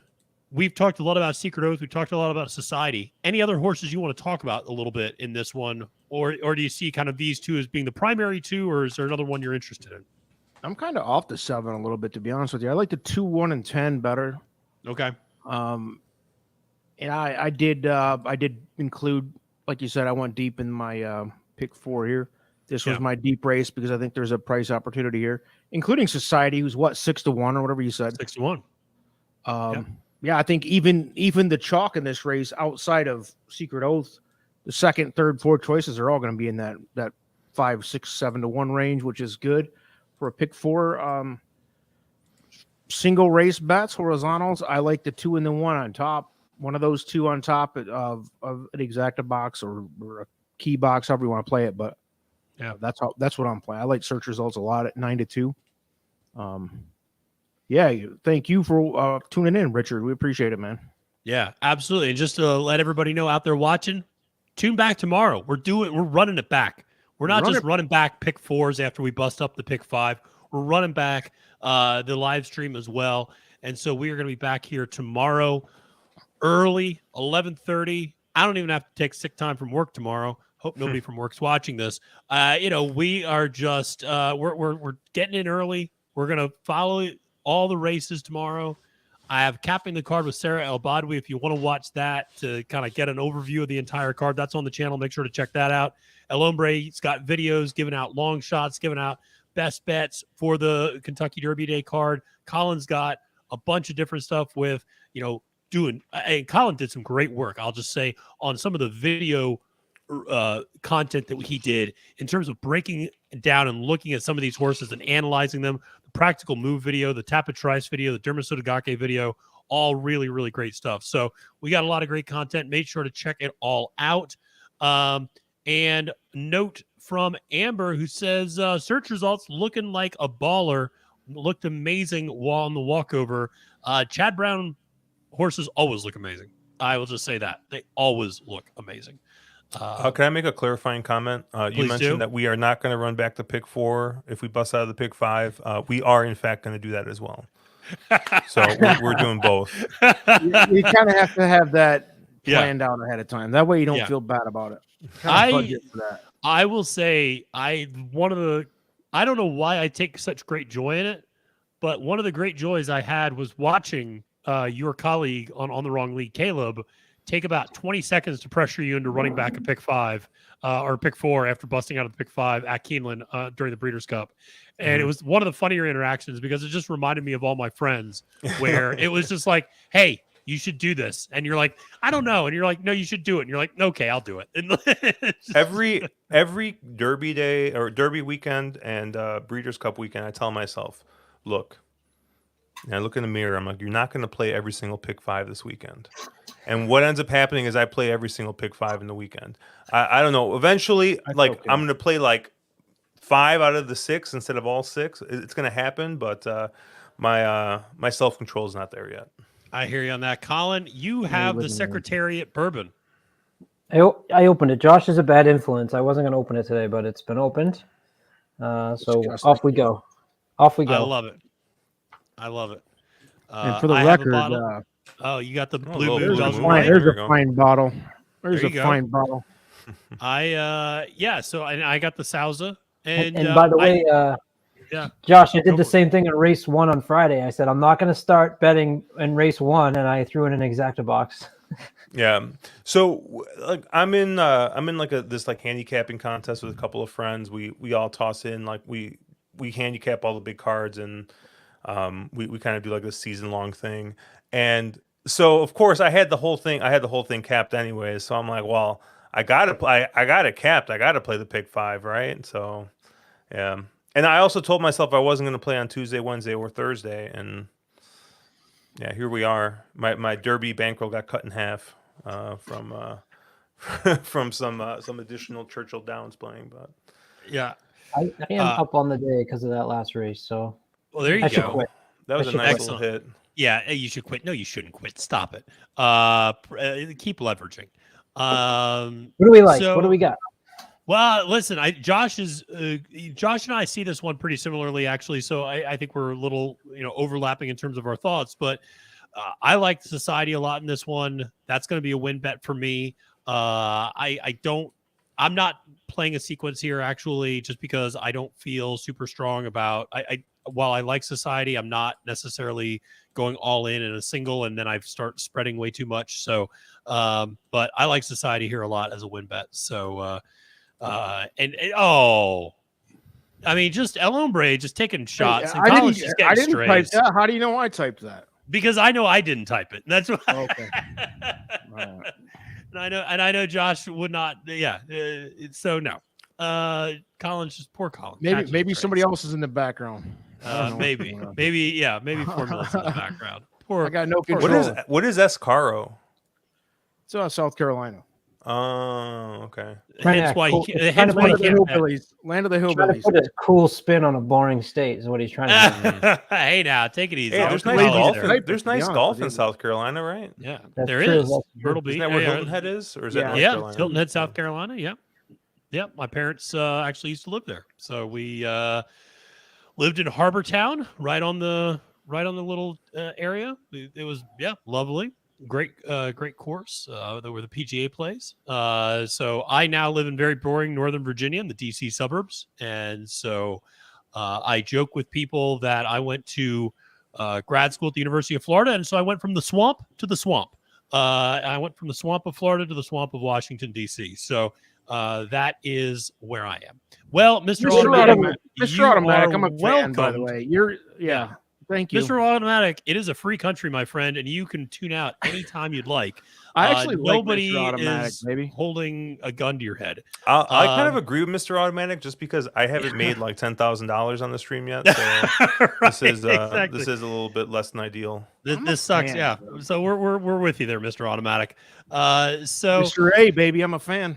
Yeah, but I hear you, Mr. Automatic. Though I hear you on the search. The lack of live racing is just killing us. And I hear you on that, man. It is 12 minutes to post now. 12 minutes to post, my friend. So we. I got a question on this race. I want some feedback on this race from you guys, because we talked about Secret Oath racing 20 days ago, right? Yeah. Basically, every other horse in this race is coming off a fairly long layoff, other than Society, who El Hombre likes. And no, El Hombre does not like. Josh and I like Society. Mm-hmm. Yeah. Fadezilla. Oh, I thought he liked Society. No. But you guys noticed that? You guys noticed that Mike came back right after Mr. Automatic timed in. I'm just saying. Is Mike Mr. Automatic? Coincidence. I don't know. I don't know who this is. I don't know who that is. I don't know. He's saying that this sucks. Fun chat so fun chat. Big fan. Exactly. Big fan of the show. Yeah. But anyway, Colin, continue. Now forget it. I like the easy give up there. That was great. Never mind. Completely giving up. Never mind. I'm just curious. You have a lot of horses in this race that are coming in playoffs. Yeah. Tom's recommendation here. Yeah, Tom's trying to get us banned from YouTube because we're just attracted to completely different type of clientele here. I'm open to it. If El Hombre starts talking about serial killers, we don't need that yet. I mean, maybe after I finish this glass, maybe we can start talking about it. So I'll be honest. I think with just looking at the board here, we're 10 minutes out, and the amount of money Secret Oath is taking, really, I think is opening up a lot of the tote board. I think the one at 8-1 is just absolutely nuts.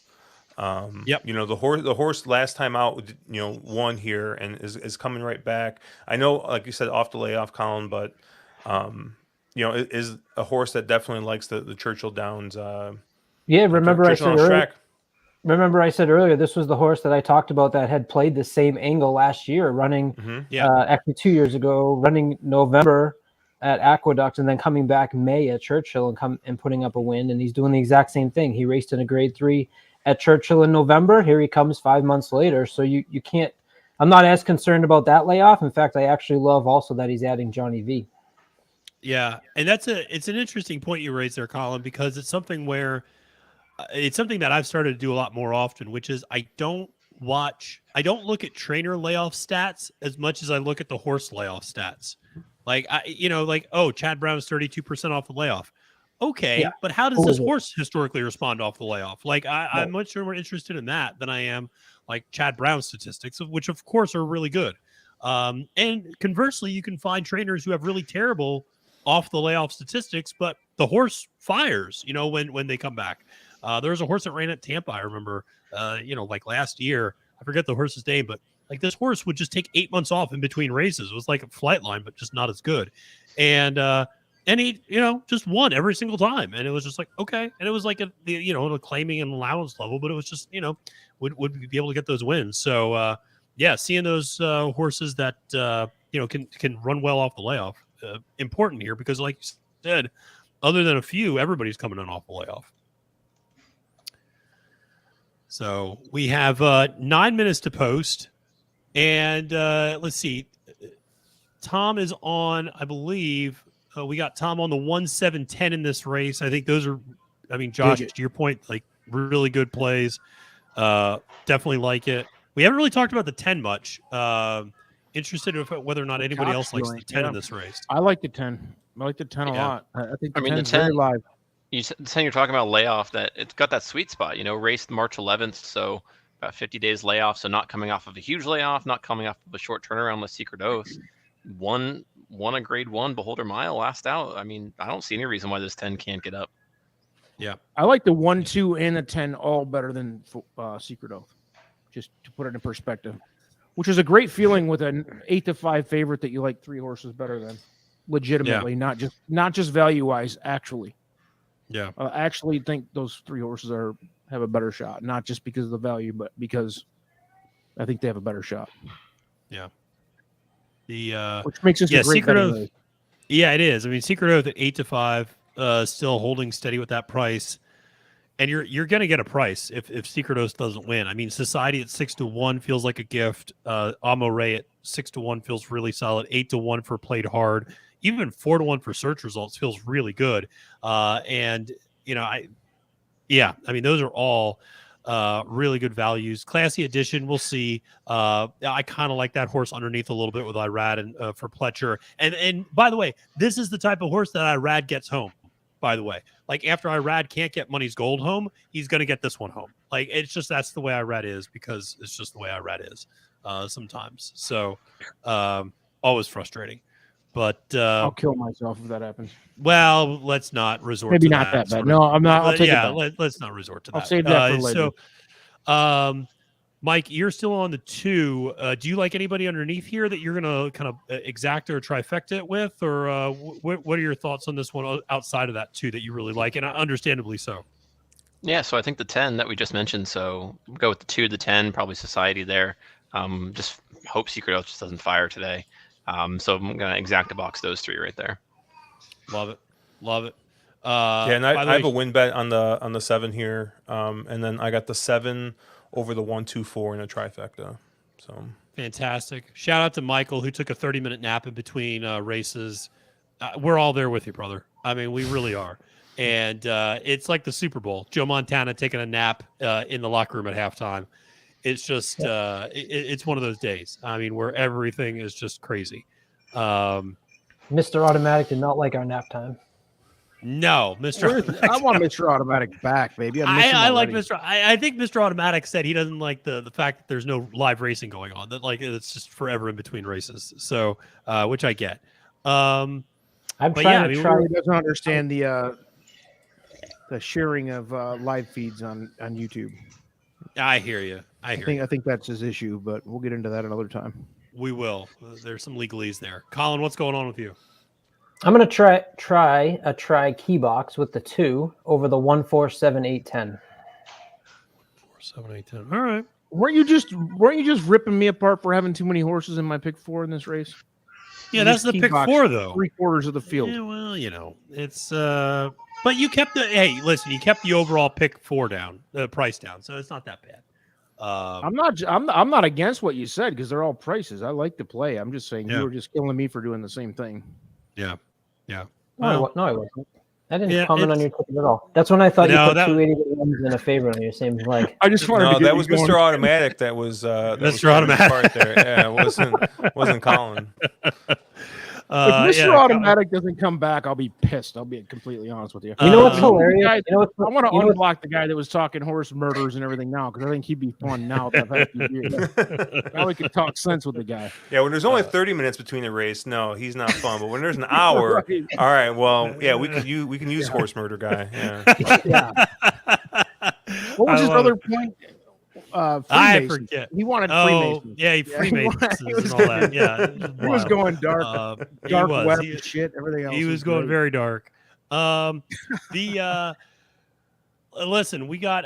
By the way, we got to ask Mike a question here, and I know Mike's on mute right now, but we got to ask him a question because it's been blowing up in the chat a little bit. Mike, what type of dogs do you have? Because people want to see the dogs. There's been a call for the dogs. And dogs going on, which is great. Yeah. I have got a chocolate lab and an Australian cattle dog, and then there's also a little hound dog here today that my aunt brought over. So, and then my kids just got home with my in-laws and my family. So it's crowded house here. All right. Camera didn't happen. Well, at some point, the dogs are going to have to get on the camera, just because the people demand it. The people demand it. Hold on, I can get the big lab over here. I love it. All right, this is the sort of content everybody's asking heavy. For. Come on. This is what the people demand. Okay, here we go. Yeah. No, okay. All right, people demand more. All right, here it is. Man of the people. Okay. There he is. Hey, buddy. Yeah. What's his name? There we go. This is Bean. Oh, hey, Bean. Got the gray beard going. I love it. Bean. Love this, old man Bean. Hey, buddy. This is the sort of, I mean, we just had, if we just had dogs on the camera the whole time, we'd probably get more viewers on the live stream. But this is, now you're hearing from them. Love it. So how old is Bean? Oh, he's 9. Oh, good old fella. Oh, he's got a lot of years left in him. Oh, he does. Yeah. He still does. I got one that's 17 downstairs. I'll bring her up in a little bit. She's hysterical. By the way, I've never seen, and this, I know this is content we're all looking for 3 minutes out from a grade 1 race, but she, absolutely. When she takes a dump, dear Lord, she could beat Flightline. I mean, when she takes a dump, we and want just pictures sprints, of that, or it didn't happen. I mean, she can just sprint. I mean, she would dust Jackie's Warrior at the Breeders' Cup. But then again, everybody dusts Jackie's Warrior at the Breeders' Cup. But I've never lost that is, money on a horse. We're just catching some bullets here. This is what happens when I start drinking the tequila. So we got 2 minutes to post here at the La Troienne. Secret Oath now 3-2. And second choice search results at 4-1. So Society taking some love from Richard. We got some people loving on Society. You got Tom and Tom's on them. I think Matt was on them. The Parks contingent showing up. Hell yeah. I mean, listen, the Parks might be a shady place, and there's some shadiness that I told you guys about the other night, but there's you guys still got to love Parks. So we got 2 minutes to the La Troienne, and it's going to be exciting. Listen, if Secret Oath wins this, let's just talk about this for a second. If Secret Oath wins this, I mean, that's a huge win for her, and especially considering where is Nest? I mean, Nest is not anywhere to be found. So, I mean, I know she's working out, but, I don't know where she is. And, really does put then Secret Oath and Clairiere at the very top of this division, which I know they already are, but it would just kind of heighten some potential rivalries for this summer at Saratoga. So curious to what Mr. Automatic is on for this one. I don't know. I just hate that Matthew brought up Secret Oath winning this when I think none of us are on Secret Oath. So not one person. I think he's just bringing some bad vibes right now. That guy. I think we want Mr. Automatic back. Yeah. Get Mr. Automatic back. Indeed. Let's get Matt off the booze. Yeah, no, this is what happens. Yeah, when I start drinking a little bit, I start just bringing up nonsensical non sequiturs. You're right. Here's a little flashback from the past. Just to remind us all. Are you betting? Yes. Old comment. That's an old comment. We are kicking it back about 20 minutes. We miss you. We miss you, Mr. Automatic. If you could please just check back in. Tell us you're okay. Let's see.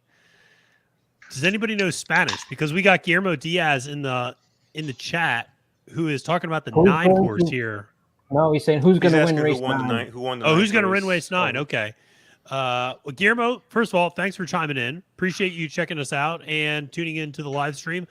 I know Josh and I are on the 7. Colin, you're on the what? The Search 2? result, the 2, Guillermo. All right, so it's 7 baby. and 2. That's where we all are. All right, Basically, it's team society, team search results. That's what all it right, is. we're loading. We're loading right now. We are Load indeed. them up, bro. We are indeed. Michael, thank you for holding this all together. We are we are loading. I appreciate that. Michael's house is exploding around him, and he's the one keeping it together. I know. I just cracked Michael's my the first one, drink, so I'm ready to go. Yeah, Michael's not drinking. Welcome so this is how aboard, it is. baby. Here we go. We're out of the gate. Right. And they're out the gate. Clean break. Yep, Here we clean go. break. And Search results to the even front. beginning search results, but also the 2 Society. and the 1 are getting up there as well. So it is going to be played hard society and search results that are going out race. up front.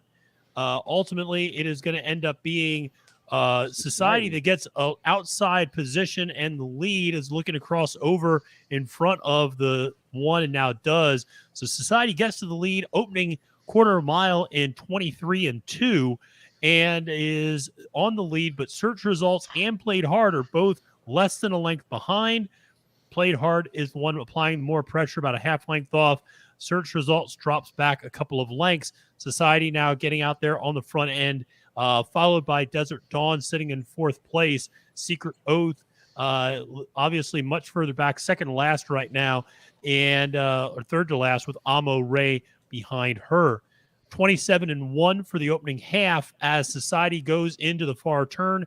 Played hard, draws up, and continues to stay about a half length off of her flank, and now pulls up right beside her as they go around the third turn. Society looks absolutely cooked potentially coming into the home stretch, but has saved a lot of ground and that inside trip.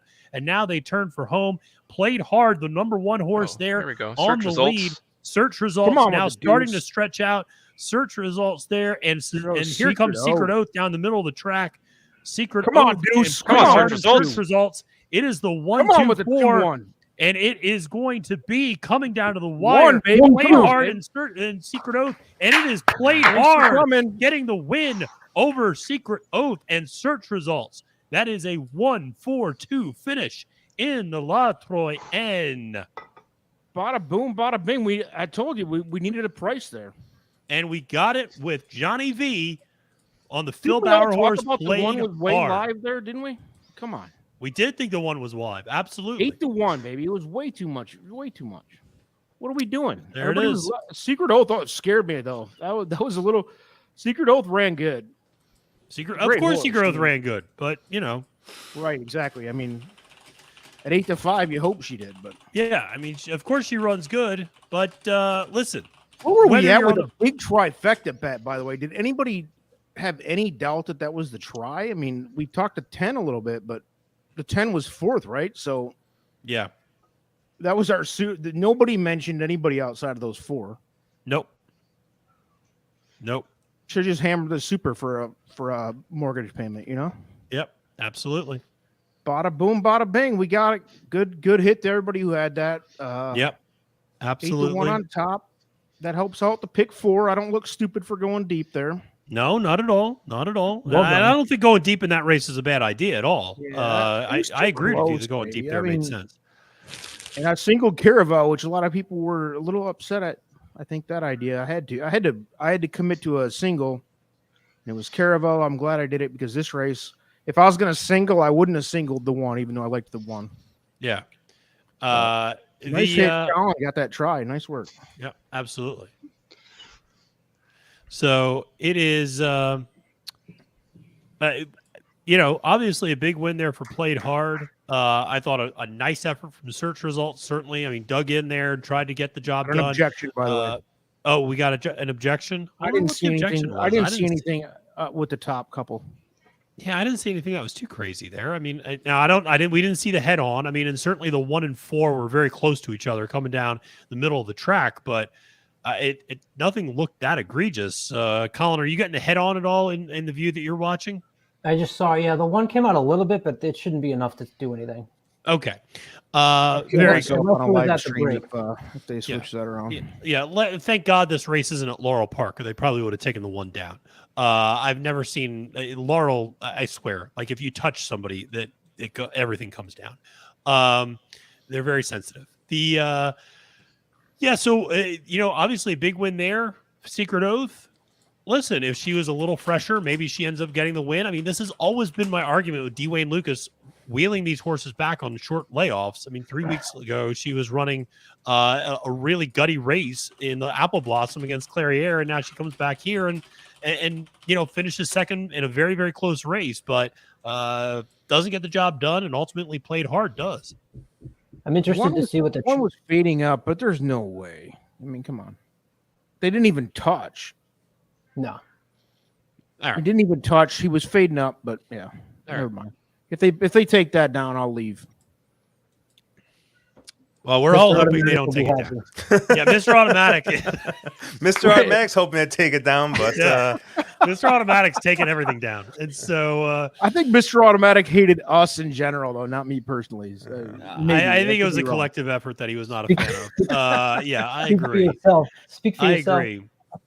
Mr. Automatic is Colin, maybe. I don't know. But under another alias. But the last there we try go. The last try paid $100 with Caravel on top, so I'm interested to see how this one does. Yeah, should be nice. We had a 8-1 on top of 8-5 on top of Search was what 4-1. 4-1. Yeah, sexy. It should be sexy for you, babe. Yeah, no, it should be. It should be nice. So we got one home there. Fantastic. I mean, listen, the horses we all talked about all ran the way they did. I mean, Search results, or Society, I should say. Listen, whenever they get pressed like that, I get worried. I mean, Society and the Cotillion was able to get out and open up by multiple lengths early and wasn't able to do that here. And so get pressured and you're going to fade late. And so I think that's one of the things just to keep an mind about with Society moving forward. So the objection is 4 versus the 1. I mean, this looks pretty bad from the head on.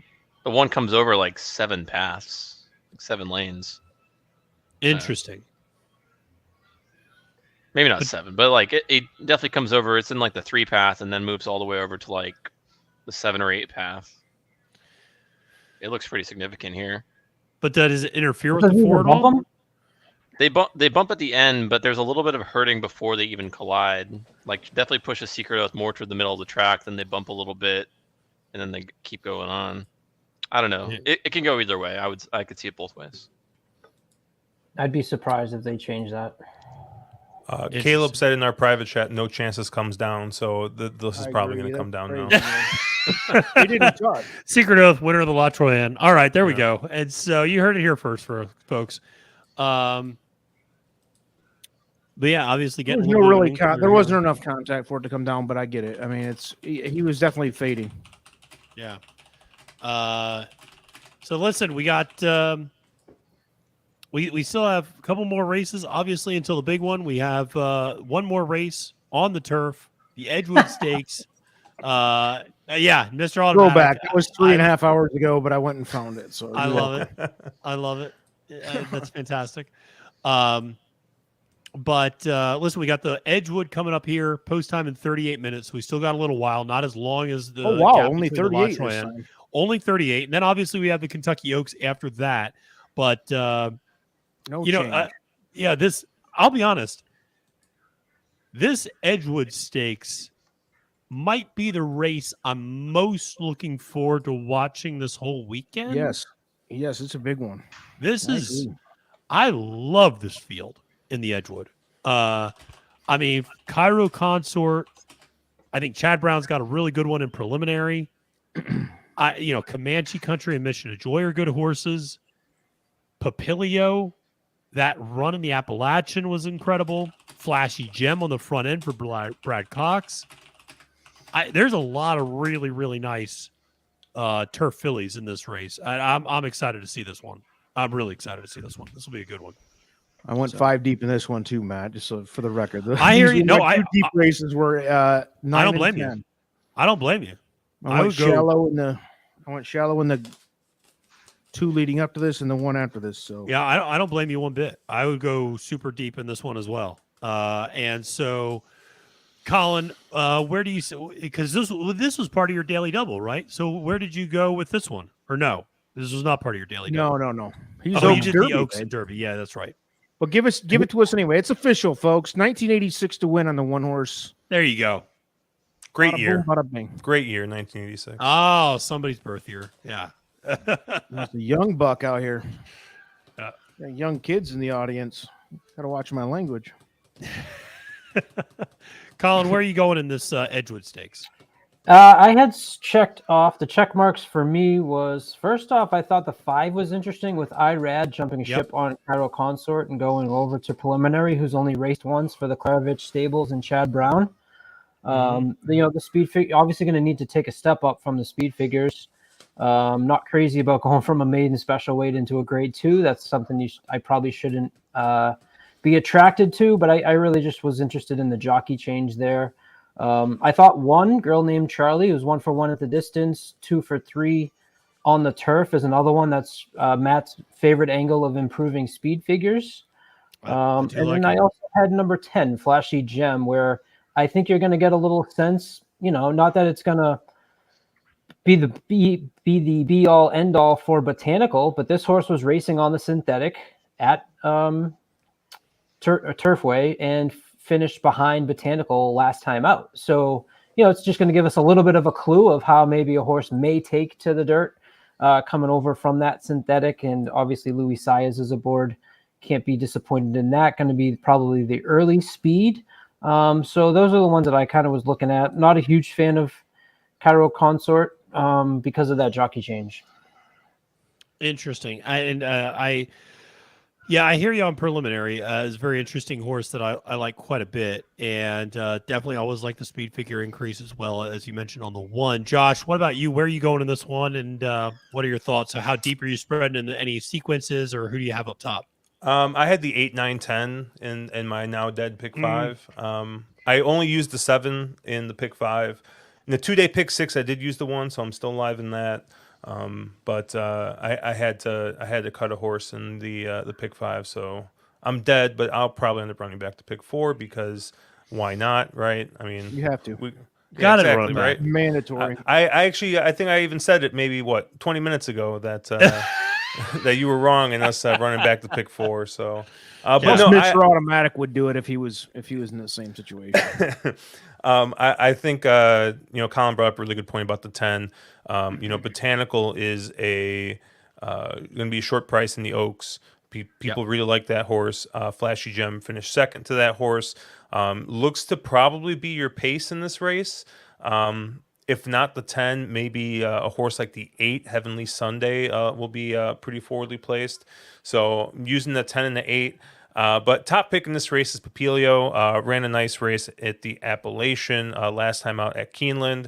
Is going a half furlong further here, but I don't know. I think the 9's probably your most likely winner in this spot. But I'll be using the 8 and the 10 as well. Let me just say something, Josh. I can tell you're from the Midwest because it's Appalachian, not Appalachian. Just pronunciation check. As somebody who lived in North Carolina for 8 years and got corrected by Southerners all the time. Same here. About how to say that. And now it's Appalachian down here. Yep. Yeah, exactly. They are the way they are.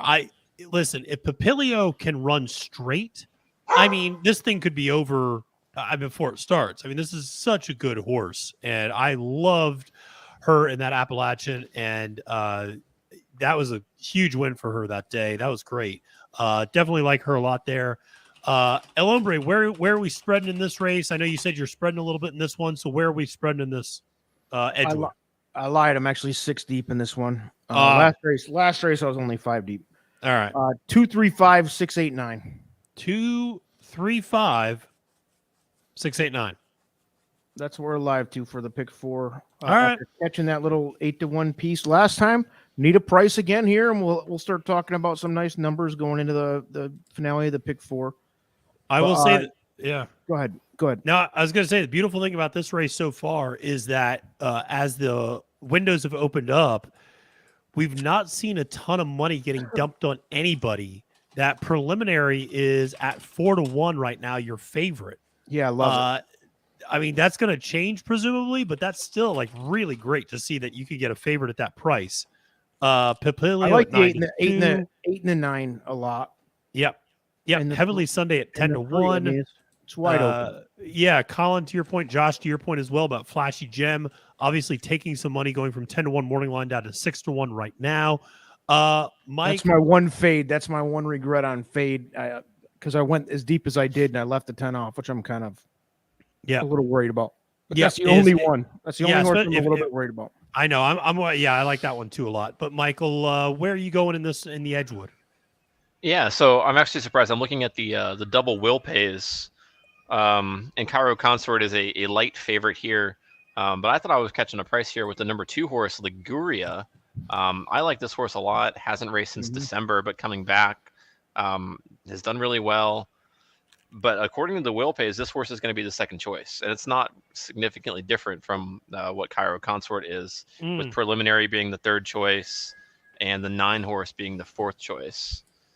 But based on the current odds, Liguria is 13-1 in the win pool, but the doubles pool, she's second choice. So it's kind of weird there. I don't know if there's going to be a lot of money coming in on her at the end, or maybe the win pool is just significant value there.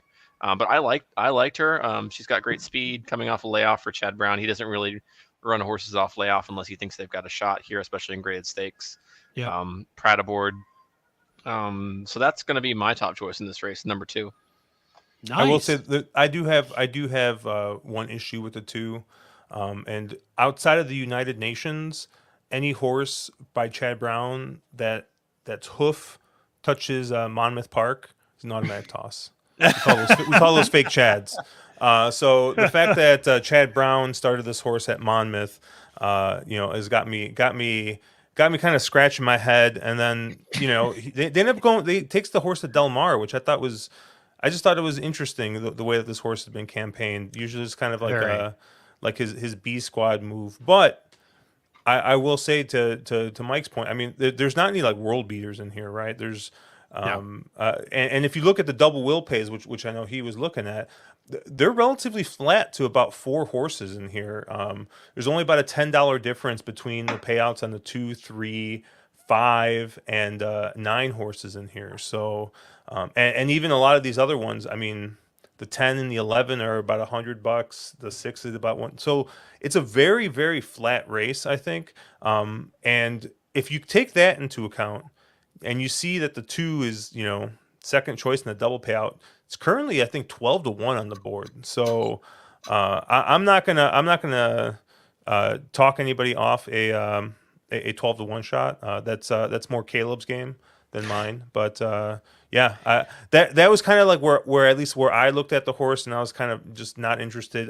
Kind of a weird campaign. I mean, did win those races, but probably should also win those races. I don't know. It was just kind of my thinking, at least on not using the horse like the 2. Josh, I'm interested. Do you remember? Did Bleecker Street debut up at Monmouth as well? Because I feel like that was a Chad Brown horse that also a lot of people talked about, like had an unusual campaign. Where a lot of people thought, Bleecker Street's this horse that like went to Monmouth and then Tampa and like was never really like one of Chad Brown's best, but just kept winning all these stakes races. Yes, that was also one. Actually, even funnier. Went to Monmouth, won a race there. Then he shipped it to the Meadowlands. That's right. For that short turf meet that they have there and won there. And then went to Tampa Bay. Which, like I said, like that's just kind of, I don't know. That's kind of where Chad seems to send his B-type horses, Right. And then came and won the Modesty, won the New York Stakes, and then was third in the Diana last year. So but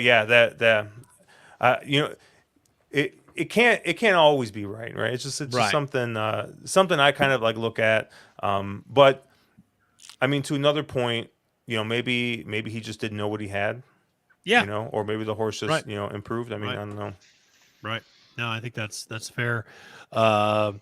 So, yeah, I mean, this one, listen, I think it feels pretty wide open. I know we got some people in the chat. I know Richard pointing out the trip that Papilio had last time out where he looked like he was engaged in a 12-round boxing fight with Javier Castellano aboard. And that was, I mean, I know a lot of people thought there should have been an objection and potentially disqualification in that race because Papilio was really all over the place coming down the stretch in that race. And even Cassie said afterwards that the horse needs to learn how to run straight. So, in against better competition, certainly a question mark there.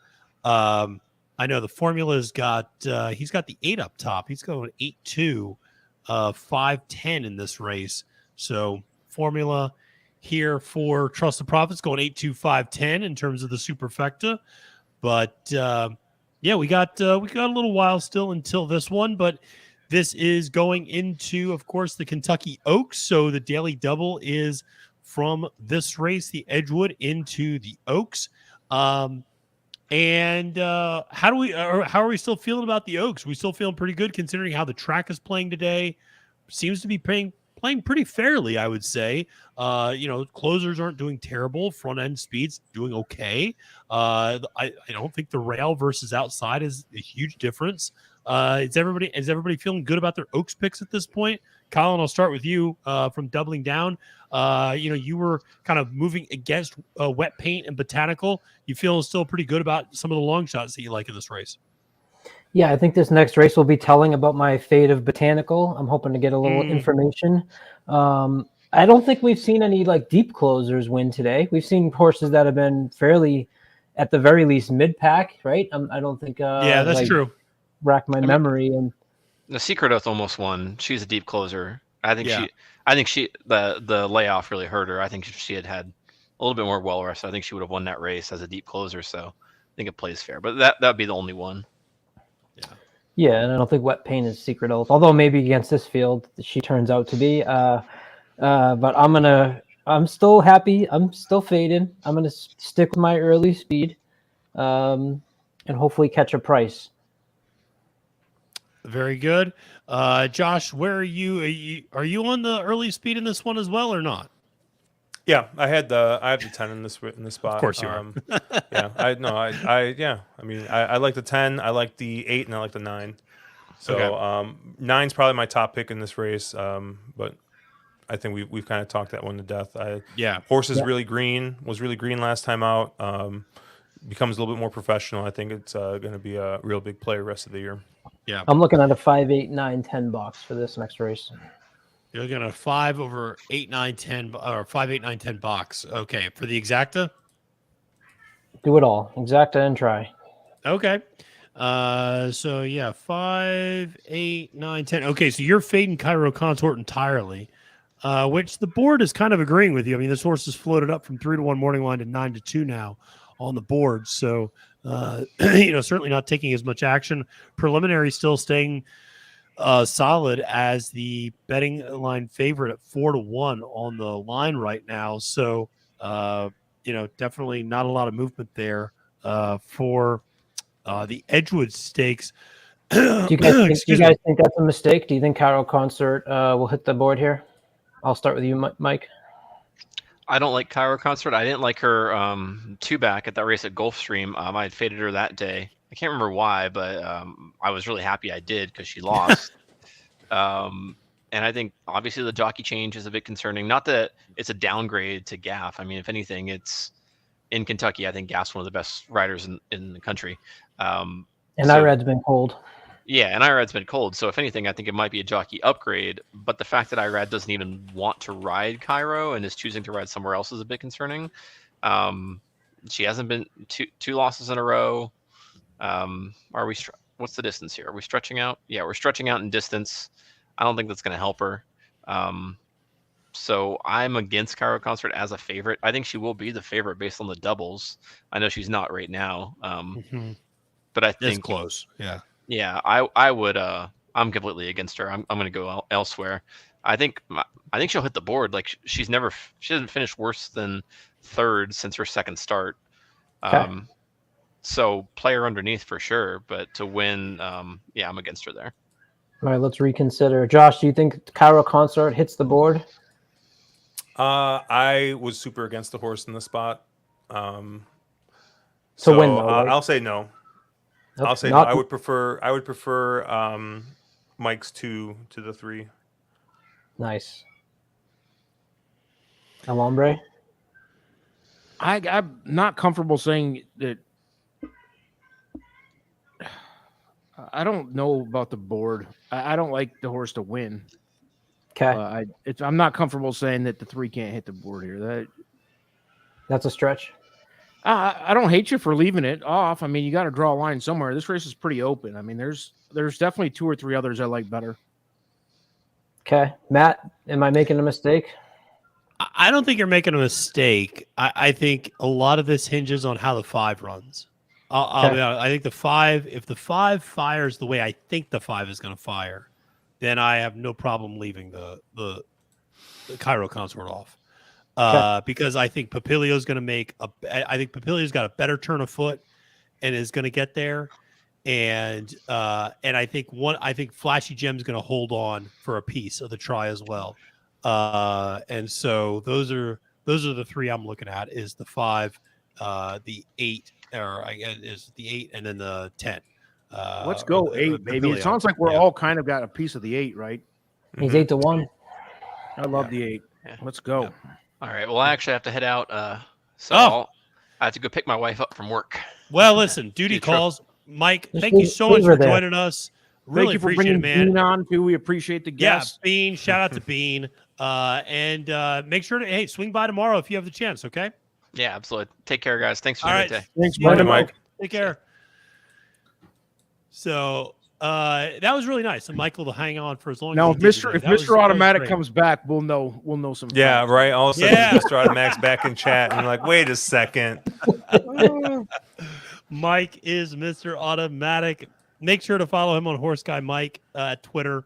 Michael Pellerin, really nice guy, and is doing some more stuff for us here at Trust the Prophet. So always appreciate that. Josh, how are you feeling about this live stream you're going to do later tonight? Like, as in, am I going to make it with the amount of alcohol I've consumed already? I've slowed down a little bit, right? I'm still I'm still nursing number 3, but I'll be all right. No, it's going to be fun. Run a quick one. I hope somebody makes some money. He's more worried so about his wife coming positive to home and talk not about. having any margaritas.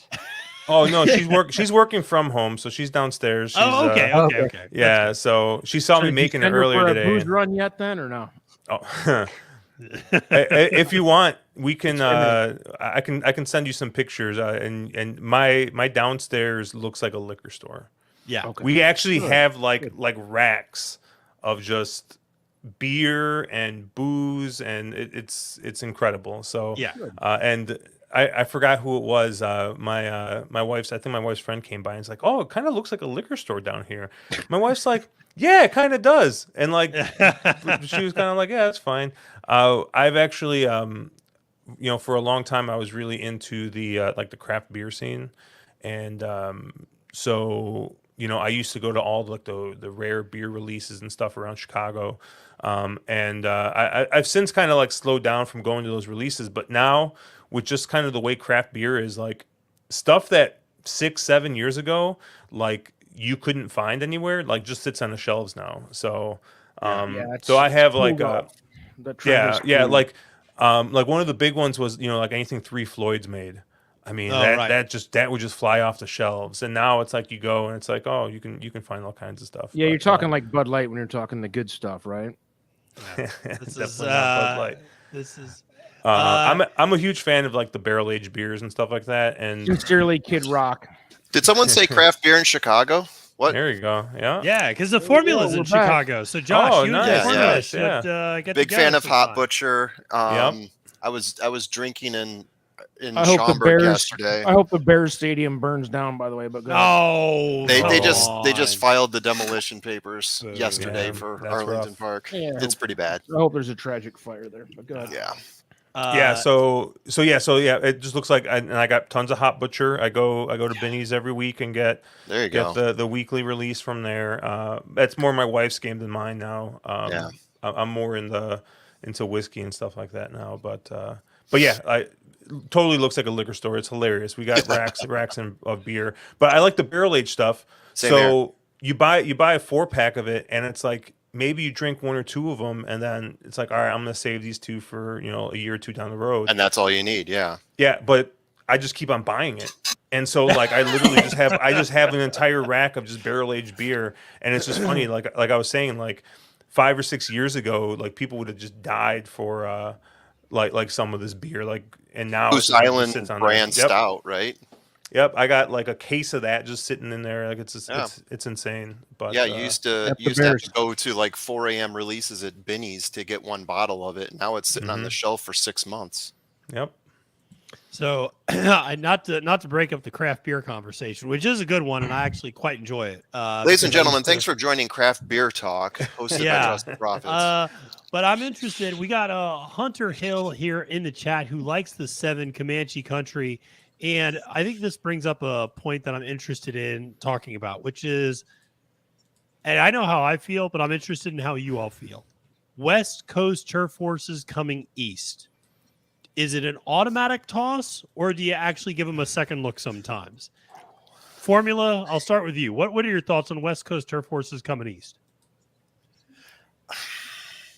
I don't have strong thoughts on it, but it does ring some bells, and it's not something I usually look at. I usually just cap the horse straight as it is. I look at pure numbers. Right. But when I do dig a little bit deeper, sometimes, especially lately, I will look to see if it's a local horse versus one that's been shipping.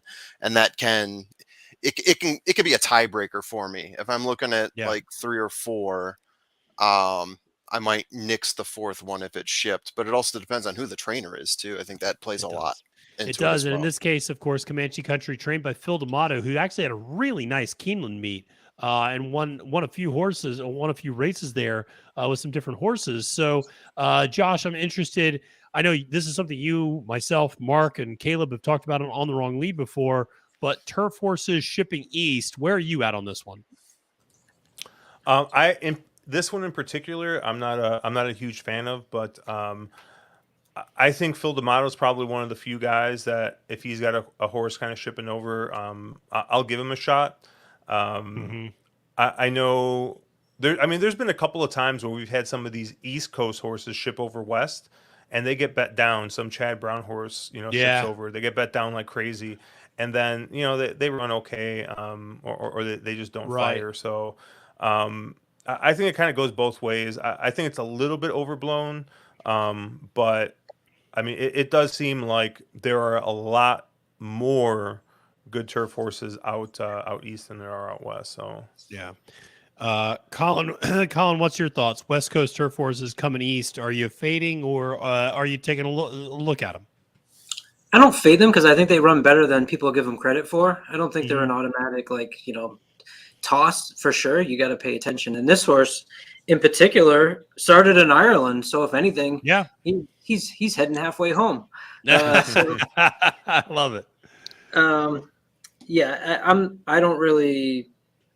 don't toss because they're coming west to east at all.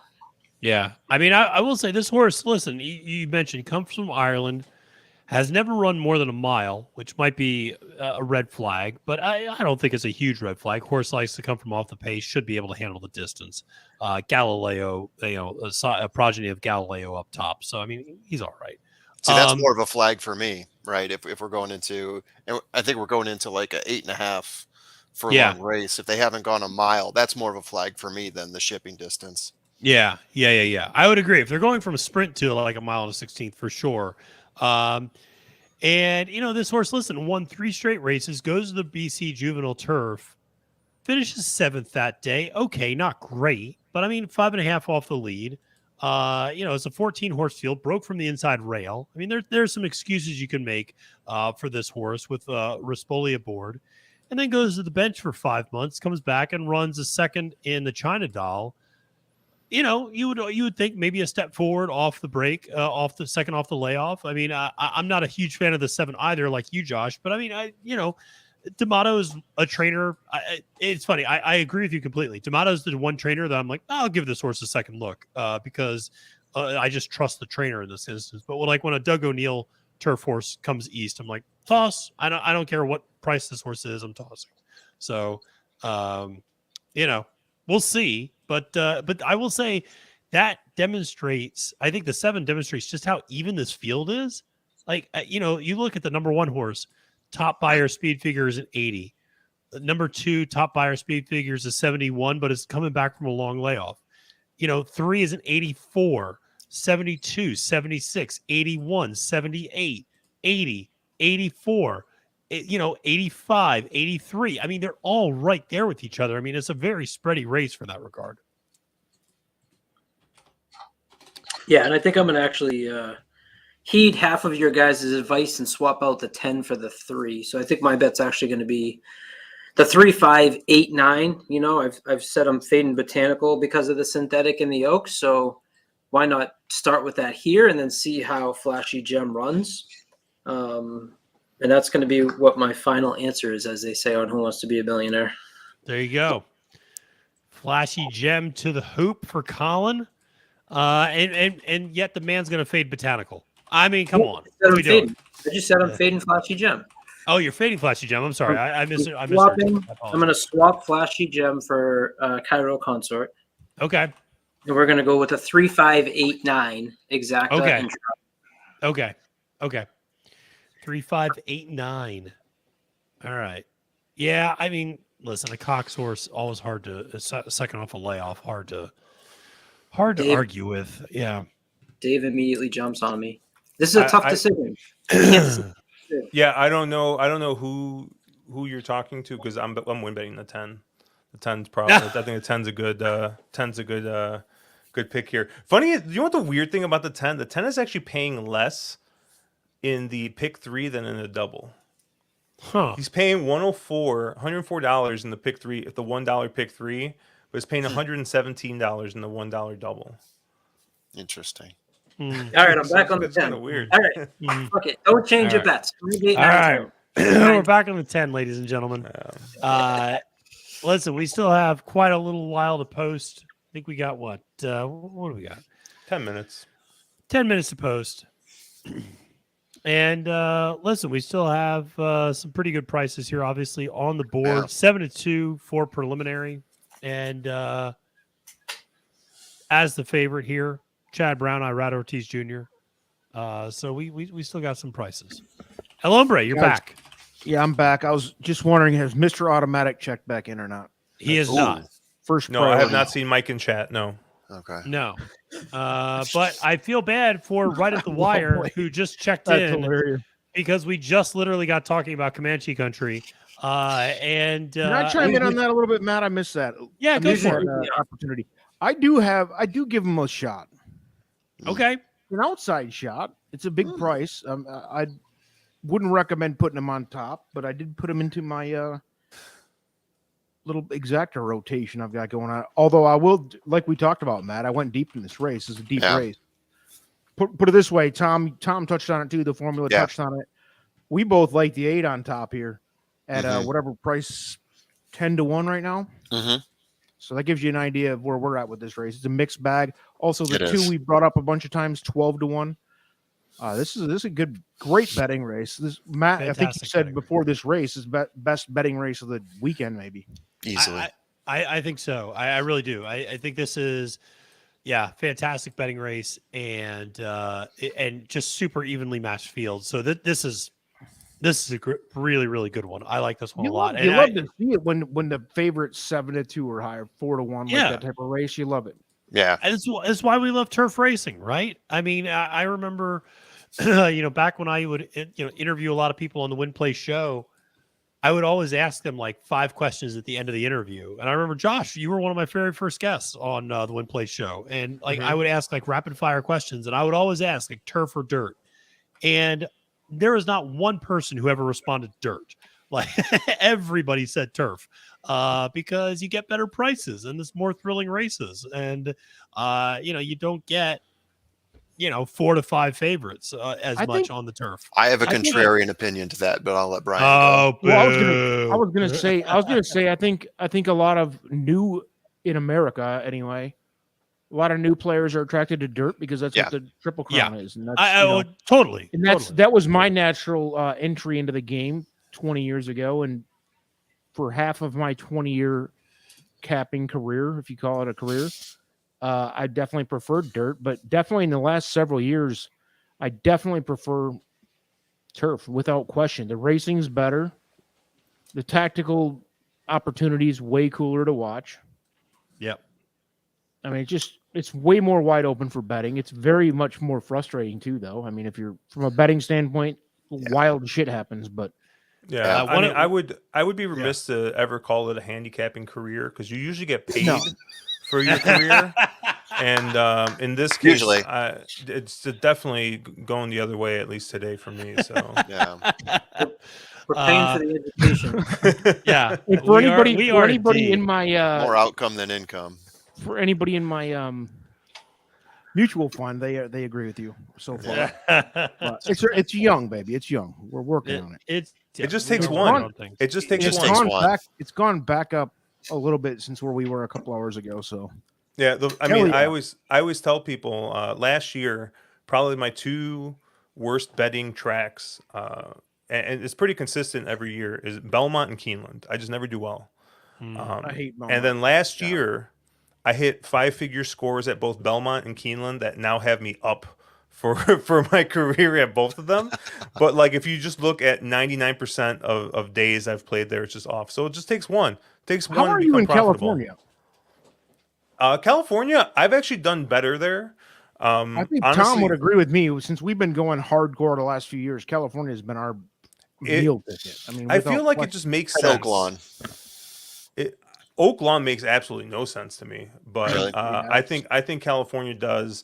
California makes a lot of sense. Yeah, I think pace wise, and I think it might just be the jockey colony tends to ride more towards the way the horses naturally want to go, as opposed to, we always call it the Naira Special, right? You look at a turf race, you see 2 or 3 speed horses, and what ends up happening is Luis Saez is loose on the lead, going 50 to the half in the 1 mile race, and you're like, what just happened?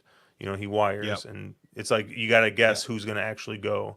I feel like on the West they're more aggressive naturally, so I think you just get a little bit better of a idea of what the pace is going to do out there. So I will never forget the one time they were calling, I forget which race it was, but they were calling a stakes turf race out there, and at the half mile they were going like 48-1, and they go 48-1. They're really crawling up front.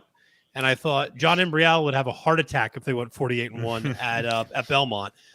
Sweet Jesus, nobody's ever cracked 48 at that track before in my life, and so it is maybe in Italian, but that's about it.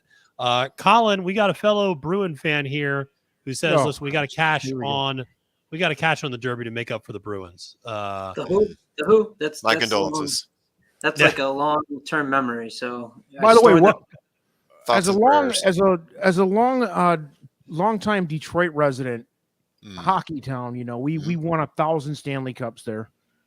I don't even like hockey, but I'm going to tell you this: you can dominate the regular season like nothing else in that sport, and it means nothing going into the playoffs. More so than any sport. Congrats for your learning curve on that. But we saw the Red Wings win so many dominant seasons, then go on and lose to a shithole in the playoffs just because you got a hot goalie or whatever it is in hockey. I mean, I'm not telling you anything you don't already know, but that's I mean, same thing happened the last time they won the President's Cup. They got bounced. It's the hardest trophy to win.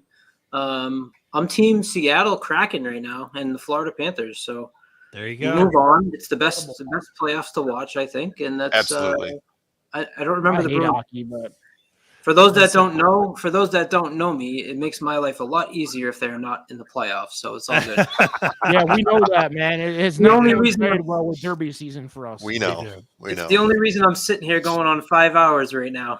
Exactly. So, well, listen, we're 2 minutes or 3 minutes to post, but this is a question I want us to come back to before the Kentucky Oaks, which is Brett's question about. He's new to handicapping and asking like which stats do we pay attention to?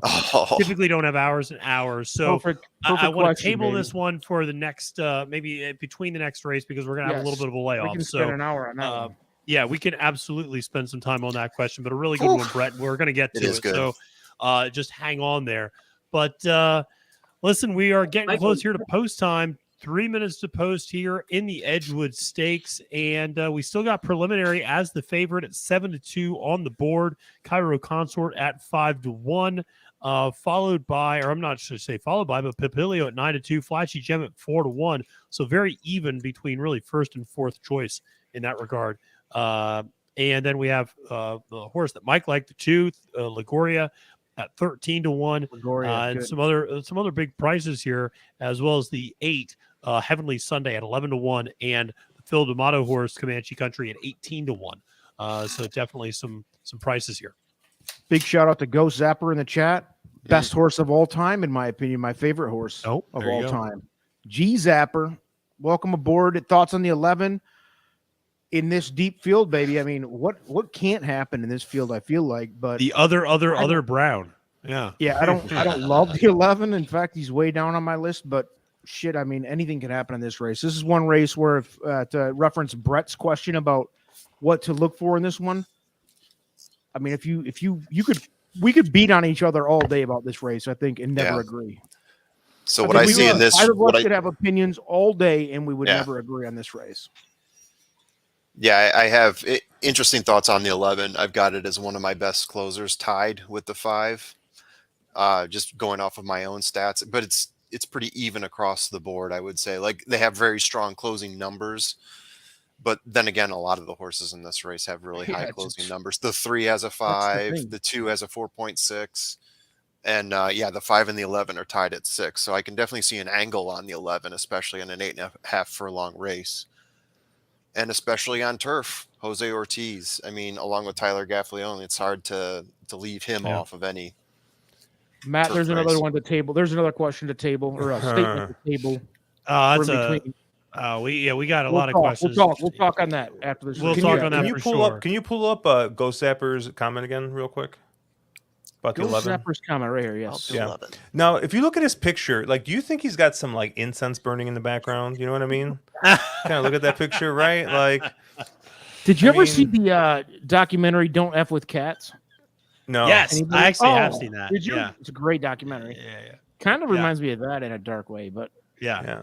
G Zapper in the house, baby. G Zapper is in the house. And they're loading them into the gate actually here at the Edgewood. So let's get ready for this one. They are loading them in, just started, and they are sauntering on into the gate here. We are going with the grade 2 Edgewood Stakes.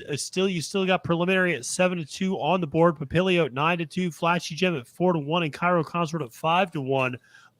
So the top 4 all pretty closely bunched together. This is going 1 mile and the 16th on the turf at Churchill Downs, and this is the race right before the penultimate, right before the obviously the grade 1 Kentucky Oaks. So we're gonna have a lot of content talking about that coming up here after they get this race loaded and run. They are in the gate. Everybody's loaded in pretty well. Nobody's acting up too much. And they are, they got the 11 horse loaded in there. Ooh. Everybody's in. Wow. And they're off. Shaky start for the 4. And shaky start for the 4 who breaks to the back. Everybody else kind of a pretty even break. And look at this 8, baby. Yeah, we see the 8 getting out there, flashing some lead. Heavenly Sunday going out to the lead. The 11 coming up alongside, it looks like there, or the 10, I should say, Flashy Gem.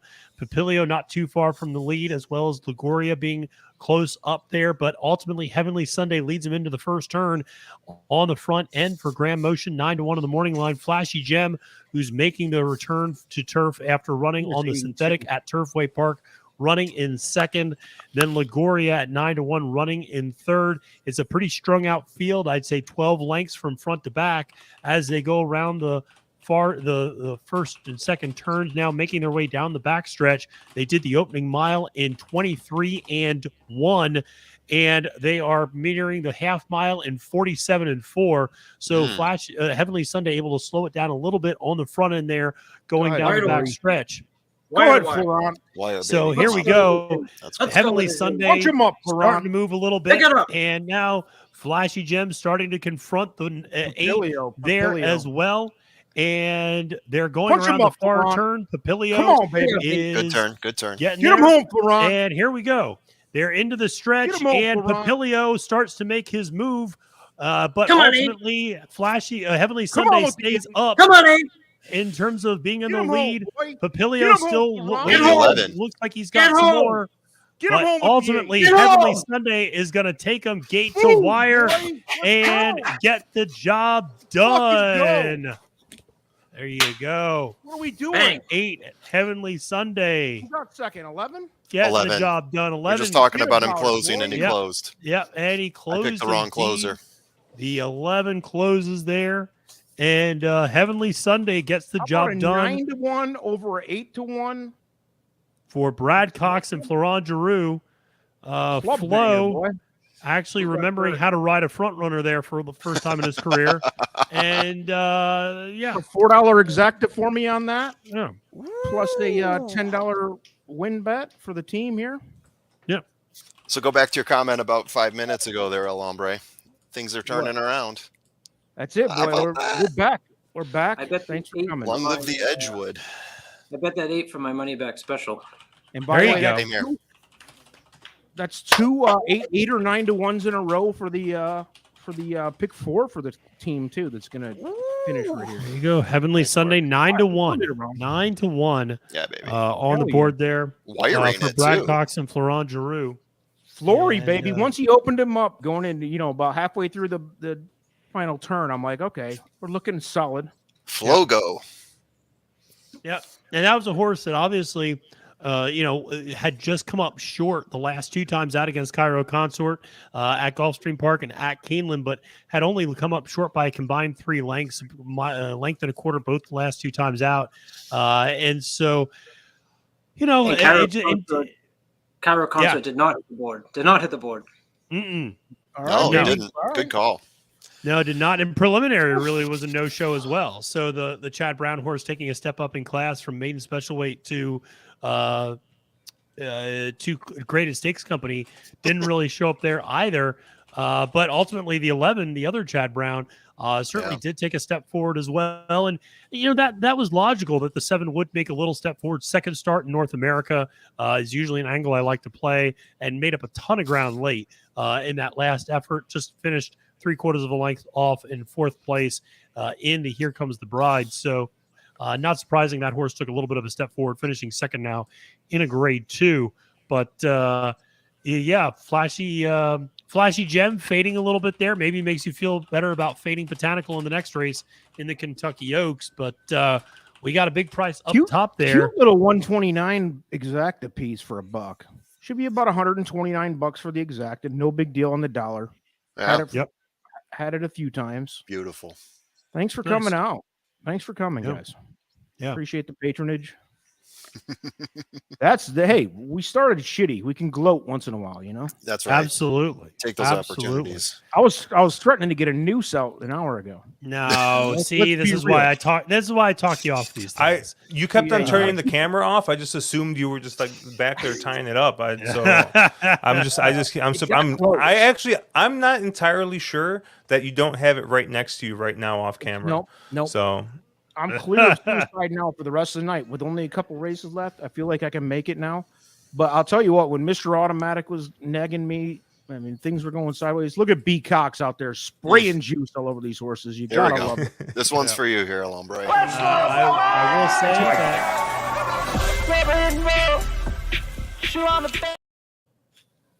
Slop them up, baby. That's right. I have no idea what that was, but it made me really uncomfortable. El Hombre and the formula they love dropping things that nobody else has context for. No, dude, but they think it's hysterical. I bet you somebody in the chat knows what that is, though. Maybe. If you know in the chat, let us know.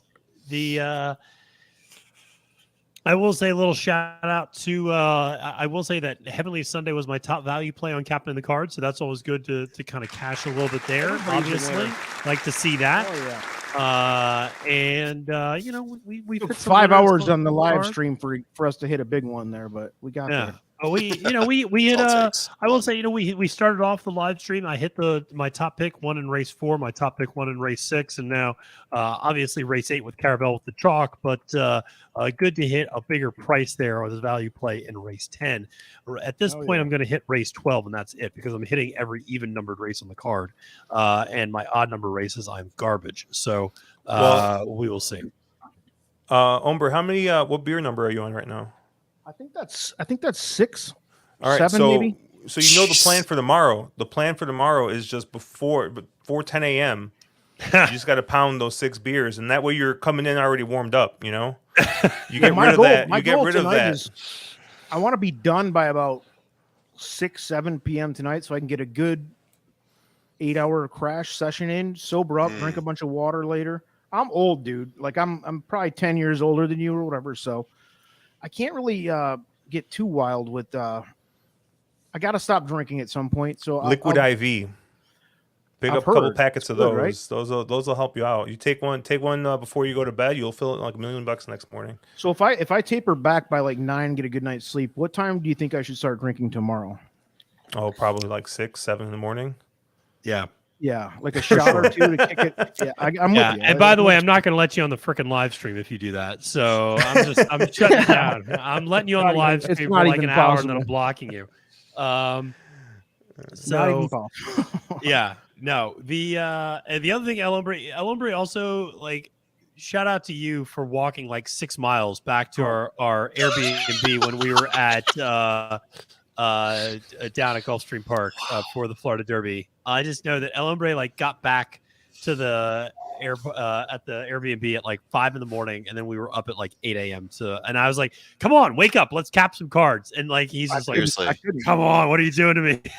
A quick, no, it didn't take me long though. You put a Gulfstream Park a block from me, and I'll get up quick. I hear you. It was a tough walk though. Who knew Uber didn't serve Miami? Who knew? 5 in the morning. Yeah. Who knew? Yeah. This is why Mr. Mr. Automatic is a legend, by the way. I mean, a legend. A star is born today. Yeah. Recognize when a star is born, and today a star was born. Hopefully he subscribed, and hopefully he comes back for more of this. I think one can only hope. Yeah.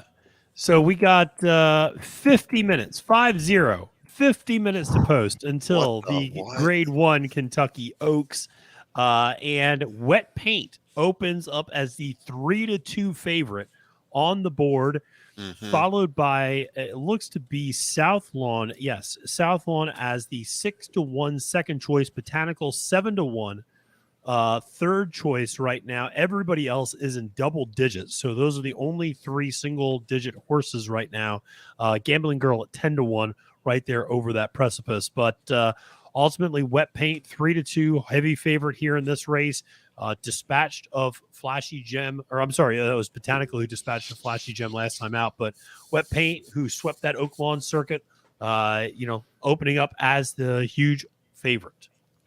So do you guys think when Mr. Automatic said that we were like Wet Paint, do you think that it was because like we're a short price favorite that looks like a deserving favorite, really nice horse, or you think it was or you think it was the more negative connotation that maybe it's like watching us dry?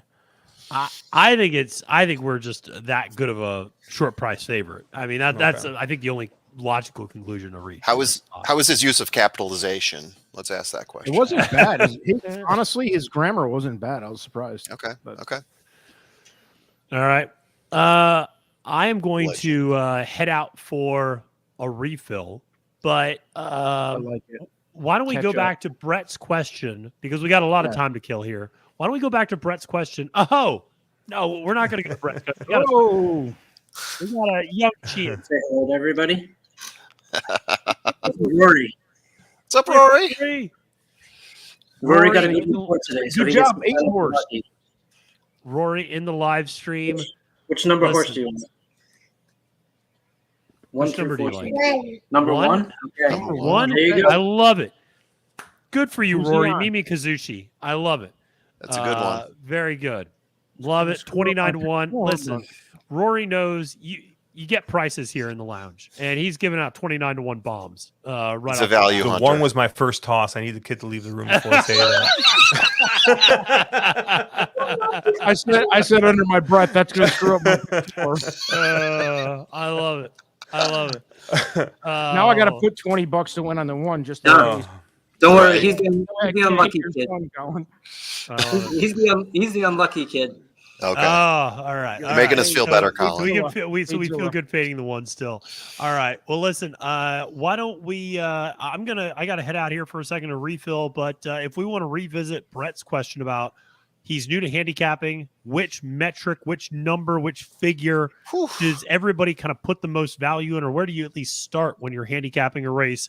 I think that's a good question to kind of talk a little bit about as we have 47 minutes between races here before we get to the Grade 1 Kentucky Oaks. We do have a couple of us have to drop here, Matt, though, to take care of the background noise on the Oaks, though. Oh, yeah, that's right. Unless you just clip this off. I can't. There's no way of doing it. No. We'll talk about that another time, but Okay. I'll drop off at least at when we get a little closer, but. Yeah, I'm gonna All have right, to so drop yeah, off let's a little bit, talk but let's talk through the question. Go ahead. Yeah, let me pull up Brett's question here because that was a good Yep. question. That's Fair question, and I'm not sure any of us are going to have an answer that Straightforward we agree answers. on, but it's definitely a good question. And I think he mentioned too, Brett, correct me if I'm wrong, but Yeah. focus mainly on dirt racing. Okay. Go ahead, boys. There's the question on Yeah, the board. You wanna start for us me, if we want to talk about metrics to focus on, I usually divide it up between the shorter distance races, the one-turn races, and then anything that's like a longer race, 8.5 furlongs or more. So if I'm looking at the shorter distance races, I'll look at pace numbers, see if a horse can get in front, see if a horse has been successful at that distance in the past. And then for the longer term races, I really look for the horses that close. So if you look at them gaining distance from like the 3/4 mark or gaining ground from the 3/4 mark to the finish, even if they haven't won, that's where I usually like to find some value. The 11 horse in the last race is a good example of that, right? The metric that I pulled up, the closing power for that horse was a 6. So that would have been a horse that I, even though I didn't use there, would have had good value for me in a distance race like that. But there were a lot of horses in that field. Some of us used them. Yeah, some of us used them. Yeah, see, there you go. Some of us feeling pretty good about life right now. Colin? If I don't have hours and hours, I'm typically just looking at pace and trying to set up in my mind how the race is going to play out. So if you look at the past performances, you'll see based on the first call, second call, what position they are. Generally, I want them within 2 to 3 lengths of the lead. If you have multiple horses, certainly more than 3. I think 3 is the true definition of a speed duel, not 2. Sometimes people look at 2 and think there'll be a speed duel. I like to see 3 horses. If there's 3 horses or more that are going to be forwardly placed, then I'll look at the closers. And if not, then I will look at, if there's less than that, I'll look at the horses that are going to be on the lead, because the horses on the lead generally do better, especially when you're looking at those lower levels, such as maiden claiming or younger horses. So if I don't have a lot of time, that's my go-to is look, what's the pace of the race and how's it going to set up and who's going to take advantage of that. Josh? I'm basically pace first and sometimes pace last. So basically that's 90% of what I look at. Even in turf racing, I still feel like you find overlays in turf racing with pace, especially, like we were talking about in New York racing or at Gulfstream. A horse gets loose on the lead there, and it's just game over because no one's gonna press. But dirt racing, I think, is even more formful towards pace. So for anybody like starting out, and especially if they're focusing more on dirt racing, find a tool that you trust, find a process you like to kind of get that picture of the race kind of going in your head. I like optics. Some people, look at it and think it looks like a MC Escher painting and makes no sense. But once you kind of get used to looking at it, and there's lots of great info on there on that, it's something that you can look at in 10, 15, 20 seconds and get an idea of what the pace might look like. So that's where I usually start, and then after that, it's I'll look for trips. I'll look at speed figures. Time form is probably the most consistent for me, but I use Briz and optics probably 95% of the time. So yeah, for me, if I got like a 5-minute cap job that I have to do on a race, which I do all the time, by the way. Yeah. I will take, here's something I do all the time. Take the top 3 speed figures in the race, circle them on your PP. Take the top 3, circle the top 3 speed figures, top 3 pace figures, and top 3 jockey win percentages or win play show percentages. Take those 3 and then look across the PPs and see where those line up and say, okay, this horse has 2 of the 3 circled. A lot of times it's the same horses that have this.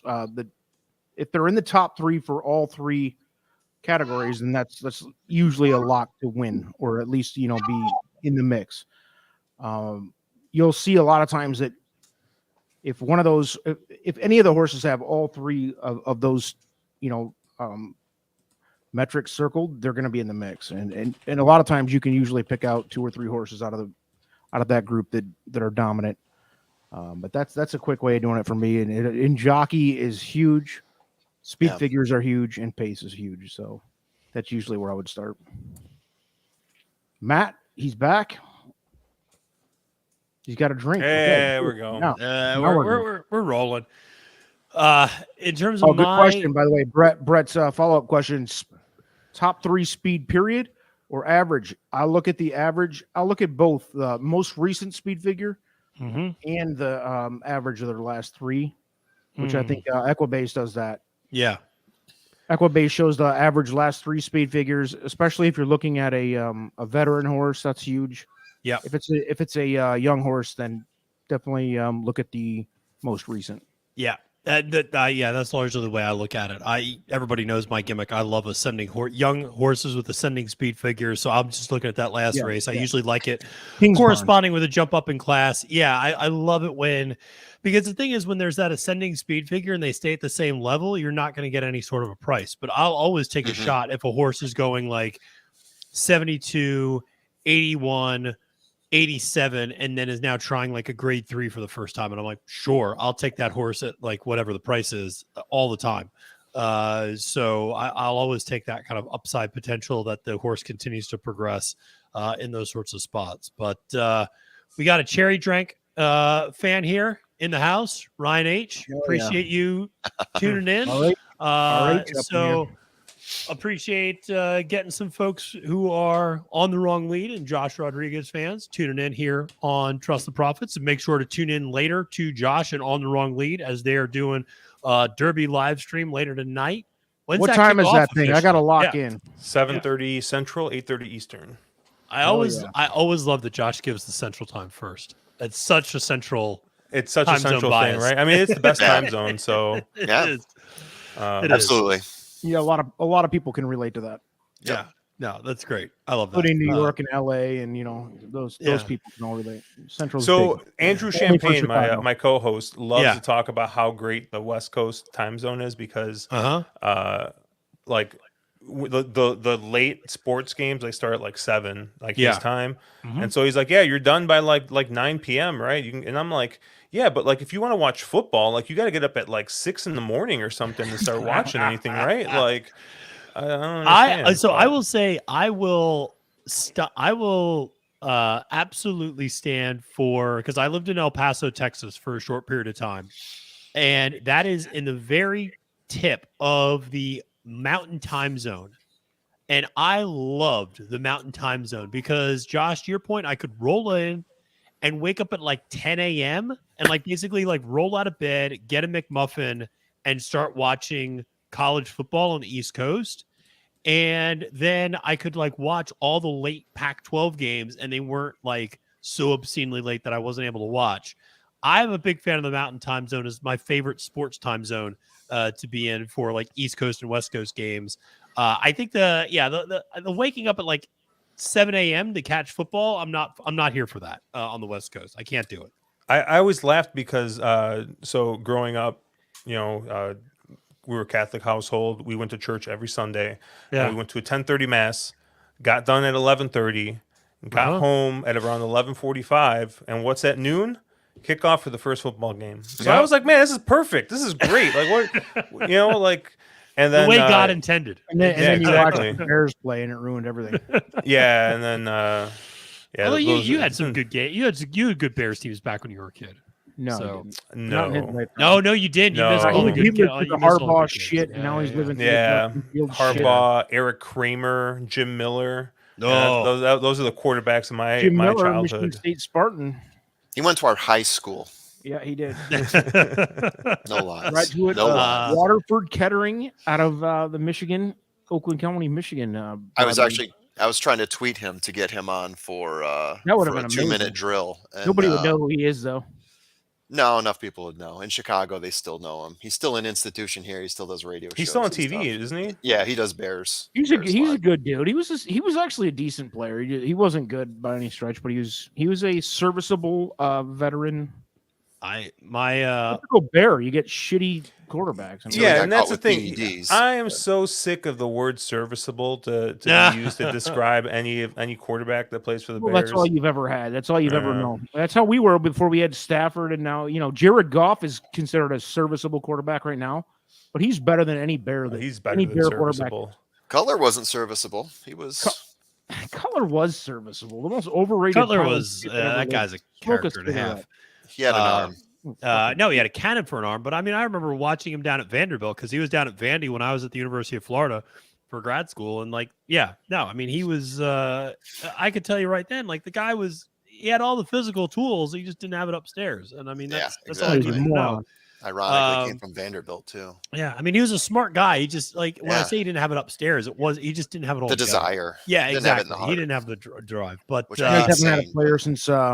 Urlacher, Walter Payton. Welcome to Bears Hour, where we Bears all access coming at you. So Chicago. Let me talk about Buddy Ryan and the 46 defense for a little while. Let's talk about Neil Anderson. Oh, this is what happens when you have 75 minutes to post. Right? Yeah, no, I hear you. We are shockingly down to what are we down to now? We are down to only 35 minutes to post. So what did everyone cash on that last race? Anyone? What do we get? Let me get you some numbers. Because I missed everything. I missed everything because I had the right horses, but I bet it like a donkey. So I was all in on the 10, but I used the 8 in a double, so I do have I have a good double to the 4. And a much smaller to the 11 and the 12 here. The 8 paid out 21 on a $2 bet. And the $1 exacta paid out $129.73. The 50-cent try paid out $577.27. The super paid out $6,600. I had $10 to win on them. That paid $106, and then I had a $2 exacta key box with that. I spent $40 on that. Paid $259. All right, there you go. So I made about $300 on that race. So that was the best race of the day for sure for me. I had not had the best of days up until that point. So no, now we're feeling better. Got us kind of right. At least, got to get right. Now we have 34 minutes till the Kentucky Oaks. Oh, by the way, I'm still live on that pick 4. My will pays are 800 and 400. All right, let's connect that. 800 for botanical and 400 for wet paint. Well, wet paint is currently the 8-5 favorite, followed pretty closely actually by the aforementioned botanical at 6-1.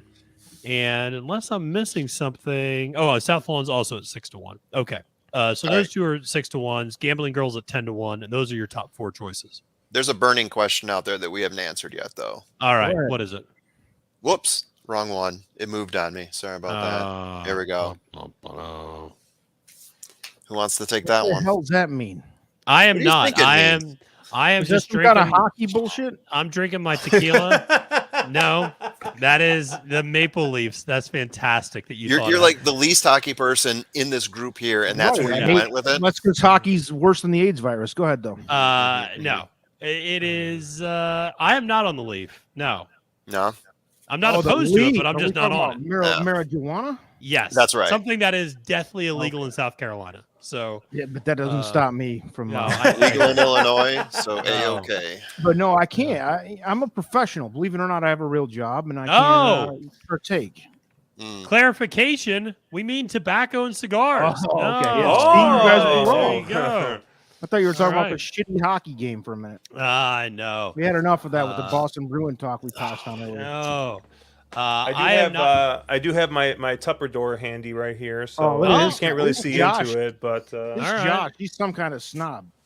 I like it. Nice work. A whiskey snob. He's a beer snob, and now he's a cigar snob. I like it though. That's good. No, I don't smoke often, but I'll probably have like maybe one a month. And once it gets nice out, I'll just on a Friday just crack open the scotch and just go chill outside and have a cigar. That sounds good. There are worse things in life, that's for sure. Oh my. One of my favorite memories is actually on the going down to a buddy's bachelor party in New Orleans and getting on a riverboat that they had rented out, and it was me and all my college buddies and a bunch of old people who we didn't know, and we just all stayed in the front of the boat and drank the free booze and smoked cigars floating down the Mississippi River. And that was one of the great night.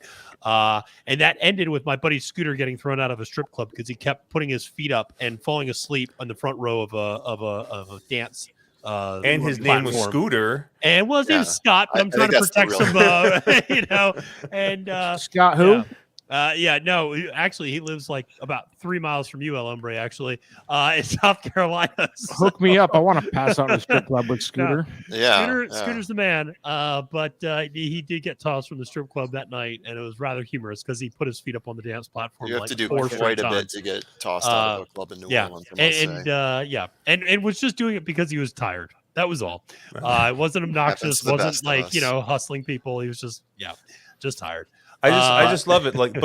Right? You'd probably get a list of all your friends, right? It'd be like, so between Matt, John, Joe, Jeff, and Scooter, who's most likely to get kicked out of a strip club? Every person's gonna be like, well, Scooter, obviously. Come on, it's got to be Scooter, the wild one in the bunch usually.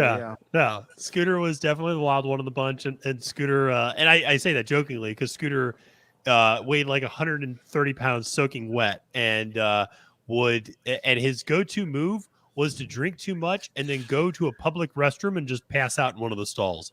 Never got sick. Would just go, and we just knew where to go. We're like, oh, Scooter's drunk. Let's go check the bathrooms, and we would just go check the bathrooms, and inevitably there he is, just hanging out in a stall, passed out, and we'd be like, that's not a good move to be your go-to move, right? Old ass do it all passed the time. Out in rando pissed right now. It's good. He looks good though. Yeah, but good look in New Orleans, that's for sure. It was something else. So when we were young. I'm checking out, guys. Right at the wire checking in with some classy chats. You got I like it. I like it right classy at the wire. Takes. Yeah, for sure. Hell yeah. Right, see you guys. Good luck the rest of the way here. All right. Thanks for taking it easy. Good. I will join you offline here in a minute here. All right. So we got a little bit of time here, 24 minutes or 29 minutes, I should say, until the Grade 1 Kentucky Oaks. And this is, a fascinating Oaks season. And let's maybe talk about this a little bit because, and we can go around the horn. Colin, I'll start with you. We've seen a lot of favorites. You mentioned it earlier, a lot of bombs hit on these Oaks Day cards and Oaks Prep Day cards. Did you get a sense of, was there a circuit on the Oaks Trail that you kind of zeroed in on that you thought was maybe better? You talked about this with the Derby with me in terms of, is there a key race you're looking at? Is there a key circuit or a key race that you're looking at for these Oaks horses coming into this particular race? I think the Fairgrounds circuit had most of the horses that you're seeing come out of in this race, right? You got the Alice Look, I should say. Yeah. Obviously, South Lawn, Pretty Mischievous was down there. So, as far as quality of the amount of horses, maybe probably Fairgrounds is where you're looking at. But it's been a little bit of a wild card, wet paint. And if you think that, right, wet paint came from Oaklawn, maybe that's why you play against wet paint a little bit here. But I'd say Fairgrounds is probably where the most of the talent that you'd want to hone in on. Of course, silly old me's honing in on that Gazelle at Aqueduct with Promise for America at 30-1 to get on the board is what I'm hoping for. Well, I will say I was there for that Gazelle, and Promise America ran a hell of a race that day, and I was against two heavy Chad Brown favorites, Sheeta Booty and Occult, that day, who I will say I was lucky enough to be in the paddock that afternoon, and Occult and Sheeta Booty looked, I mean, impeccable, like muscles rippling, coat shining. I mean, they looked incredible for Chad Brown, as you would expect.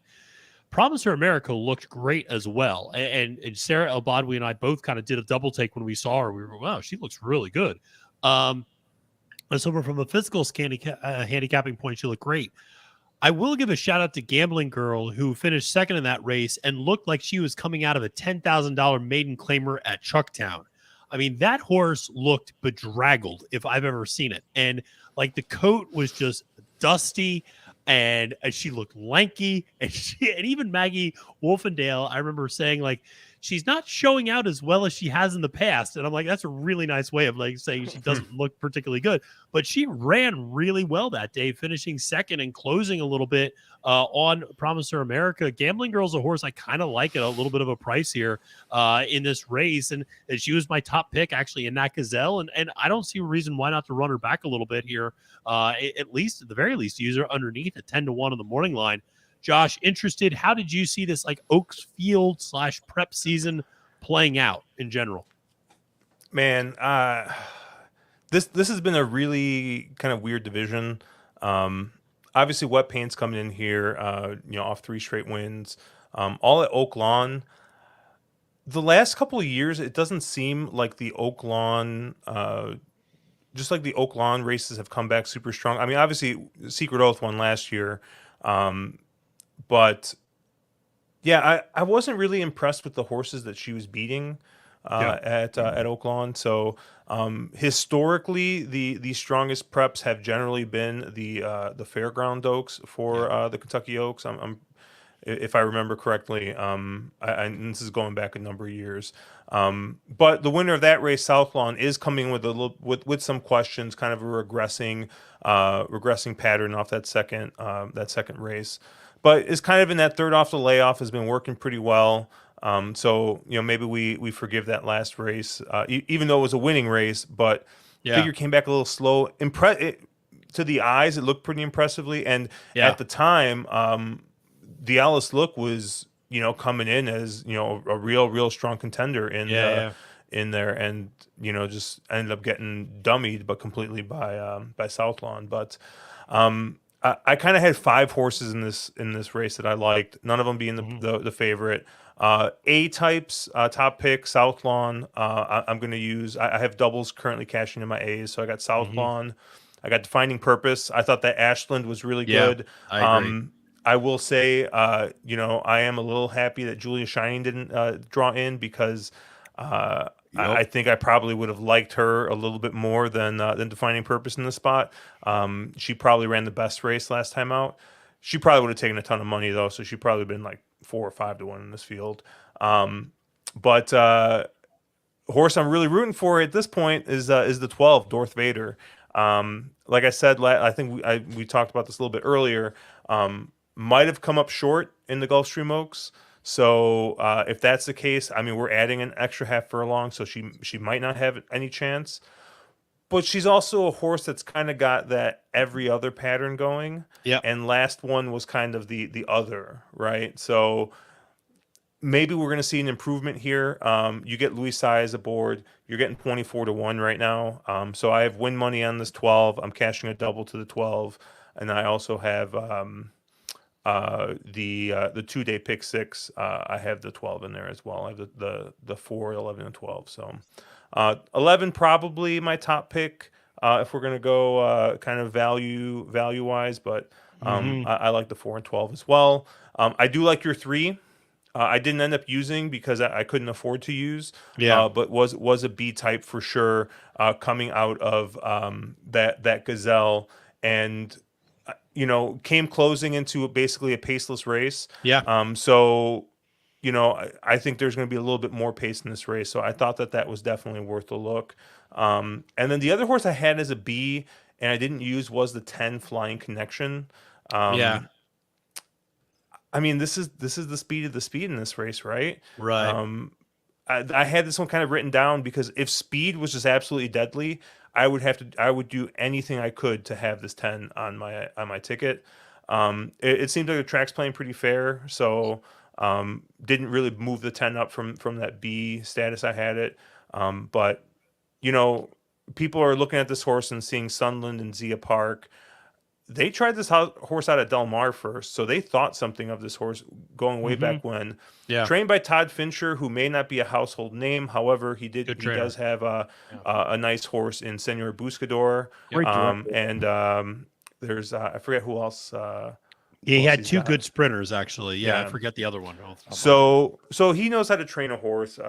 He's pretty big on that Midwest, like Southern Midwest, and New Mexico area. But I don't know. I think the 11 here at 14-1, I think is the bet for me. So I like it. And listen, I will always be a sucker for Raylu Gutierrez. A huge fan of that jockey. I just think he's such a talented young jockey in the sport, and certainly rooting for him on South Lawn, but just on a personal level. And Defining Purpose makes a ton of sense. Got off the slop at Oak Lawn and got onto a dry fast track last time out, and it was able to hold off three really good horses, one of which is in this race that we have not even talked about, and that is the Breeders' Cup champion juvenile filly Wonder Wheel. We've not even touched on that one, El Hombre. Where are you going in this race, though? You're all over the 6-7, if I'm not mistaken, right? For the pick four, yes. For this race, horizontally or vertically? Yeah, wherever. Yeah. I'm 5 deep, much like Josh, but I think we don't have any of the same 5. I love it. That shows you how open this field is, though. I mean, right. I think you can make no legitimate arguments. To your picks. Yeah. No, I mean, it's just like I said, right? We saw Brothers of the Leaf, right? And we got like two different, we got cigars and we got the other leaf. So. All right, so I'm on the 10, babe. You mentioned the 10 at the end of that you couldn't fit him. The 10's my top choice, and he's getting big price, I believe. I don't even know. 22-1 currently. 22-1, baby. Yeah. I have the 10, the 7 Wet Paint, who's the top choice. The Wonder Wheel, which I'm throwing him in underneath. I don't like him on top. Yeah. Botanical, who is 6-1 currently, a steal. And let's go ahead and throw in Pretty Mischievous at 14. 14 horse, rather, at 11-1 right now. That I'm boxing all 5 of them. Because I really don't have a ton of faith that I think either Wet Paint or Botanical is going to be on top. I don't think that both of them will be on top. You know what I mean? Like I don't see a scenario where they're both dominating the race. I think it's either one or the other, and they're going to bring a price with them, or a price gets up. I mean, I think it's worth boxing 5 horses for an exacta and trifecta. 5 horse exacta is $20 for $1. Yeah, and there's almost no chance that the exacta doesn't pay it off if we get it right here. Yeah. So yeah, it's wide open, babe. I agree. I agree that it's wide open. I agree, Colin, with your comments, and Josh is yours, that the fairground circuit was the best of this prep season. South Lawn, Pretty Mischievous, Hoosier Philly, Miracle running there for a little bit as well. The alleys look, even Chop Chop, if you go back and remember early on in the Oaks prep season, as a horse that was at least highly regarded at one point, even though I don't think she delivered, but you could say the same thing about Hoosier Philly a little bit. But, that circuit really was quite impressive, I thought. Absolutely. I do like that Oak Lawn circuit a little bit, maybe more than some of the rest of you. I just think the weather was such a weird factor there. with just raining and just being a monsoon for so many straight Saturdays, it felt like. But then we saw the talent of a horse like Defining Purpose coming out of Oaklawn and getting on a dry fast track, and you saw how good she really was. So there were good horses down there. Now, they might not have been able to show their best form because of the track conditions in Arkansas, but certainly very talented. And then I'd be remiss if I didn't mention a horse that we haven't brought up yet, which somebody brought up in the chat, is And Tell Me No Lies, who I do feel like is a little bit of a wild card because nobody's really talking about her. She's lost to Feza the last 2 times out. But Feza, if she was in this race, would probably be the favorite over Wet Paint, and is, I think, by most people considered the best 3-year-old filly out there right now in terms of dirt routing on the Oaks Trail for Bob Baffert. But that's why she's not entered in the race, because Baffert's not allowed to enter horses in the Oaks or the fillies at Churchill Downs. And so, the Oaks or Derby, I should say, at Churchill Downs. And so, And Tell Me No Lies finishing second. There you go. Maybe this horse is actually better than a lot of horses on the East Coast as a result. So I think there's, I think you could go 5-6 deep and still not get the winner in this race. I mean, this is just such a wide open field. It feels like as we look at the board, certainly right now, Wet Paint still holding on as the favorite at 8-5. South Lawn and Botanical holding on at 6-1 as the co-second choices. And then you look, Gambling Girl 11-1, Wonder Wheel 11-1, Promiser America 29-1, and Tell Me No Lies 39-1, Flying Connection 22-1, Defining Purpose 14-1, Josh Darth Vader 25-1. Then you have Affirmative Lady 19-1, Pretty Mischievous 10-1. So a lot of talented horses. Pretty Mischievous, a horse I really liked a lot on the fairground circuit, ultimately got hung a little wide in that 14 post. I think if she was a little further in, I'd probably like her a little bit more, but definitely think she's one that can upset things at 10-1 right now on the board. But we are still 16 minutes to post here for the Grade 1 Kentucky Oaks. And it is time, because we haven't checked in a while. Has anybody scratched from the Kentucky Derby? I need an update. Has anybody scratched from the Kentucky Derby? We're good. We're good. All right. Has Mr. Automatic checked in? That's the other question. And Mr. Those are the 2 things I care about in life. Where is Mr. Automatic? And yes, has anybody scratched from the Kentucky Derby? The other question I have, Colin, have we gotten to the bottom of what the hell Churchill Downs is doing with moving people in or out on the gate? Good question. Let me search. All right. This is your duty now as a member of Trust the Prophets to find the answer to this question, which you opened the, and not just you, but others I've opened the door for as we're depending on what's happened as horses are scratching out of this race, seeing what's going to end up happening here in terms of where they move them. Do they move everybody inside and the final post is 19 essentially, or does everybody move out? And the first post is the number 2 hole for tomorrow at the Kentucky Derby, since there are currently only 19 horses in the race. Again, we're hearing rumors, murmurings that there might be other scratches coming. It does seem like Forte is okay, but you never know. So a lot going on here. Got to give a shout out to everybody in the chat. And make sure to press that like button. Make sure to subscribe. 106 people watching. Really appreciate everybody tuning in. Make sure to come back tomorrow, folks. We're going to be going all day tomorrow, too. Same crew, different crew. We're going to have some other people popping in, popping out. We'll see who's hungover, who's not for tomorrow. It'll be a lot of fun. We'll start early. We'll go late. It'll be a blast. Colin, what's the latest on the Kentucky Downs or Kentucky Derby situation?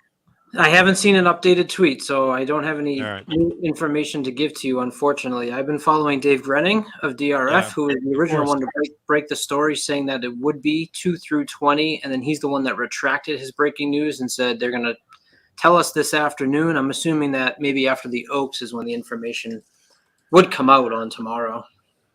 I absolutely, and I got to give a shout out to my man in the chat with a great name, Superman Bass Fisher.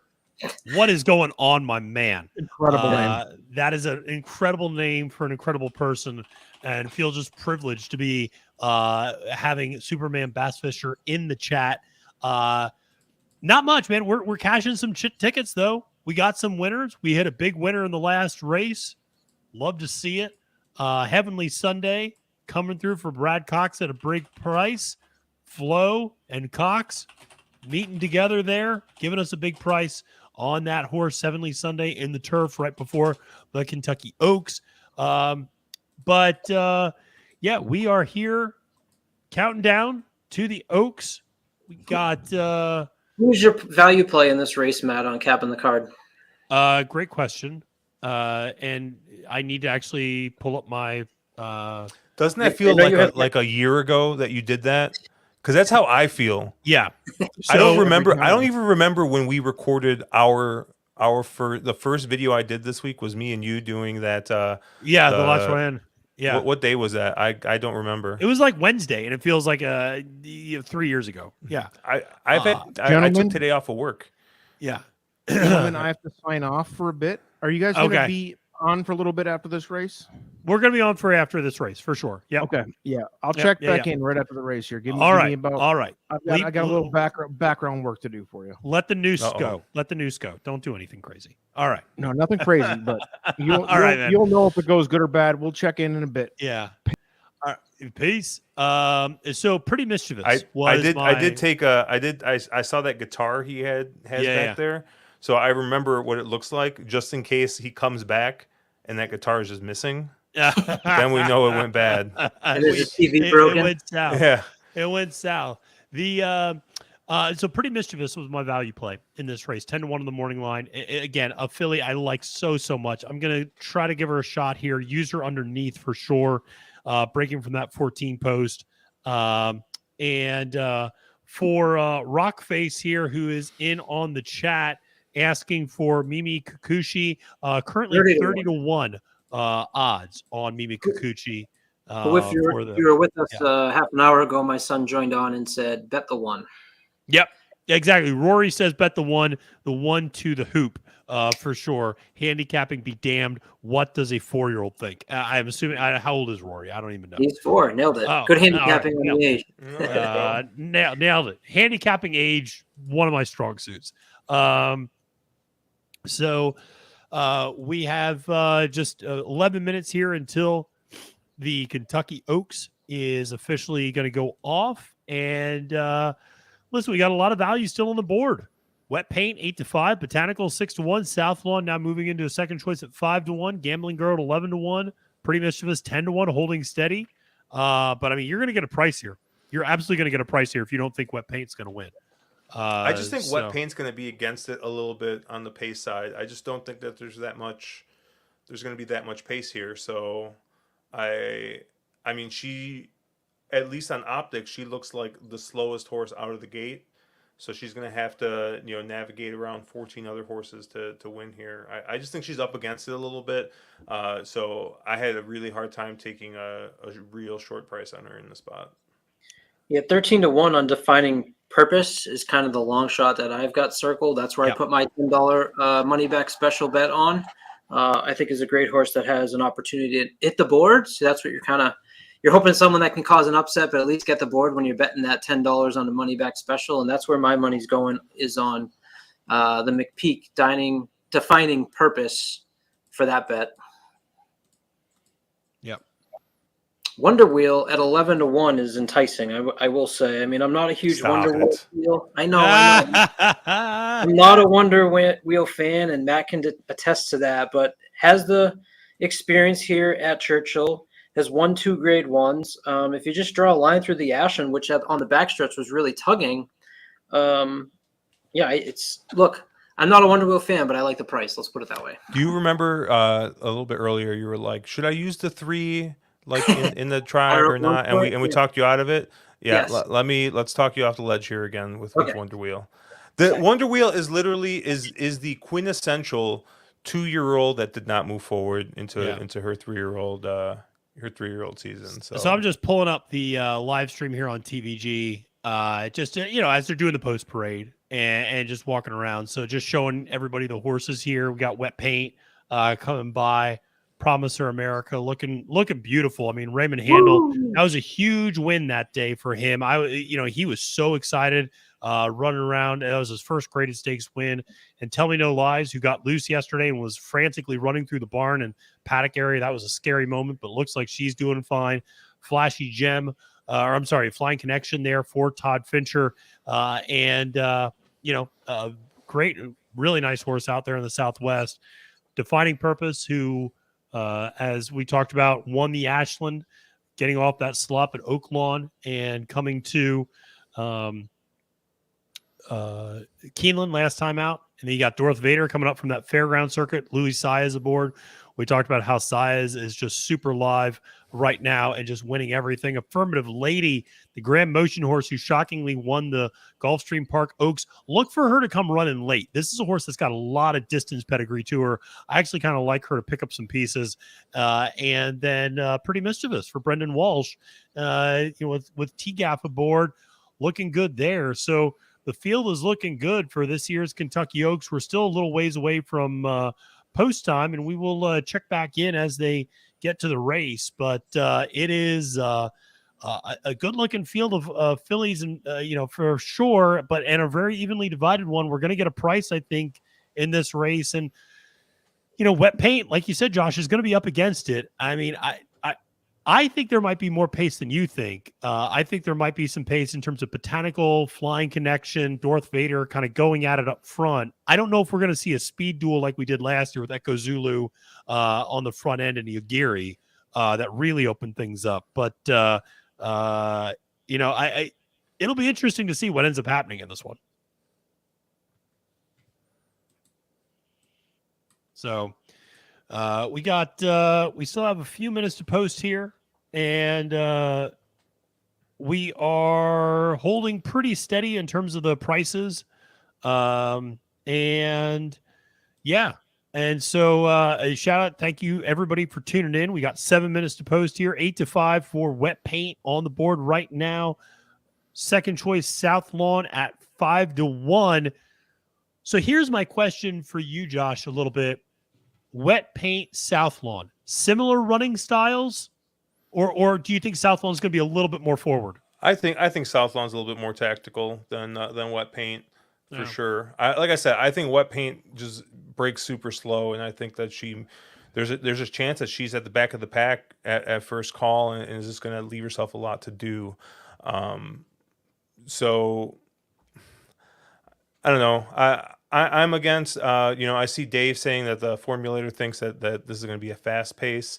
I will say that, the time form pace projector does generally, I feel like as the field size gets bigger, just assumes that more and more, that it's going to be more and more pace in there. So they talked a little bit about it on the forecast, the time form forecast. So if you it's one of my favorite podcasts to listen to. I always love their insight. So that's always a good one to look at. And David and Craig are two of the best. I mean, and I agree with you. I mean, it's excuse me. And I would say the same thing about tomorrow. They're projecting a very fast pace and a hot pace in the Kentucky Derby. I don't think anybody knows what pace is going to be tomorrow in the Kentucky Derby. I mean, at this point, who knows what horses are going to be in the Kentucky Derby? So. Yeah. Seriously, have we checked on who's scratched in the Kentucky Derby recently? This is we'll just keep going back to that. Well, I hear you. I mean, again, so much of this, one of the things, and Josh, maybe we can speak to this as we're leading up to the post time for the Kentucky Oaks. I feel like we as handicappers sometimes look at a race and we see a lot of ones across the past performances. And for several different horses, and we go, hey, there's going to be a lot of pace in this race. Here's the thing. Everybody else is looking at the same past performances we're looking at. And I feel like sometimes jockeys look at it too and go, hey, there's a lot of pace in this race. I should take back on my horse. And so the pace that we think is going to happen ends up not happening because jockeys are wise to this and go, I don't want to burn my horse up on the front end. So I still feel like this is sometimes, jockeys looking around and trying to figure out who's going to go and who isn't coming out of the gate. Yeah. I think sometimes sometimes they just don't look at the form. I mean, at least the way sometimes the Well, sometimes the races are run. I don't know. Down in Sometimes Tampa, they certainly don't. never do. Yeah, I hear you on that. But yeah, no, you know, it's your best guess, right? And the only thing you have to go off of is past performances, right? Yeah. You know, but it is, like I said, it's a reason why I do lean on something like optics, to kind of, you know, visualize what the pace is going to look like. And you know, when I pulled it up in today, I mean, it looks the 10 looks to be the fastest early, but the 12 looks to be like the one that might make that kind of like middle move, going to kind of second call, and might take the lead there. They have the 11, the 8, the 3, and the 7 coming late. But yeah, I don't know. I kind of leaning more towards 11 and 12. You know, I like the 4. I'm cashing a decent double to the 4, and then a smaller double to the 11 and 12. So, and then I got those 3 horses in my 2-day pick 6. So those are the horses I'm leaning on. You know, I'm trying to get a little bit of value in these, and I try to get a little bit of value in today's races, because I see tomorrow being a little bit more of a chalkier day. I think Cody's Wish is, you know, looms really large in his spot, and you have horses like Spenderella and Extra Añejo, and you got a lot of big time favorites coming tomorrow, I think, for sure. Yeah, and on the undercard especially. I think the Derby is, like I said, it's a huge wide open race. Yep. You don't have to take a short price on anybody if you don't want to. You know, I'm guessing our favorite's going to be 4-1. If I had to guess, 4-1, maybe 7-2. Last I checked, that's what Forte was at 7-2. But obviously, this is super early money. So, and if you want that kind of analysis, you could go watch like NBC, because I'm sure that's all they're talking about. But yeah, I don't know. I really, I think that there's a lot of value in this race. You know, my top pick is 14-1 right now, the 11. And then, like I said, the 12 is 26-1. I mean, you could basically take anybody but the 7, and I think feel good about the price. I think Southlawn, you know, I was hoping that Southlawn would stay closer to that 8-1, but it's 5-1. But like I said, I have it leveraged differently. I'm not betting to win. I have it leveraged with a double. So I'm feeling pretty good here if any of my horses win. So absolutely. So they are coming to the gate. Excuse me. They are coming to the gate right now in the Kentucky Oaks. Starter pony is leading them up, and we still have very little movement. I mean, this is what's so interesting. There's been almost no movement on the line since it's opened. It's basically been wet painted 8-5 the entire time, and then Botanical at 6-1, Southlawn at 5-1. And Pretty Mischievous at 10-1. I mean, they have not moved the last 30 minutes. I mean, betting has been incredibly consistent across the board here in terms of who's taking the money and who's not. If you're looking for a big price, obviously the one Mimi Kikuchi, 31-1. The Alleys look at 30-1 as well. Promiser America, 31-1. The biggest price on the board is And Tell Me No Lies, who got loose yesterday in the barn at 41-1. Flying Connection going to be part of that early pace for Todd Fincher and Florent Giroux at 22-1. Darth Vader coming out of South Florida. Louis Tsai is aboard, super live with a real chance here at 27-1. And then Affirmative Lady for Grand Motion at 20-1. Pretty Mischievous 10-1 for Brendan Walsh. But they are loading into the gate here for the Grade 1 Kentucky Oaks. We're going to share with you a little bit of the stretch run in this particular race, but because of copyright issues, we're not going to be able to share the whole race, obviously, but we will share a little bit of the stretch run here as they get close and coming down to the lane. But they are loading into the field and loading into the post here in the Grade 1 Kentucky Oaks, and everyone seems to be loaded into the gate. They are getting the 14 horse Pretty Mischievous loaded in as we speak, and they're off in the Grade 1 Kentucky Oaks. Pretty even start, actually. But the Southlawn actually showed a little bit of tactical speed initially and now takes back. And not surprisingly, Flying Connection getting out there on the front end, joined by Darth Vader, the 12, on the outside of her. But they go into the front first turn. Flying Connection up on the front end, and you have a trio of horses right behind her with Darth Vader, Defining Purpose, and Pretty Mischievous all coming over and trying to save some ground there. And right behind, so like I said, a lot of horses pretty close up. Mimi Kikuchi as well in there on the rail. They do the opening quarter mile in 23 flat, and they're going down to the backstretch now. Defining Purpose is sitting in second. Flying Connection up in front. Mimi Kikuchi sitting in third or fourth, and Darth Vader not far off as well. Pretty Mischievous right there. So the horses that we thought would be on the front end are indeed on the front end as they do the opening half mile in 46 and 4, just a shade under 47 flat.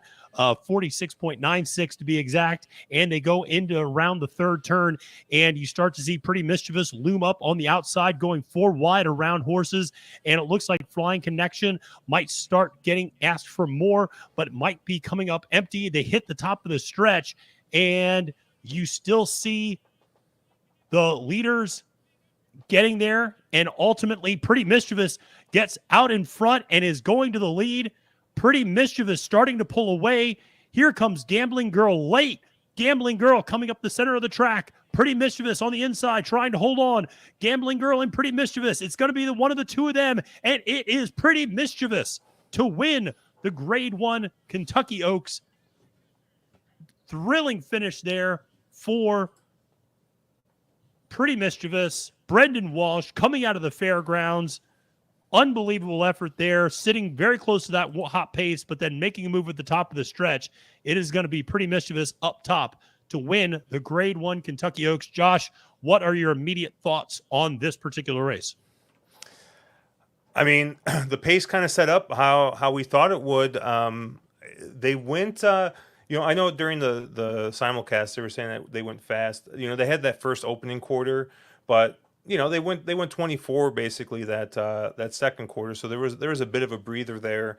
Pretty Mischievous just was able to kind of pick up the pieces there and opened up on them and just left, like I said, kind of what I thought. Some of those stretch runners were going to have a little bit too much to do. Gambling Girl ran her eyeballs out, ran really well there.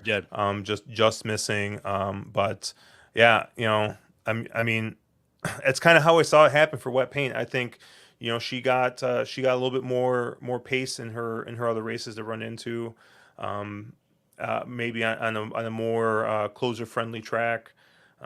Left herself a lot to do here today, and just missed there. Unfortunately, I'm dead in everything, but hopefully somebody out there cash. So yeah. I will say, Pretty Mischievous obviously running a huge race. This was a horse that had won the first 2 legs of, almost pulled a Wet Paint in some ways. Won the first 2 legs of that fairground circuit, and then came up short against South Lawn in the final leg in the Fairground Oaks. But certainly was a filly that showed a ton of ability early on, and that race against Miracle in the Rachel Alexandra was, I thought, such a really strong effort there. And, being able to kind of hunt down, lone speed on the front end with Miracle getting away. But, she was able to do it. Gambling Girl still might look like a $30,000 maiden claimer out of Chucktown, but man, she runs like a Grade 1 horse. She can really run when she's asked to. And she is, having seen her in person now, I am all in on Gambling Girl moving forward, because I think she's only going to get better as she gets older and fills out more, because she is super lanky. And you look at her and you're like, God, she's got to gain 100 pounds. She needs to gain weight, but when she does, it's going to be scary how good she is, I think. So, and you're right. She ran her eyeballs out today. That was a huge race for her, because she was the only one closing into that pace and making up a ton of ground late. So the huge effort there for Gambling Girl, the Todd Pletcher horse jockeyed by Irad Ortiz Jr., 13-1. So we had a 10-1 over 13-1. So this one is going to pay pretty nice if you had it. And if you did, congrats. And I see my guy, Superman Bass Fisher, is good for the Oaks and Derby Daily Double with either King Russell or Two Phils. My man, I'm rooting for you for Two Phils because that is a horse I really like as well.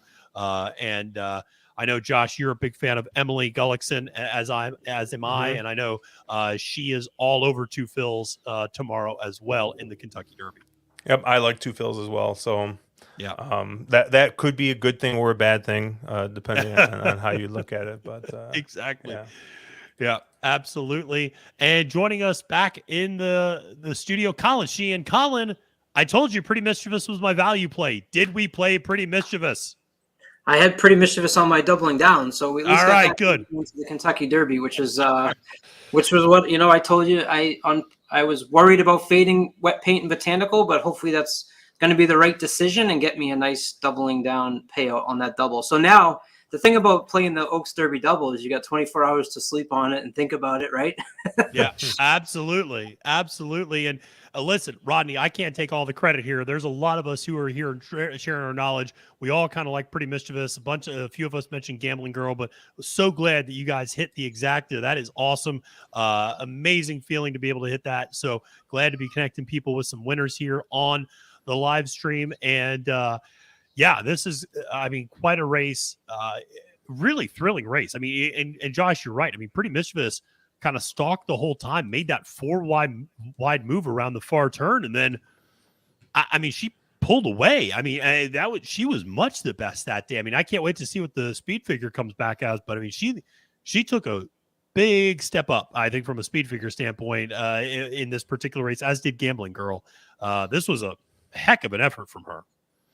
Yeah, and like I said, I was a little afraid that Wet Paint was going to leave herself too much work to do, and it seemed like that's kind of how it worked out. Darth Vader ran really well to hold on for 5th, but I think that's probably one we'll probably see sprinting or going a mile, 1-turn mile in the future. Yep. I think that kind of cemented that she's a little short. But looked dangerous for a second, but then the 14 just kind of blew past everybody. So, well, it's funny. We saw it's going to be interesting to see how that Devonadale comes back, because we just saw Red Carpet Ready pull the huge upset in the 8 bells over Money's Gold, cutting back to a sprinter distance. Now you mentioned Darth Vader. I agree. If Darth Vader cuts back to a 1-turn mile or a 1-turn 7 furlong race, she's a dangerous horse as well. That Devonadale had some nice horses in it, just not routing. It has some really good sprinters in it. And there's a horse that's running tomorrow, actually, Guns and Graces, that came up running as second. That horse does look like she wants some more distance. And so that's one that I'll be interested in playing tomorrow. But, it is quite a day out there at the Kentucky Oaks. I want to thank everybody for tuning in. We had over 200 people during the Kentucky Oaks. Shout out to everybody tuning in. Shout out to all the people in the comments section. Really appreciate everybody tuning in. We're over 6 hours in the live stream. Sure. This is what we do here at Trust the Profits. And listen, if you could have run a marathon, I think.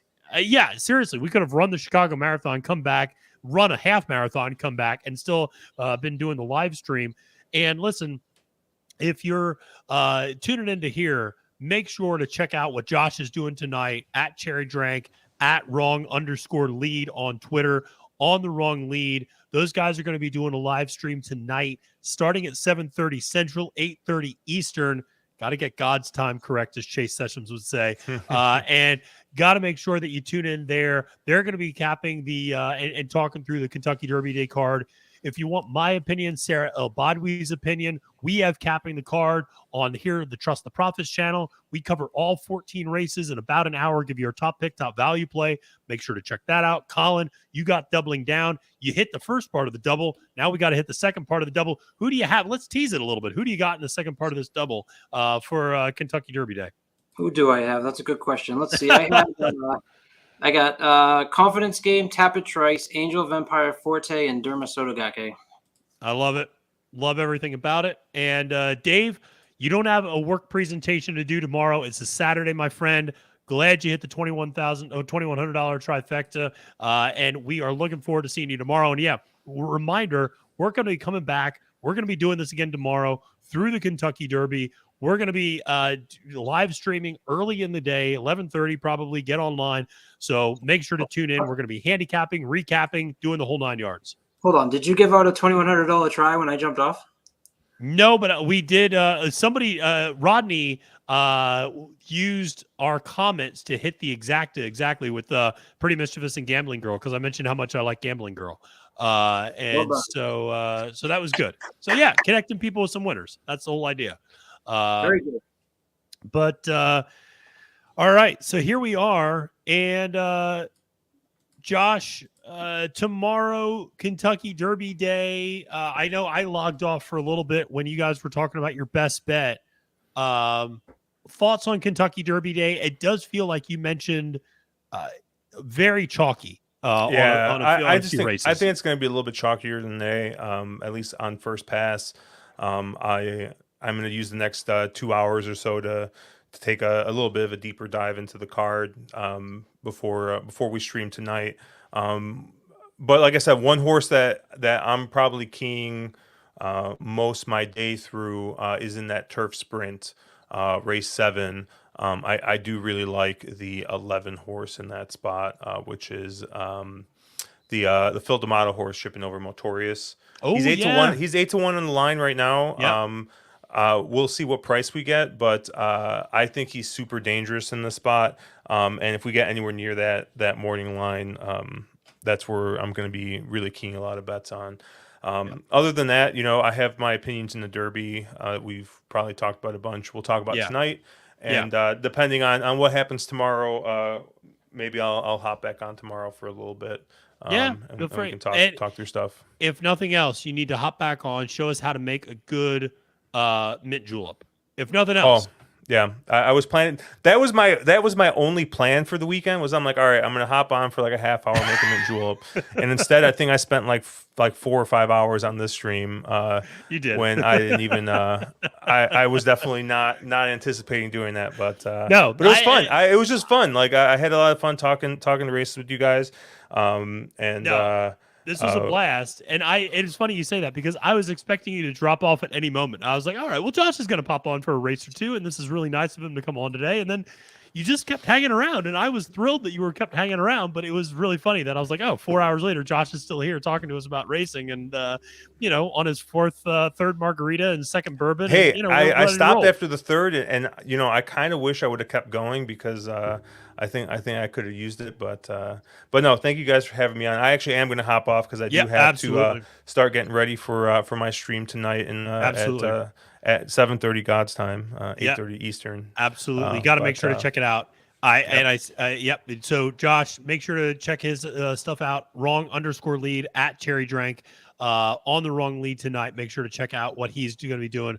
Josh, thank you so much for checking in today and hanging out with us. Really appreciate it, man. Hope to see you tomorrow for a little bit. Let's hit this get out double. Let's get it, buddy. Let's get this deb out. Yes, bailout time. Colin Sheehan, what a day, my friend. What a day.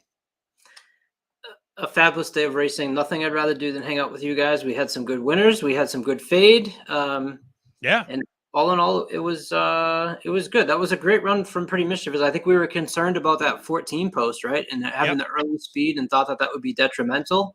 But ultimately it just proved to be the best. And we talked about that fairground circuit as probably being the place where the best horses were coming from. And Pretty Mischievous was actually the one I talked to you about when Kevin Kilroy was on my doubling down and I went with Who's Your Filly. And that was the race I said, when it comes Oaks time, I'm not going to take chalk. So I'm glad that I had that right, and hopefully tomorrow we can cash on this daily double. Yep, I will say capping the card did very, very well today, and the last two, well, not the last two because there's still 2 more races going on the card, or 1 more race, I should say, going on the card. But I will say the last 2 races that we just watched, with the Brad Cox horse winning in the turf, and that Heavenly Sunday winning on the turf, and Pretty Mischievous winning there. Those were both my value plays. So I think the ROI, if you just straight win bet my value plays, I think we returned like a $4.50 ROI on a $2 win bet. So we're doing all right there for the day, folks.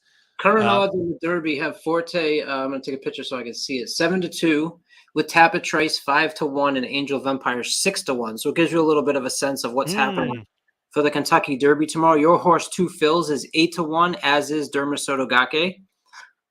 Your longest shot on the board is actually Cyclone Mischief and King Russell at 42-1. That tracks. I mean, the two AEs would come in. I mean, Mandarin Hero's got a little bit of juice coming in, but yeah, I mean, I know El Hombre likes Cyclone Mischief. Cyclone Mischief is a toss for me. This horse is going to get burned up on the front end, and just if he couldn't do it at Gulfstream, he's not going to do it at the Kentucky Derby. Yeah.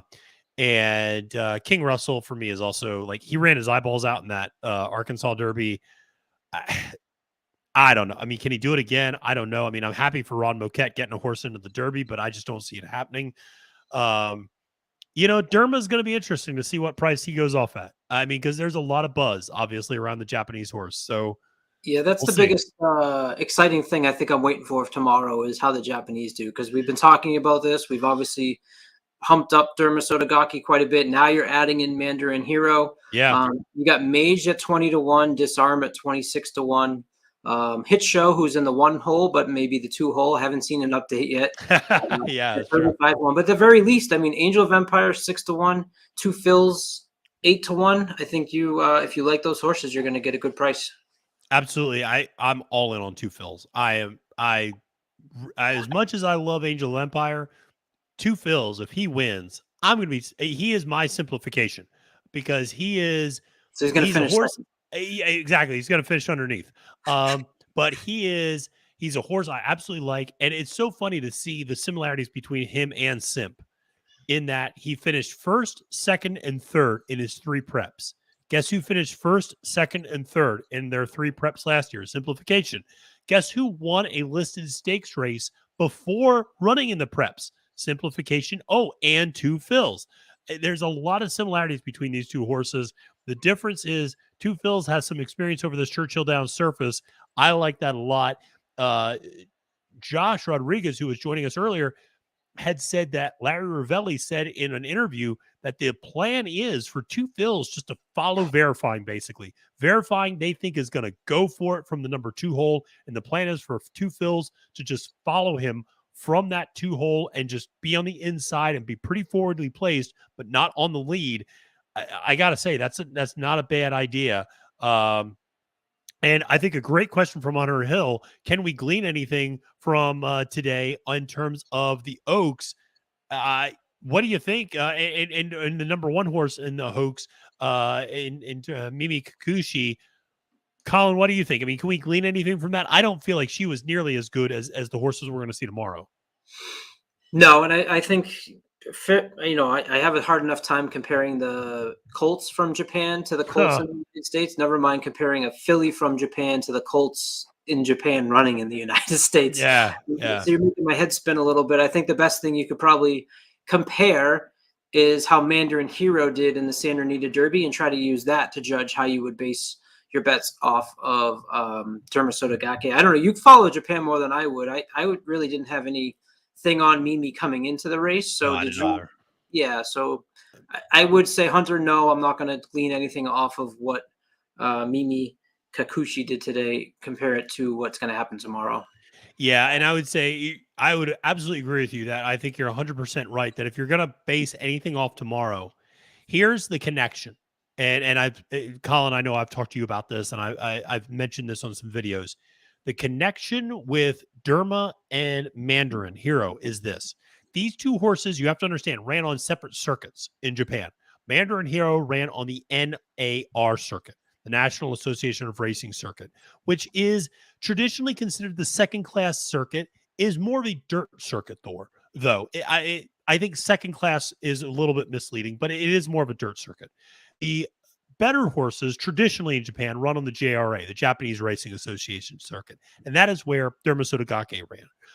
Now, the race before Mandarin Hero comes over to the United States, first of all, we should mention Mandarin Hero 4 for 4 the first 4 times out, goes out 5th time and loses by a neck at 1.25 miles. Loses to a horse called Hero's Call. Hero's Call is a very, very good horse, 6 wins to his name. He finished 4th to Derma Sotogake in the in the race before that. So there is a little bit of 6 degrees of Derma Sotogake going on where you can say, okay, well, Mandarin Hero lost to this horse who lost to Derma Sotogake, but it gives you a sense of comparison for how these horses match up a little bit and why Derma is 8-1, as you mentioned, and Mandarin Hero is probably closer to 20-1. But I think Mandarin Hero 20-1 is a very fair price. And a horse that I really like because I think there is going to be pace for him to run into. So going to be thrilling. But listen, we're going to sign off here. It's been 6 hours and 21 minutes. Listen, we can only do so much here, folks.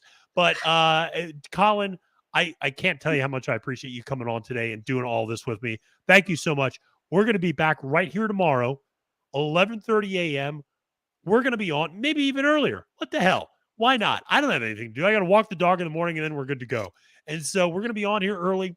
We're going to be following all the races here for the Kentucky Derby Day. Make sure to come back to Trust the Profits. Make sure to like this video. Make sure to subscribe to the channel. We got so much content for you. Colin, thank you again so much for joining me. Really appreciate it. I wish all of you a great and prosperous day at the races and remind you that it is now. Colin, tell me what time it is. It's post time.